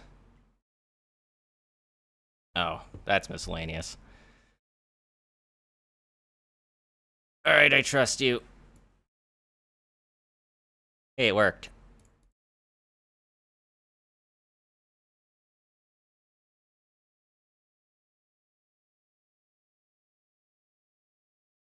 Uh, 83. 70.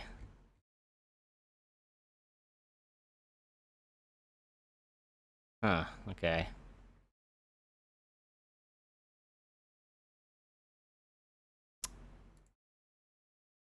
Rest here.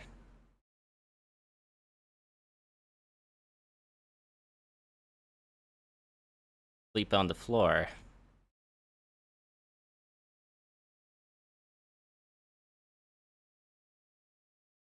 Hmm. Well, nutrition. Yeah, that doesn't even cover it, though.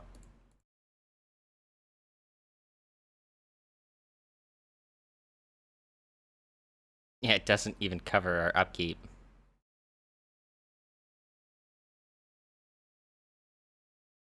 I'd rather just gain the extra.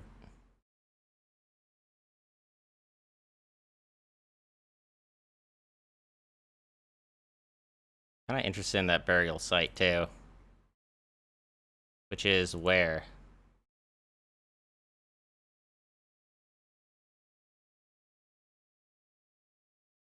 Uh... Where are my rumors?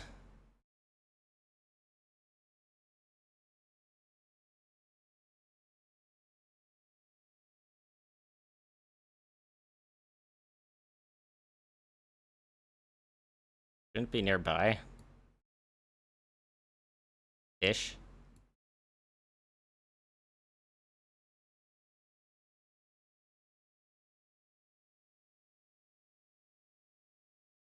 Uh...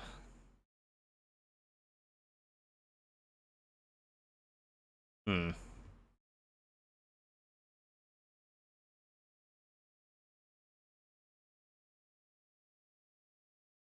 Well...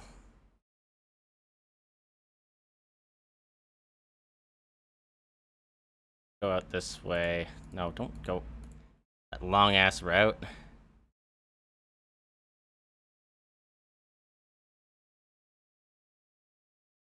Camp there. Cry that we have no food. -2 move. Oh, wait. Can take an early break to do hunting and foraging?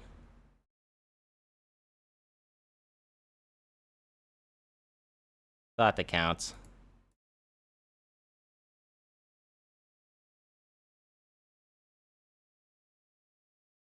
Eh.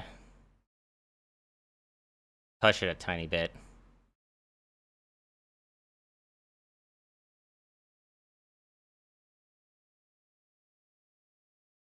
Critical success. Hey, would you look at that? I think I got even more stuff than I can even store. Yep. Well, too bad. We'll make it free. Okay. Well.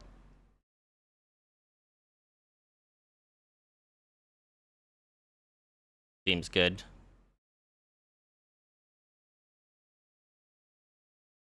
God damn it.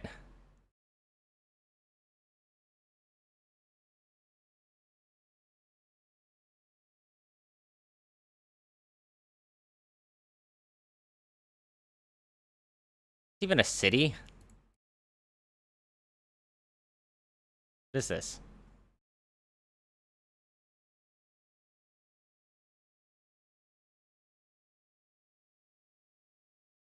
Guess I'll just wait. Pop in, say hi. Your crew grumbles. It's not a rare thing, as there's always a reason to grumble, but this time they bitch and moan about not getting paid. Yeah, right. There's a fairly good reason if there was any. Right. I will pay. Don't worry. Don't worry. Arkan is indeed a city.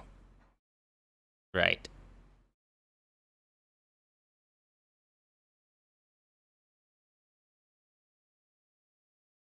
Oh, hey, you actually want crystals, huh?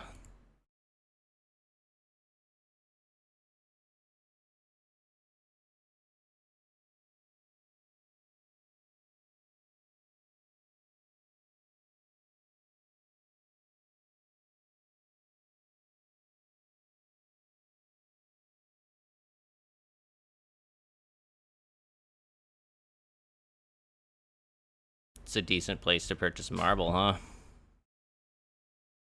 Ah.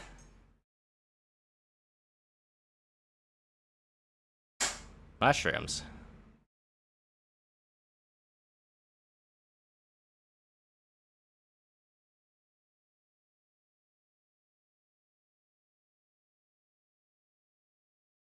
There, I guess you can have my ivory, too.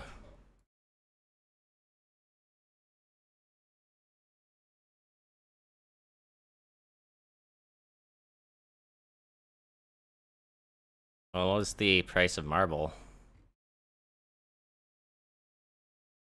Oh, wow. Yeah, Lumen, Torzag. Torzag is pretty decent. By, like, 2 stacks.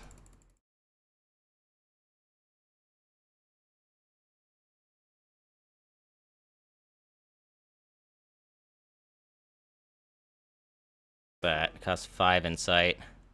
I don't want to level this guy up again, but I can't. I gotta talk to them or something.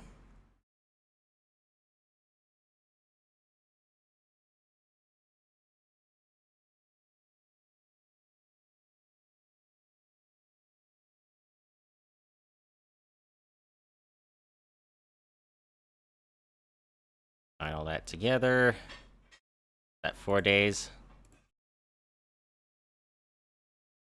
Spend, procure goods. What do you want me to procure? Deliver marble. That's 20 days. Oh, that's a thing of 20 days. I guess Devon's pretty close. Taking even more marble.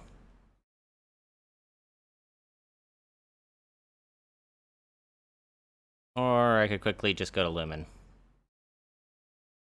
Leveling up to level 3 requires completing the first mission they have for you. Oh. See. Alright, let's get back down to Lumen.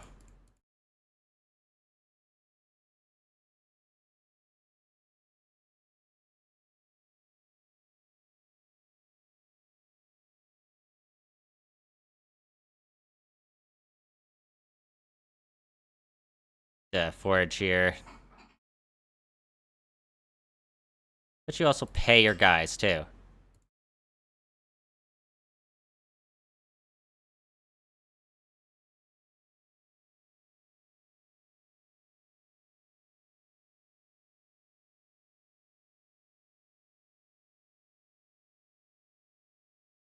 Hey, can you talk about your past? No.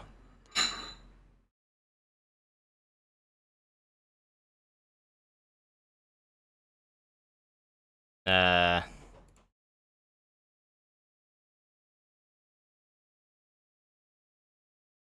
Okay.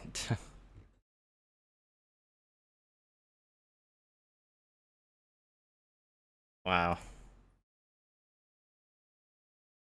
Thank you, game. Very cool.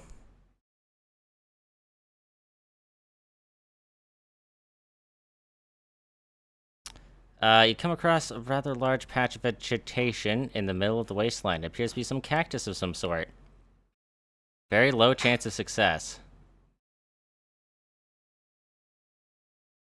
Use my resourcefulness to try to get it a low chance. I don't trust it.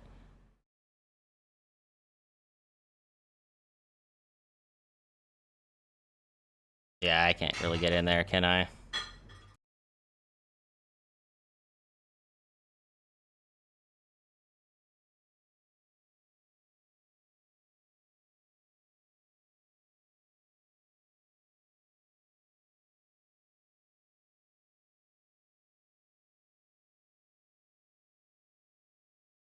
Made it back just in time.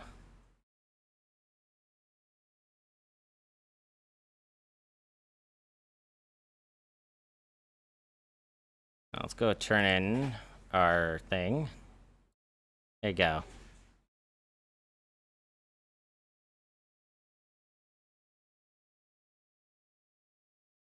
And I'll just sell you a couple stacks of marble.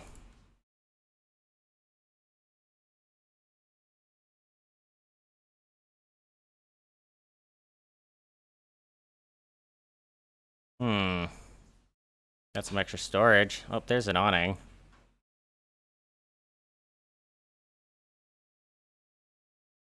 Grab that.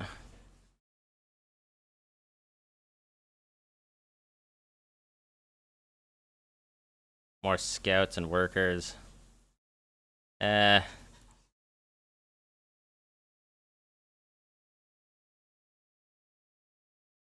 almost go to Arkin.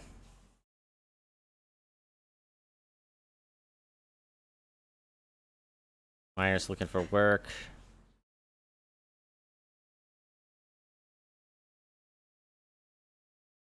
Alright, I'll take you with me.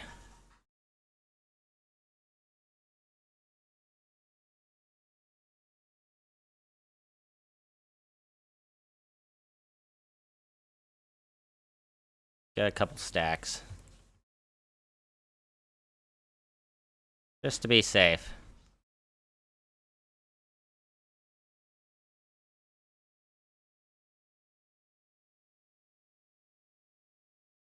Escort to the Church of Actual. Sure. Give that a shot. Think I can really chat with anyone else either. Okay. I could try to buy some crystals, but I'll pass on it. I'm just gonna bring them down here.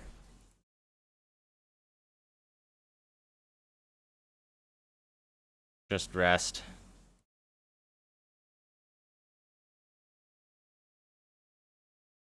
Send the workers out and they'll be fine.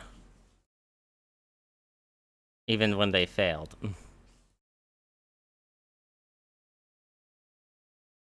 I see. Alright, down to the quarry we go. Even though you have expected an attack because of your wards, the adversary appears suddenly and attack is imminent. Interesting. In crew combat encounters, your whole combat task fights the enemy, either to protect themselves or when you happen upon another group who you decide to pick a fight with. See the combat strength and defense of your crew and the enemy.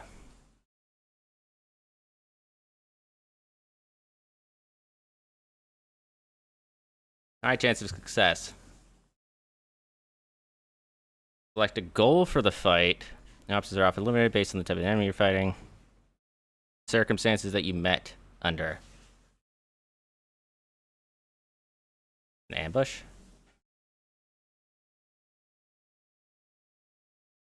Save the cargo, save the crew, defend equally.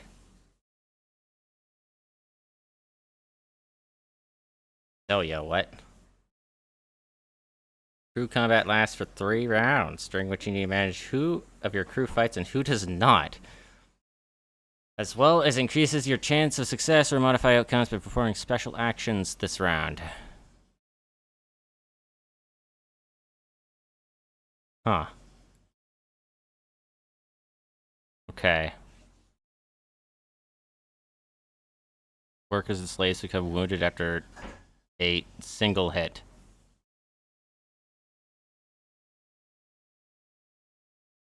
Huh.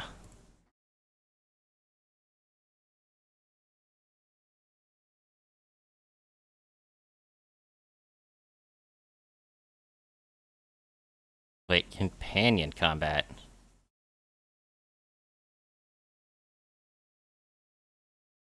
I do that?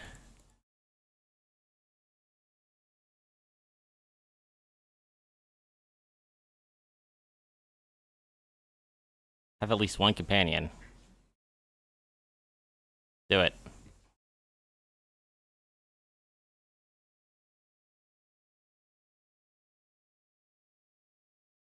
Wait, can I not do both of them? No, I can. Whack.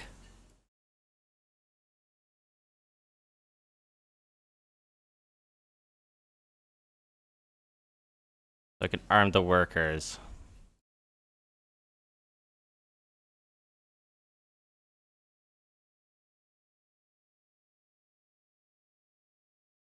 Oh. Oh, I see what you're talking about. Uh-oh.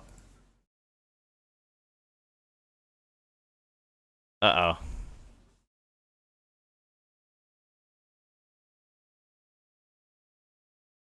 Retreat not available. That's not good.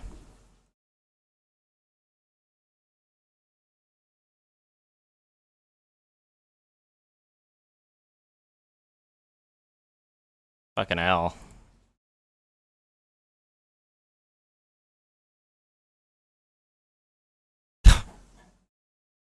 Okay, I think I see the issue here, huh?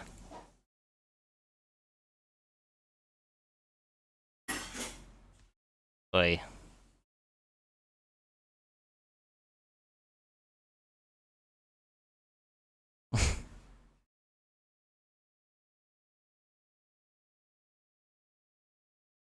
Oh, okay, well.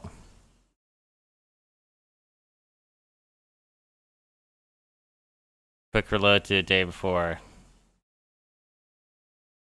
Hmm. I could.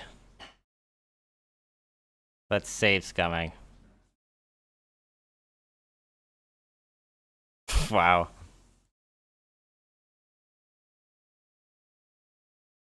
The learning experience.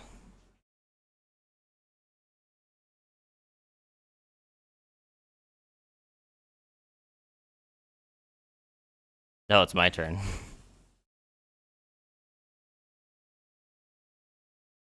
That's the only time I actually managed to land a hit?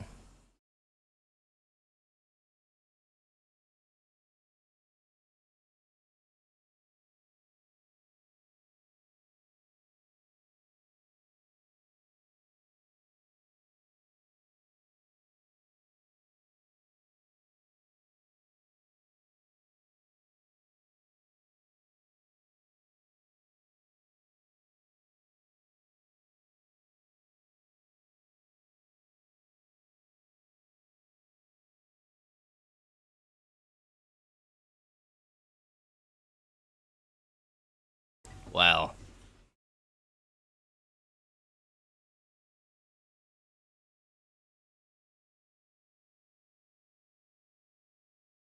I gotta say, I do like this game.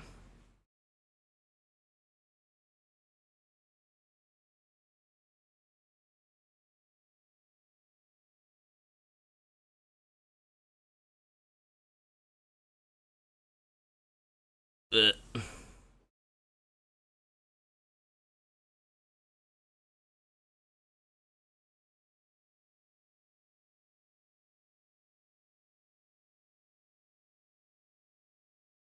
To him.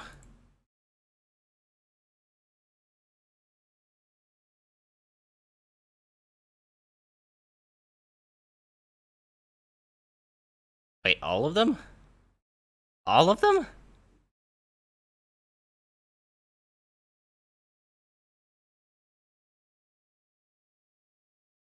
Deal with the enemy. Click on heal. 2 MP to increase the chance of successfully healing your crew. Wait, what? Conscript. Are you conscripting them? Oh. Recruit, enslave, release, or execute.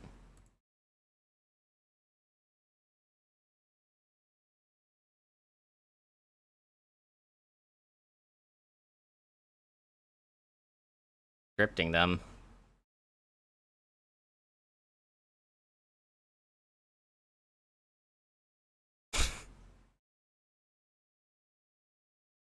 Oh.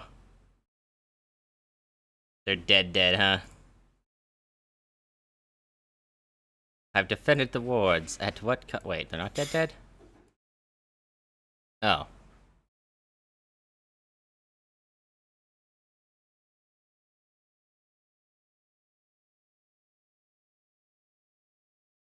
Oh.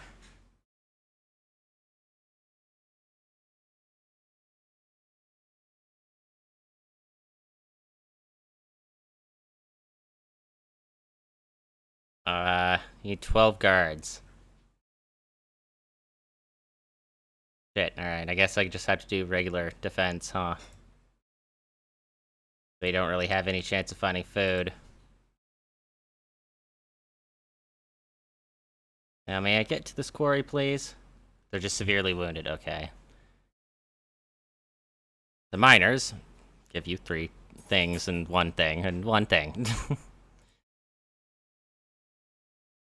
Nice.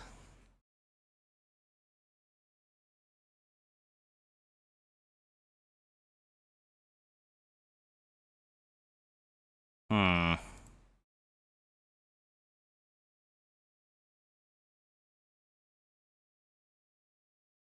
We don't need that many Outriders, thanks.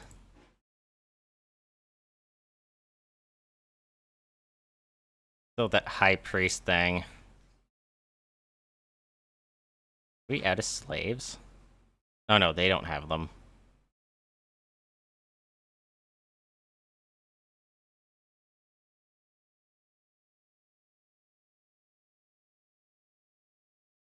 Alright. That should do.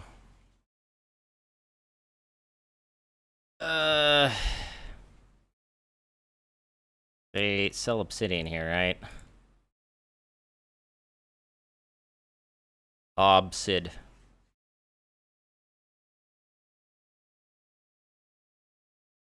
Yeah, but not many places want it.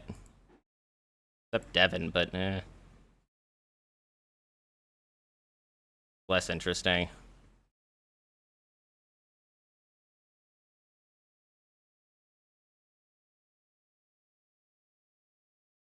Nothing there. Alright.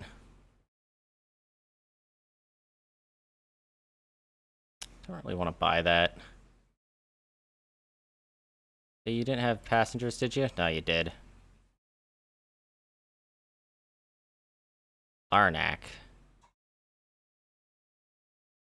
Ross, Lurg, and Changer. Okay. Gotcha. Oh, I guess I should just rest here, huh?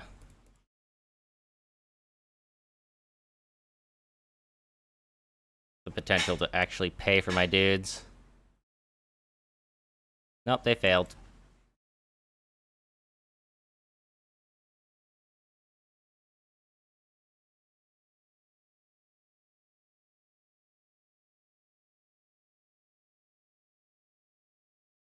We head up there. We only have one. Can I just send him out? No. It also reduces, but hey.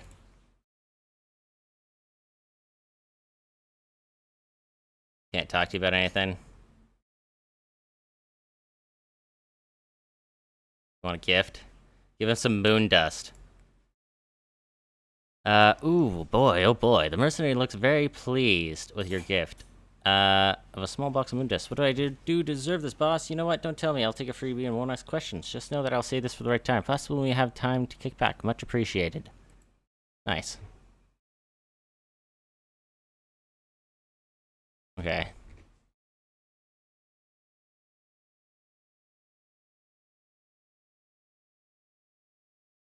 Ain't finding shit out here.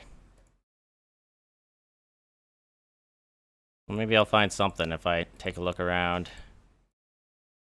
I'll have one scout. Oh.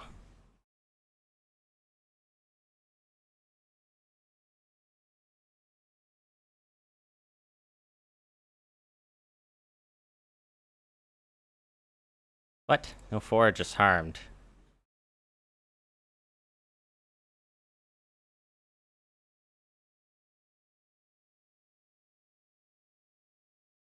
Druzy and Quarry sells a lot of obsidian that can make profit at Torzag. We need a lot of cargo to critical fail.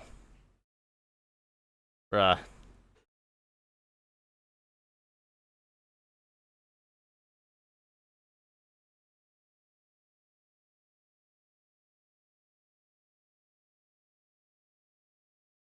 I want these. And I want to head back to Torzag's shelter, I think.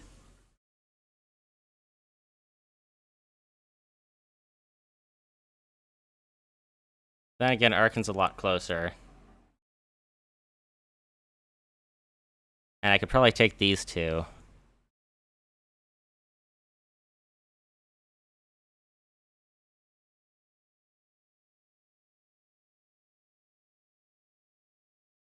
So I should not have done it before I rested. That was a mistake.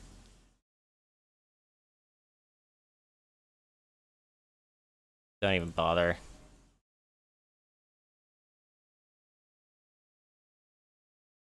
Get a good night's sleep.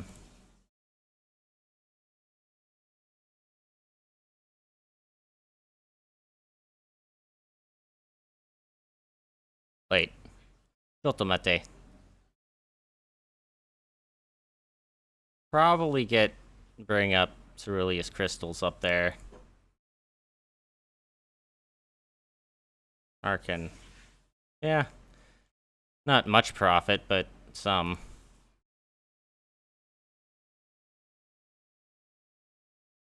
Oh. Well, that might not even be worth it then. Fine, what about, like, the beer?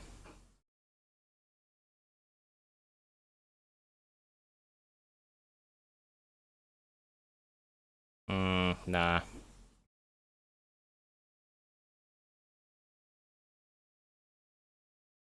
Lava crystals, I can make one of them. Yeah, no, not really.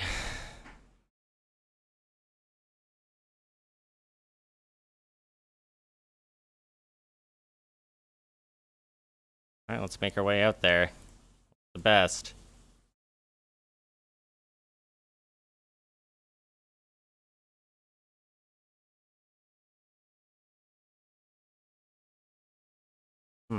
Got some herbs.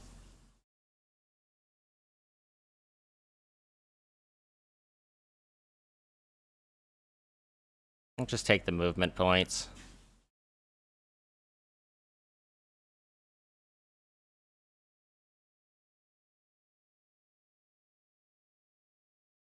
Oh hey, Harvick is finally healed to wounded.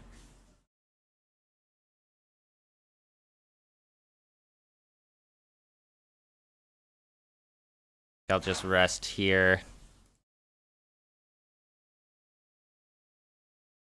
Doesn't seem that good, to be honest.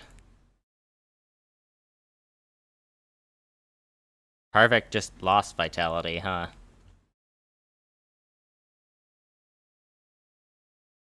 Hey. Wait, what about the other guys?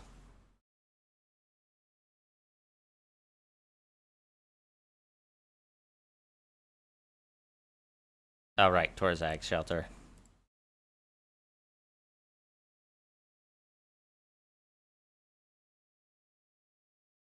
I need, medical supplies. Oh, okay. I see.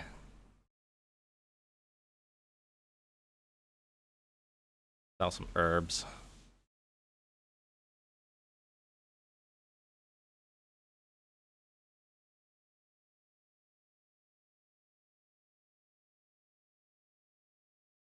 Hmm.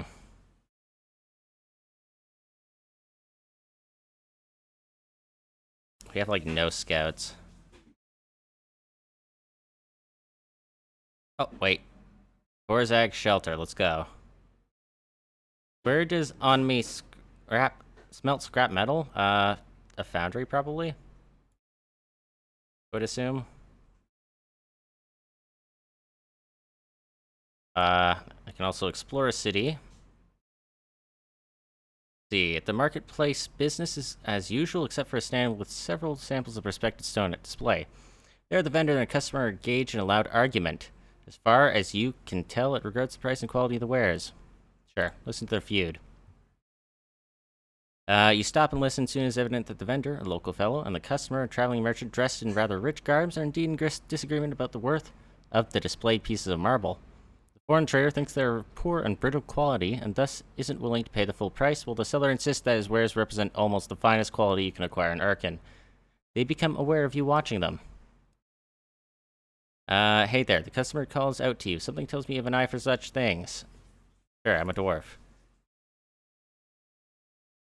Vendor is right and the wares are high quality. His asking price might be even slightly too low. Take the side of the vendor. More than a fair price to save the customer. In fact, I believe you might have had a harder time finding a better one in the whole of Arkan. What follows is a lot of indignant grumbling from the merchant, but in the end he proves no fool. He sells them purchasing a hefty amount. After the deal is done and the foreigner leaves, the vendor turns to you with a grateful expression. Thank you, my friend. Thanks to you, I made some good money here. As a sign of my gratitude, may I interest you in some marble at a small discount rate? Yeah, sure.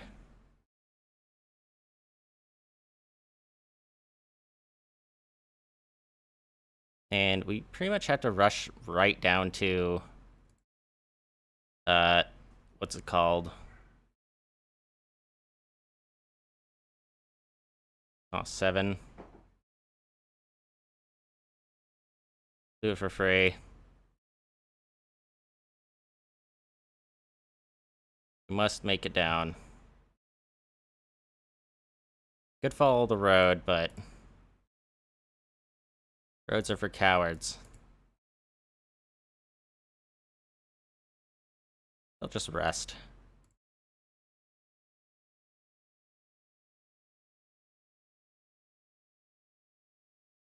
Not enough crew.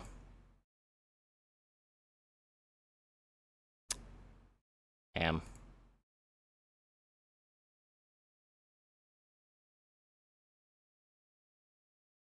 Roaming undead. Gotri.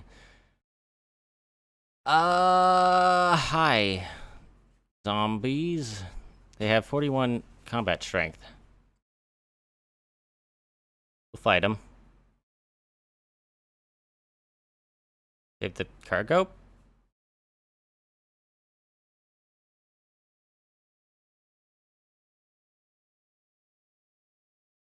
We'll create some outriders.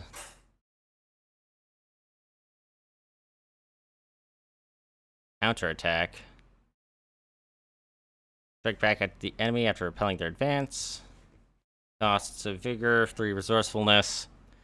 And increases the critical fail margin, but also increases the critical success margin. Increases damage received and damage. Sure.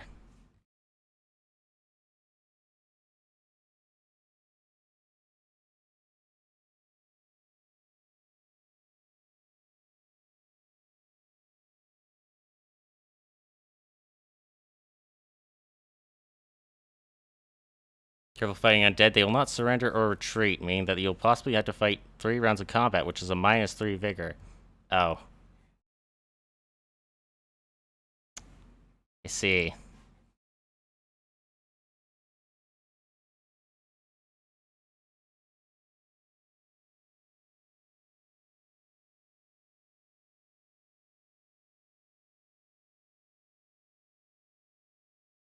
Yikes.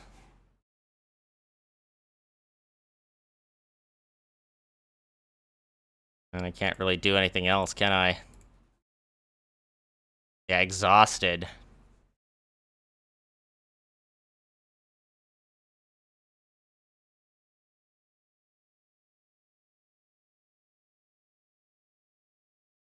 Yeesh.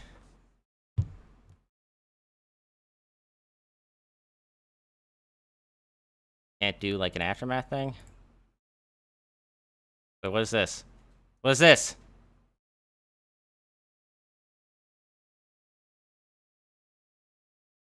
Did we lose?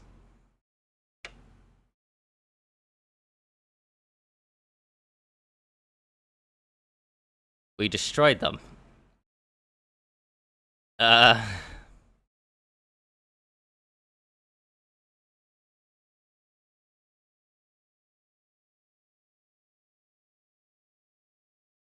Oh no.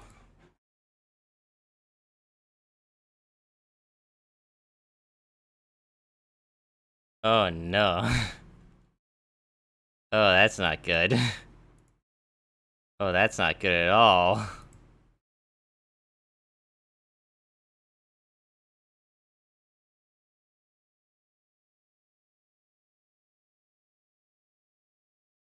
That's the undead for you. Shit. You're in a foul mood.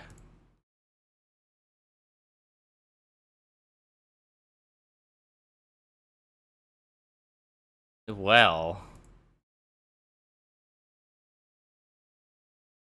Defiant broken. Well, liberate a couple of them.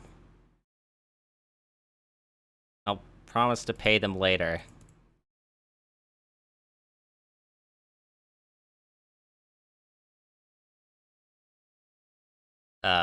Fuck it. I think we lost, yeah.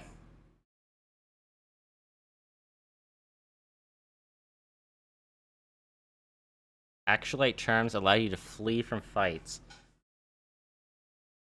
Shit.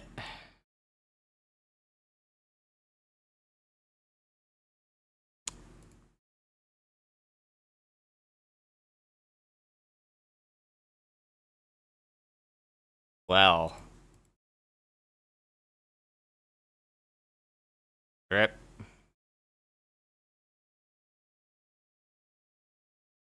Well. This game is, interesting. To say the least.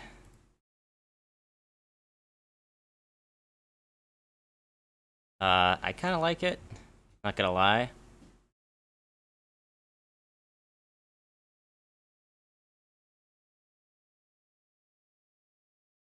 Probably one of the more interesting games I've played. It's Darkest Dungeon, but harder. Kinda. It definitely does scream Darkest Dungeon. But it also reminds me of, what's that one game? It's an old Flash game, where you're like a caravan, wandering around. Also mixed with, I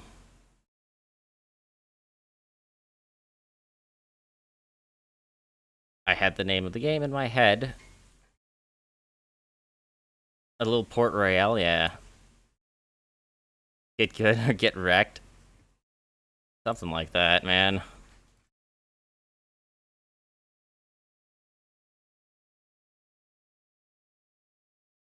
Now, we have a little bit of time left. Still, I gotta call the stream. More Comitatus. A lot of reading. Sunless Seas, thank you. Thank you, Bad Wolf.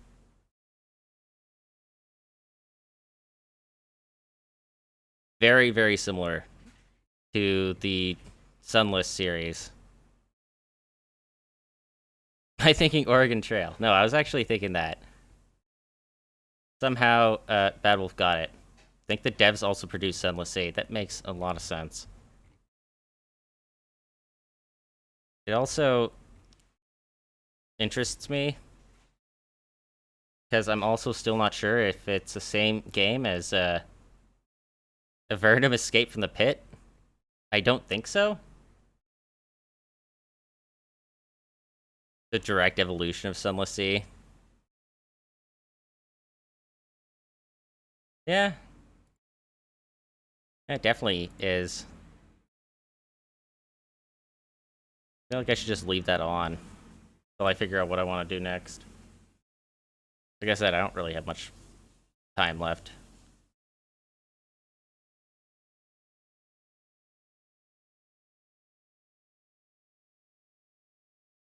Been kind of wanting to play Sunless Sea. Because I don't think I've ever done that on stream.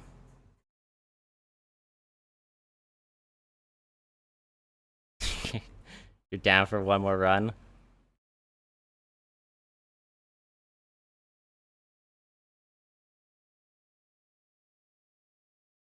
Hmm.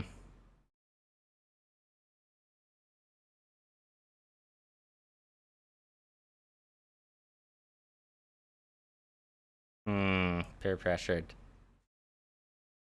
Peer pressured. I'll create my Vagrus. You know what? Now that I know what I can do...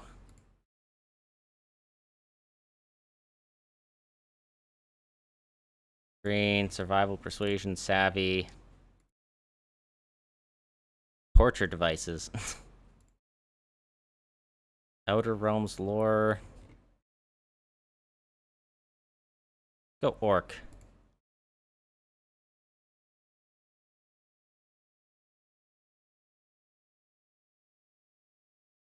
Ooh. A lot of intimidations. Did you know there's a hard version of this game? Is there? Interesting. Guess we'll just go with Trader.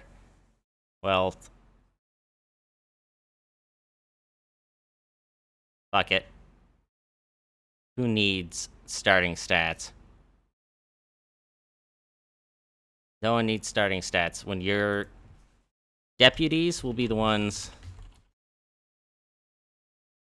who are pulling all the weight.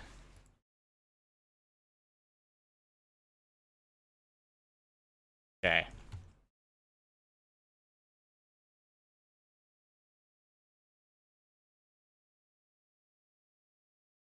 Alright. I am not gonna reread all of this. I'm not interested in advice. I will try to find Braxis. Take my leave.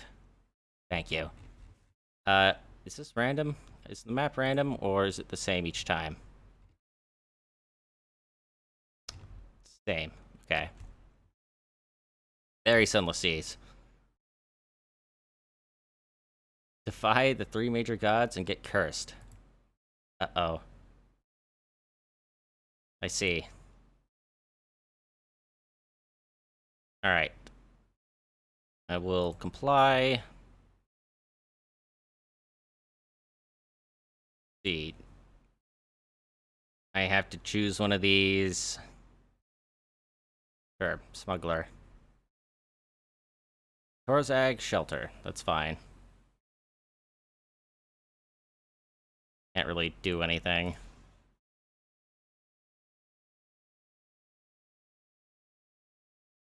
Alright. Jonathan, got some awnings. I will buy that. One achievement that involves getting all 3 curses of the god is the gods within 2 weeks never take them off and winning the game without ever loading for a manual save or a previous save of the game, i.e. no saves coming. Kinda rad. I like that.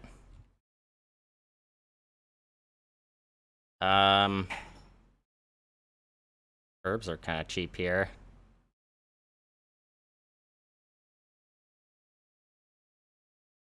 Trying to remember what the prices were. I think, okay, no, wine's definitely cheap here.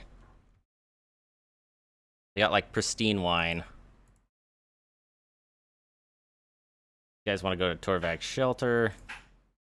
Or Torzog's, whatever the hell it is.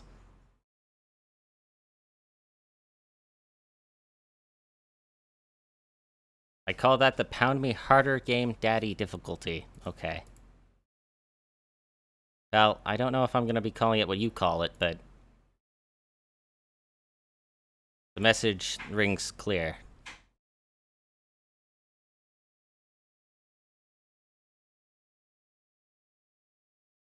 We're just going to get them to rest.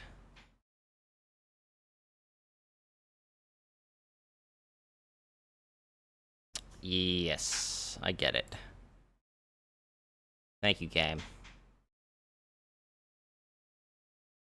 Alright. Buy a stack of wine. Buy 2 stacks of wine.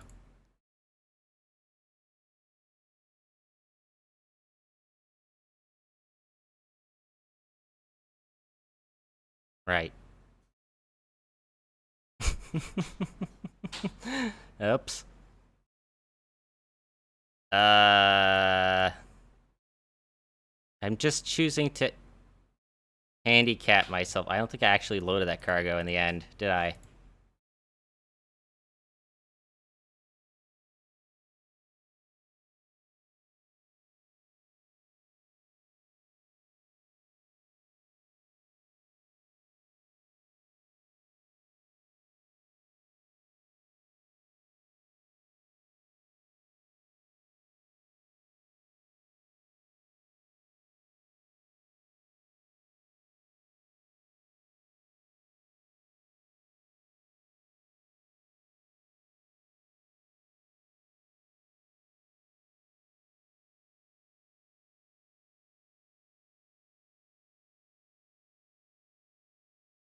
Well,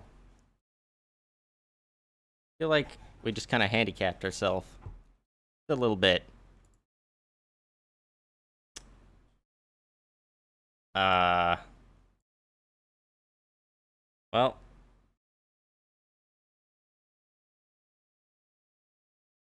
I have to pay them too.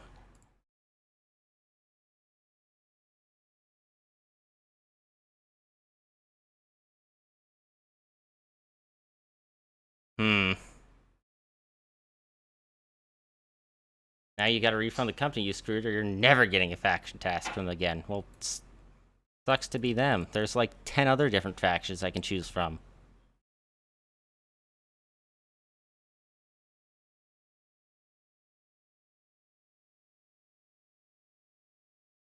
So I should be fine.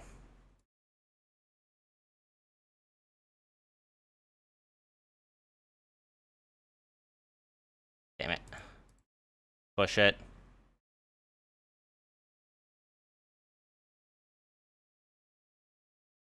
Beat your slaves a little bit. I might be able to make it. Yeah, I should be able to.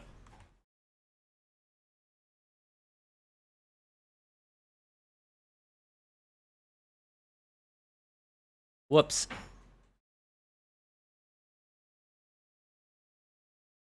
Well, they hate me.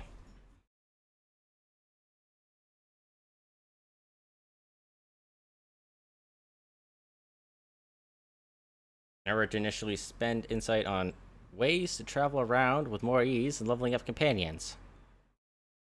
Gotcha.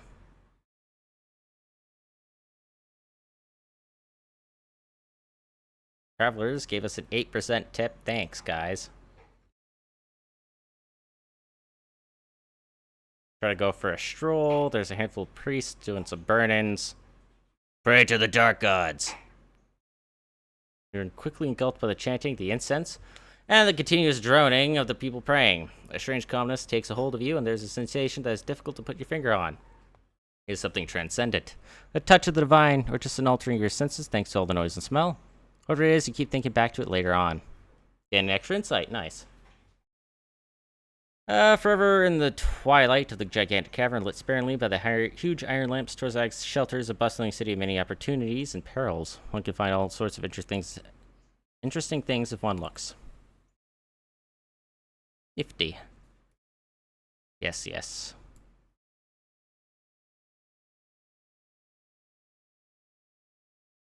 Here, I gotta take a quick bathroom break. Give me a couple minutes while I go do that.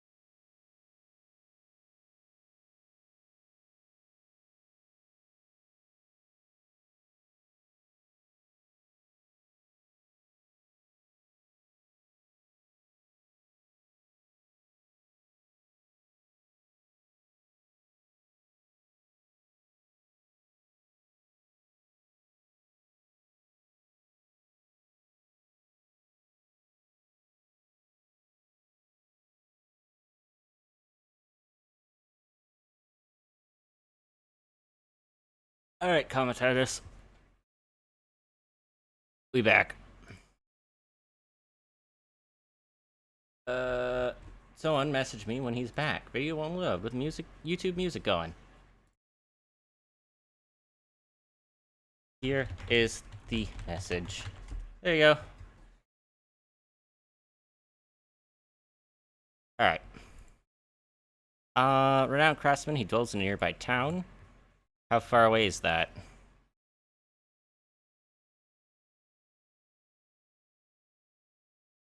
Assume this is everyone. What do each of these legends mean? It'd be nice if they had, like, a legend. I assume infinity shows all symbols.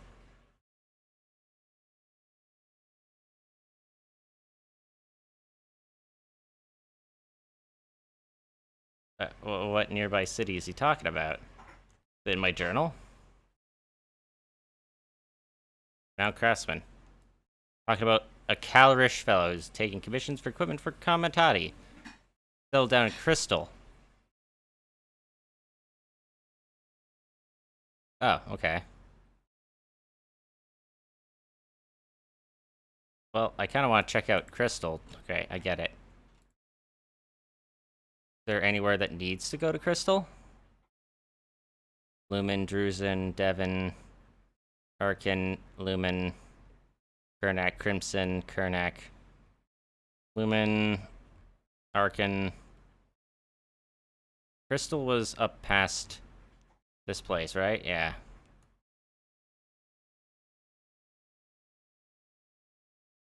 So we don't know all of the cities. So there's a city here, and then there's that up there.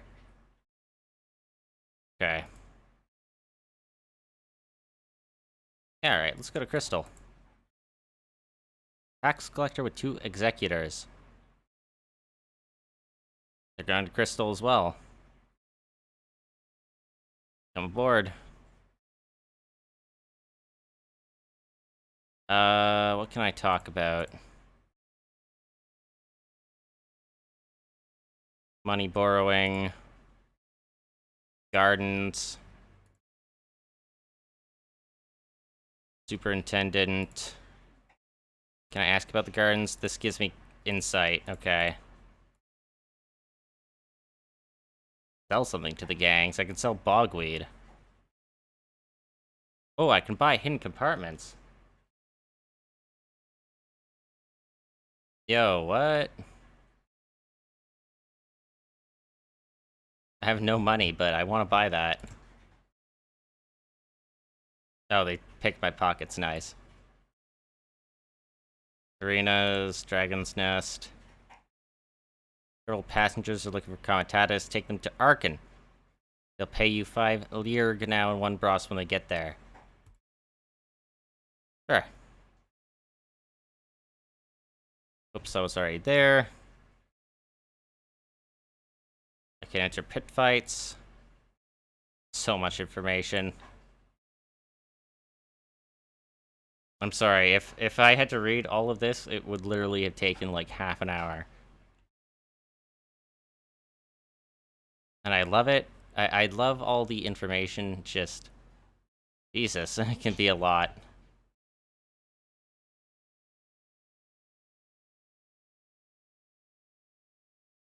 That was just the civic district.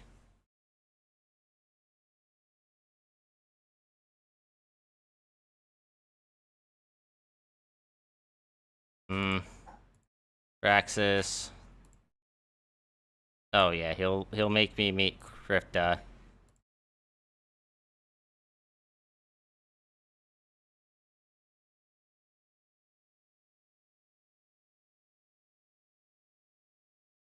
Okay. A good half an hour since you would have had to read it out loud too, exactly. I can't. Can only read it like 1 time maximum. And then any time after, I really cannot do it. My impatience just gets too much. Might need to hire more guards, even though we're a little, you know. Well, wait, we have all 3 companions? No. Just have the 1.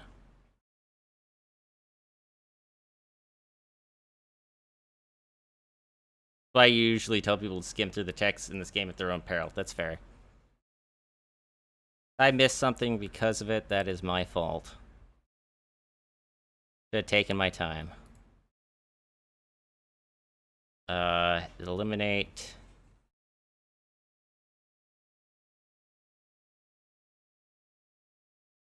Fly run. Alright, I could probably do this. Deliver 100 mushrooms. Only 2 supply slots to Arkan. And I know where Arkan is. Oh, M is marking up map. A is map. Arkan is right up there.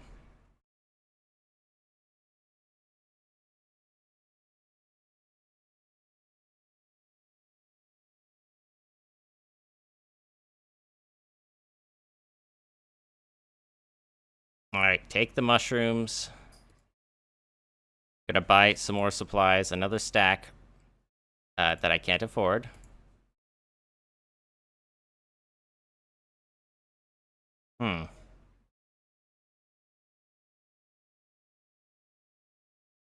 Get a second beast of burden as soon as possible, even at the cost of selling your mounts, since they are much more efficient at carrying stuff around. Alright.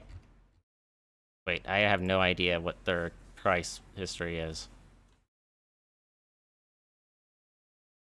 Yeah, I figured. Alright. Oh. Fuck. Oh, fuck. I can't even pay. Should have rested inside.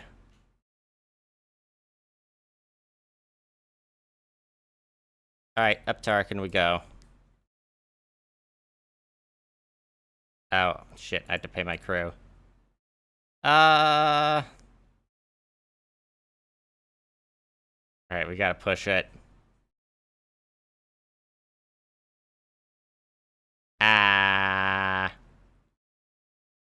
Karine. We out of money already. This is what happens when you have to pay, like, 6 drosses in, like, expenses because you couldn't deliver your shit. Oh no. I'll promise to pay you even more later.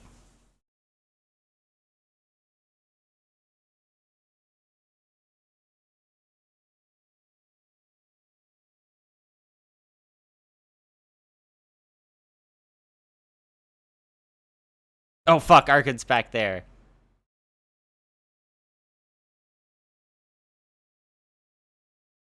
God damn it. I hate that you can't, like, move the map.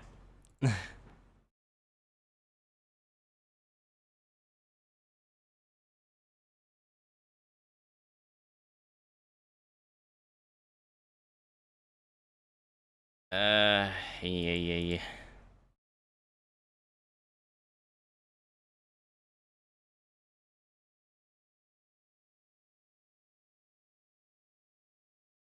Look, we just gotta make it there.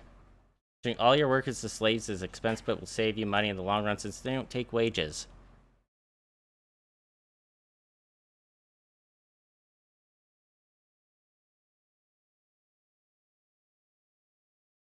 Sorry, guys.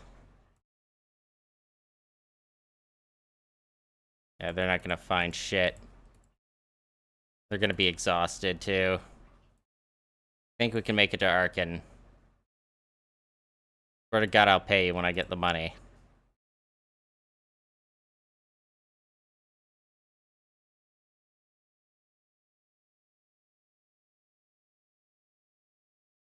Okay, the lawyer and his assistants part ways. Gives us a 24% tip. Damn, bruh.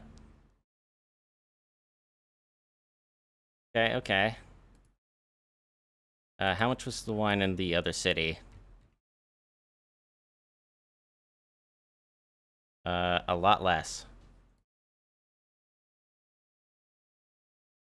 Alright, I gotta sell a couple. And we gotta turn in. There you go. Nice. let us, oops, upgrade you. We can, yep.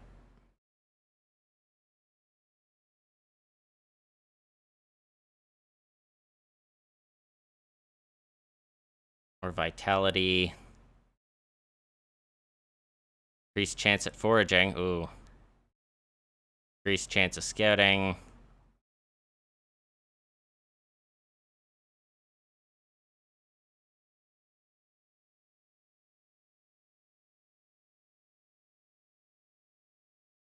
Intimidation.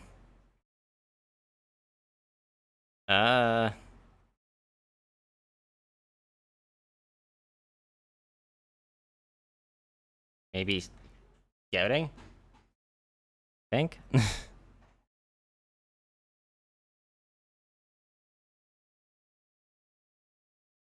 To make you tough.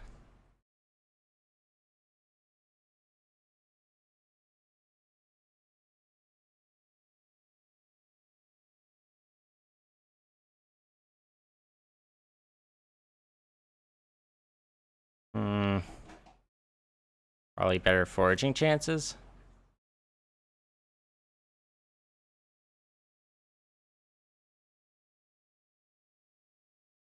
Acrobatic. You can choose where to move after a successful dodge. That seems kind of decent. But not 5 proficiency decent. Okay.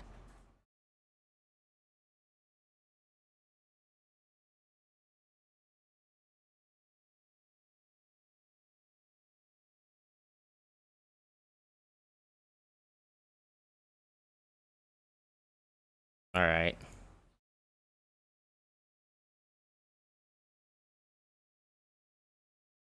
Spend all your proficiency.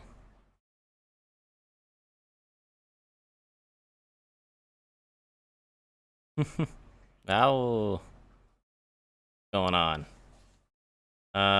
There's a bunch of open-air storage sites. A bunch of heavily perspiring slaves are trying to haul a block of marble atop a pile of other slabs. Just as you walk by, suddenly some of them slip, fall to the ground.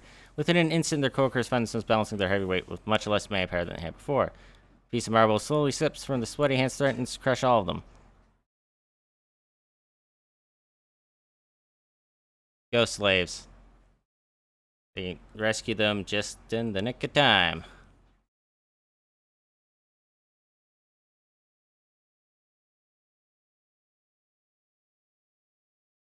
There, I'd hoped you let death have its rightful due. I was mistaken. Before you could reply, the priest turns his back with cold contempt and walks away. But now someone else approaches you, a local merchant, apparently the owner of the slaves, the marble block, or maybe both. I saw what you did, he exclaims gratefully. You saved me a lot of money with your intervention. Let me repay you somehow. I know, there's some salt I have had trouble selling, as it fetches a poor price here. But traveling fellow like you might find some other place to sell it, eh? Says that good deeds are in vain. Nice. They're happy.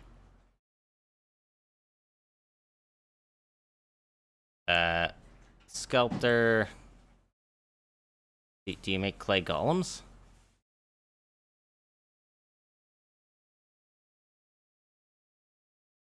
Hmm. There's a monster we could try looking for, which I feel like is a very bad idea.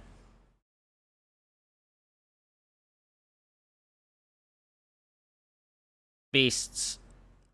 Damn, those beasts of burden are expensive. Luminous weed. Yo.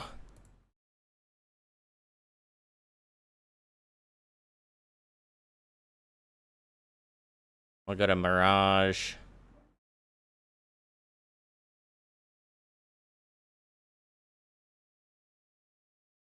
Might just buy a couple of mounts. That quest is great, but it's not easy, especially this early. Yeah, where were you going? Oh, Crystal, right. That's where I'm going. That's where I'm going.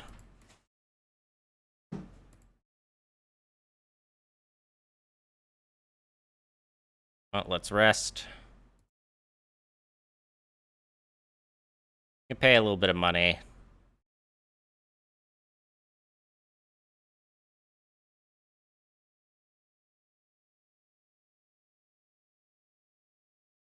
Oh, I can't end it? Wow. Wow. I can't change this? Can't exit out of this? Can't go back and buy them, food?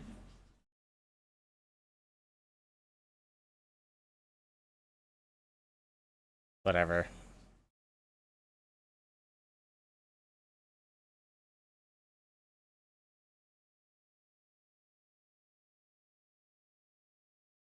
Uh, 2 stacks, please.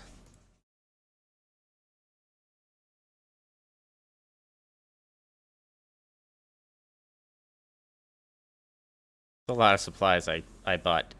Huh.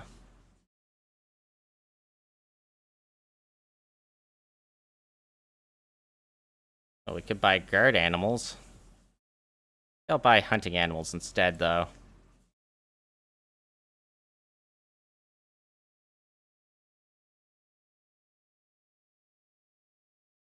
Oy, oy, oy.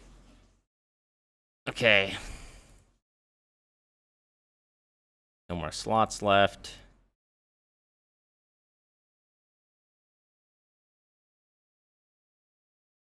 We have to head to Crystal.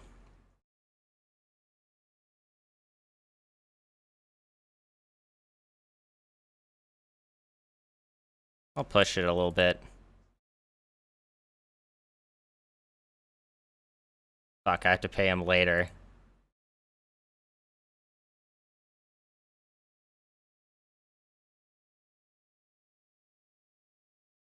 Uh...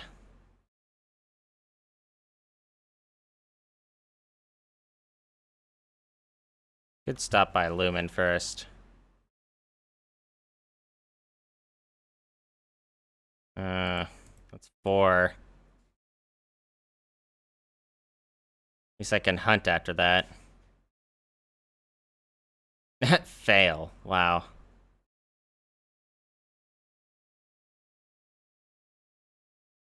Don't go back.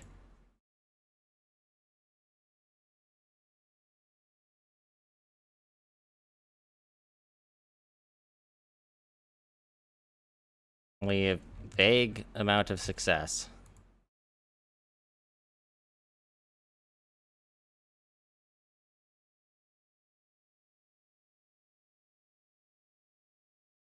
Ooh, critical success. Not bad, except I can't take the hide. Oh well.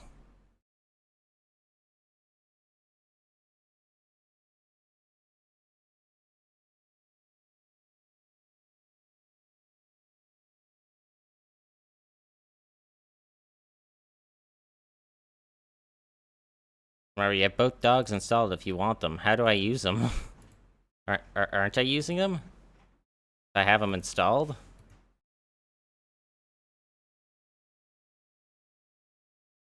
Right. I had to pay them. Yes, I am aware of that. Trust me, crew. We're pushing our way to the exit.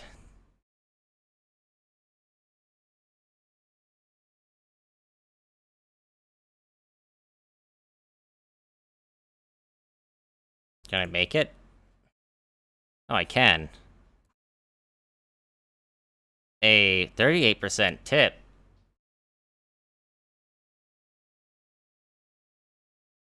Damn, bruh.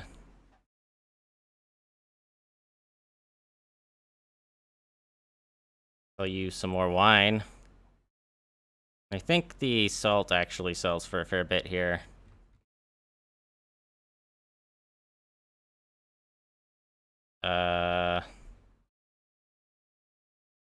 Yeah, actually, a little bit.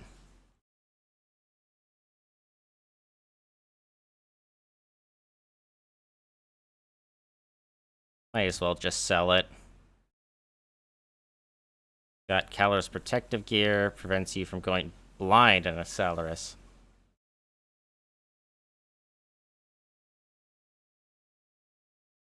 For items for the Comitatus, they don't apply buffs unless you equip them, but they are equipped. See, dog, equip.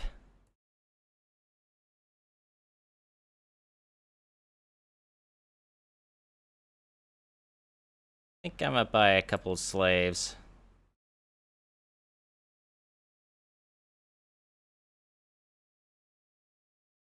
exchange the news.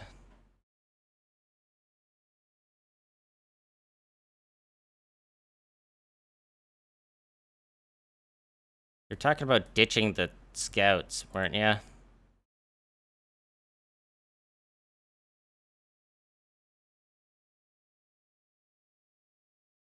Okay, I'm not important enough. I have to do trade.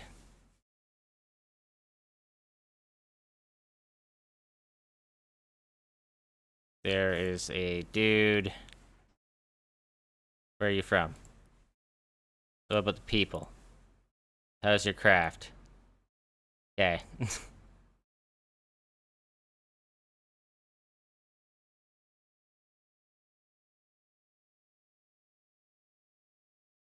can place an order, huh? Okay. Alright. Very cool.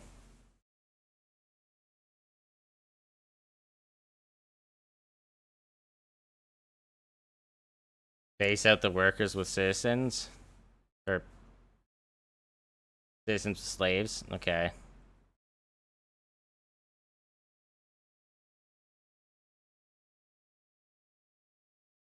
Oh, they only cost the one upkeep, huh? Interesting.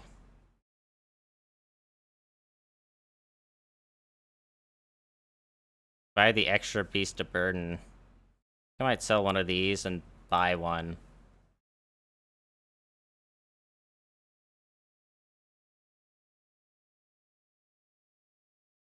Our guys will rest. We'll pay them. We'll sleep in their rooms.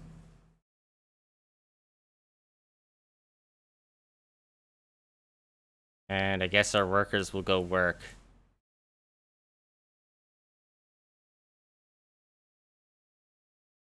Workers are not bought, only hired, yeah.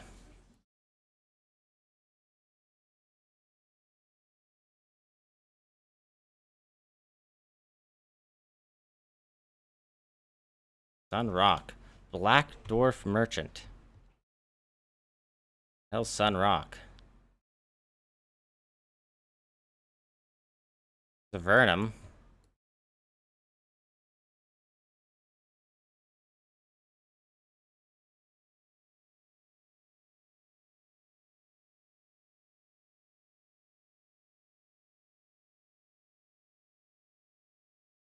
I don't have much supplies for sale. I'll buy the max. I don't really have any missions either. So I just have to take passengers, huh? Valyris or Sun Rock? I'll take you to Valyris. Wherever the fuck that is.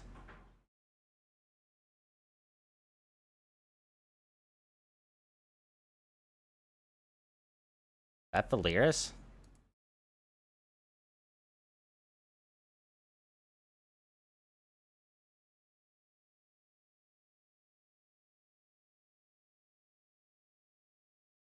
I can link more faction delivery quests at a time. If only they actually had some there. That would have been great.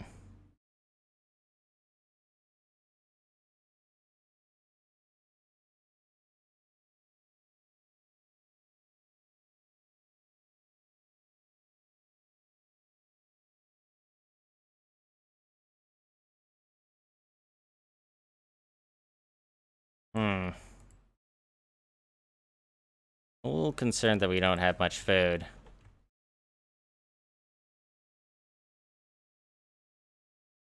Kinda have to get lucky.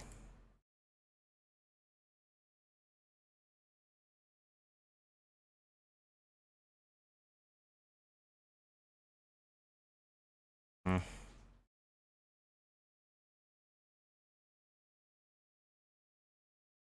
Big brass chungus, huh? I understand that statement. I agree.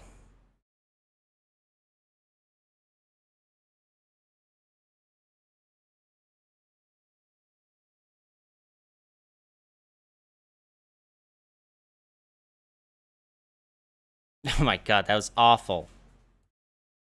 That was the worst one I think I could have gotten.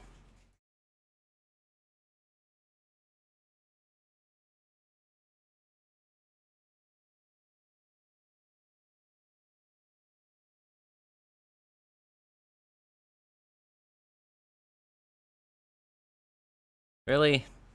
Quit failing.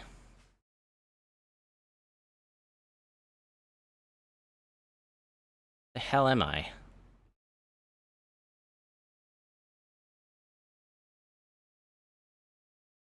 Right, we just gotta push it.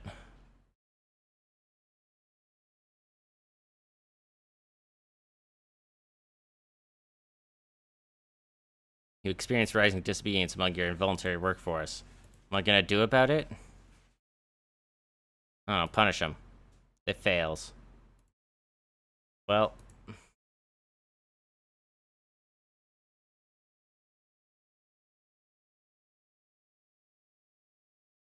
you're dead.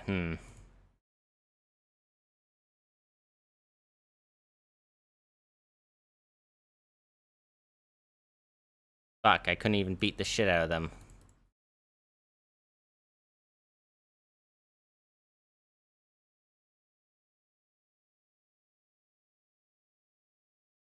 Pay later.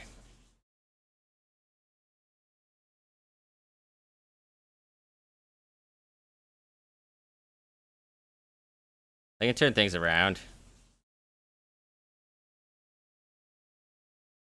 Alright, whatever. We need to get to Ventilium.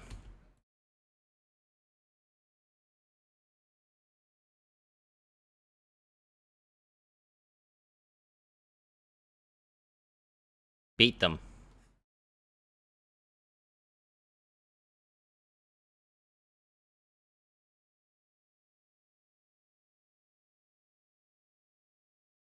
Ah.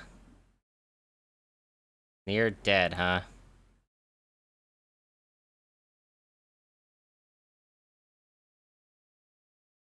Oof. Aha. I think I lost.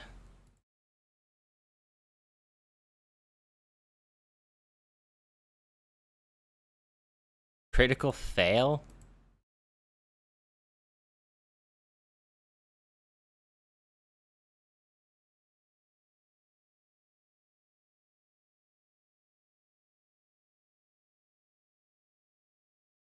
Liz.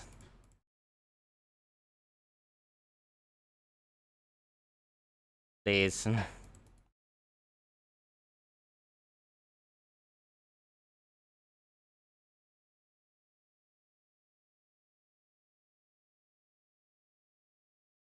Oh my god, that didn't even work.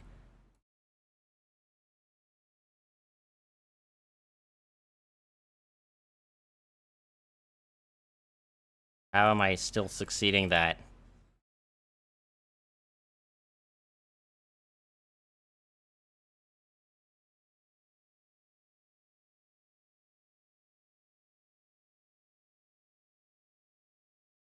The hell, get in there. Whatever this place is, get in there. No, get in there. Swear to god, if I lose here...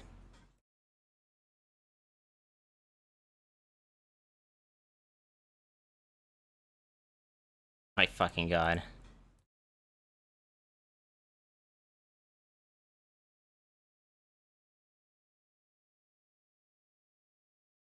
Get in there. Oh my fucking god. Alright, we made it. It's cool. They have no shops. Well, we suck.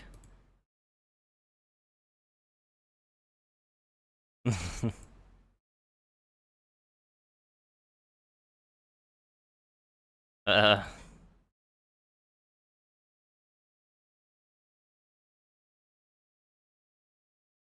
Well...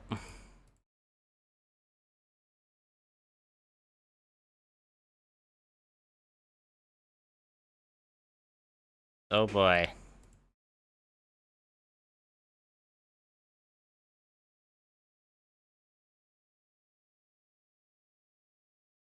Rip. Alright, well, that was fun. I really enjoy playing that quite a bit. Definitely gonna play more. Definitely kind of like a game that you play maybe at the end of a stream or maybe at the beginning of a stream because... Oh, shit. Wait, Zeomancer's playing this shit, too. Was trying to figure out who I was gonna raid, but he's also playing this right now, so... Perfect. Go say how we just lost in this. Anyway. I'll be back tomorrow. Same shit as usual. And, yeah, I'll see you guys over at his channel. Enjoy that. And enjoy the rest of your evenings, mornings, afternoons, wherever you're from, and stay safe. Oh, and thank you, Drunken Odor, for the resubscription, and Breeze Hope. Greatly appreciated. Peace, my dudes.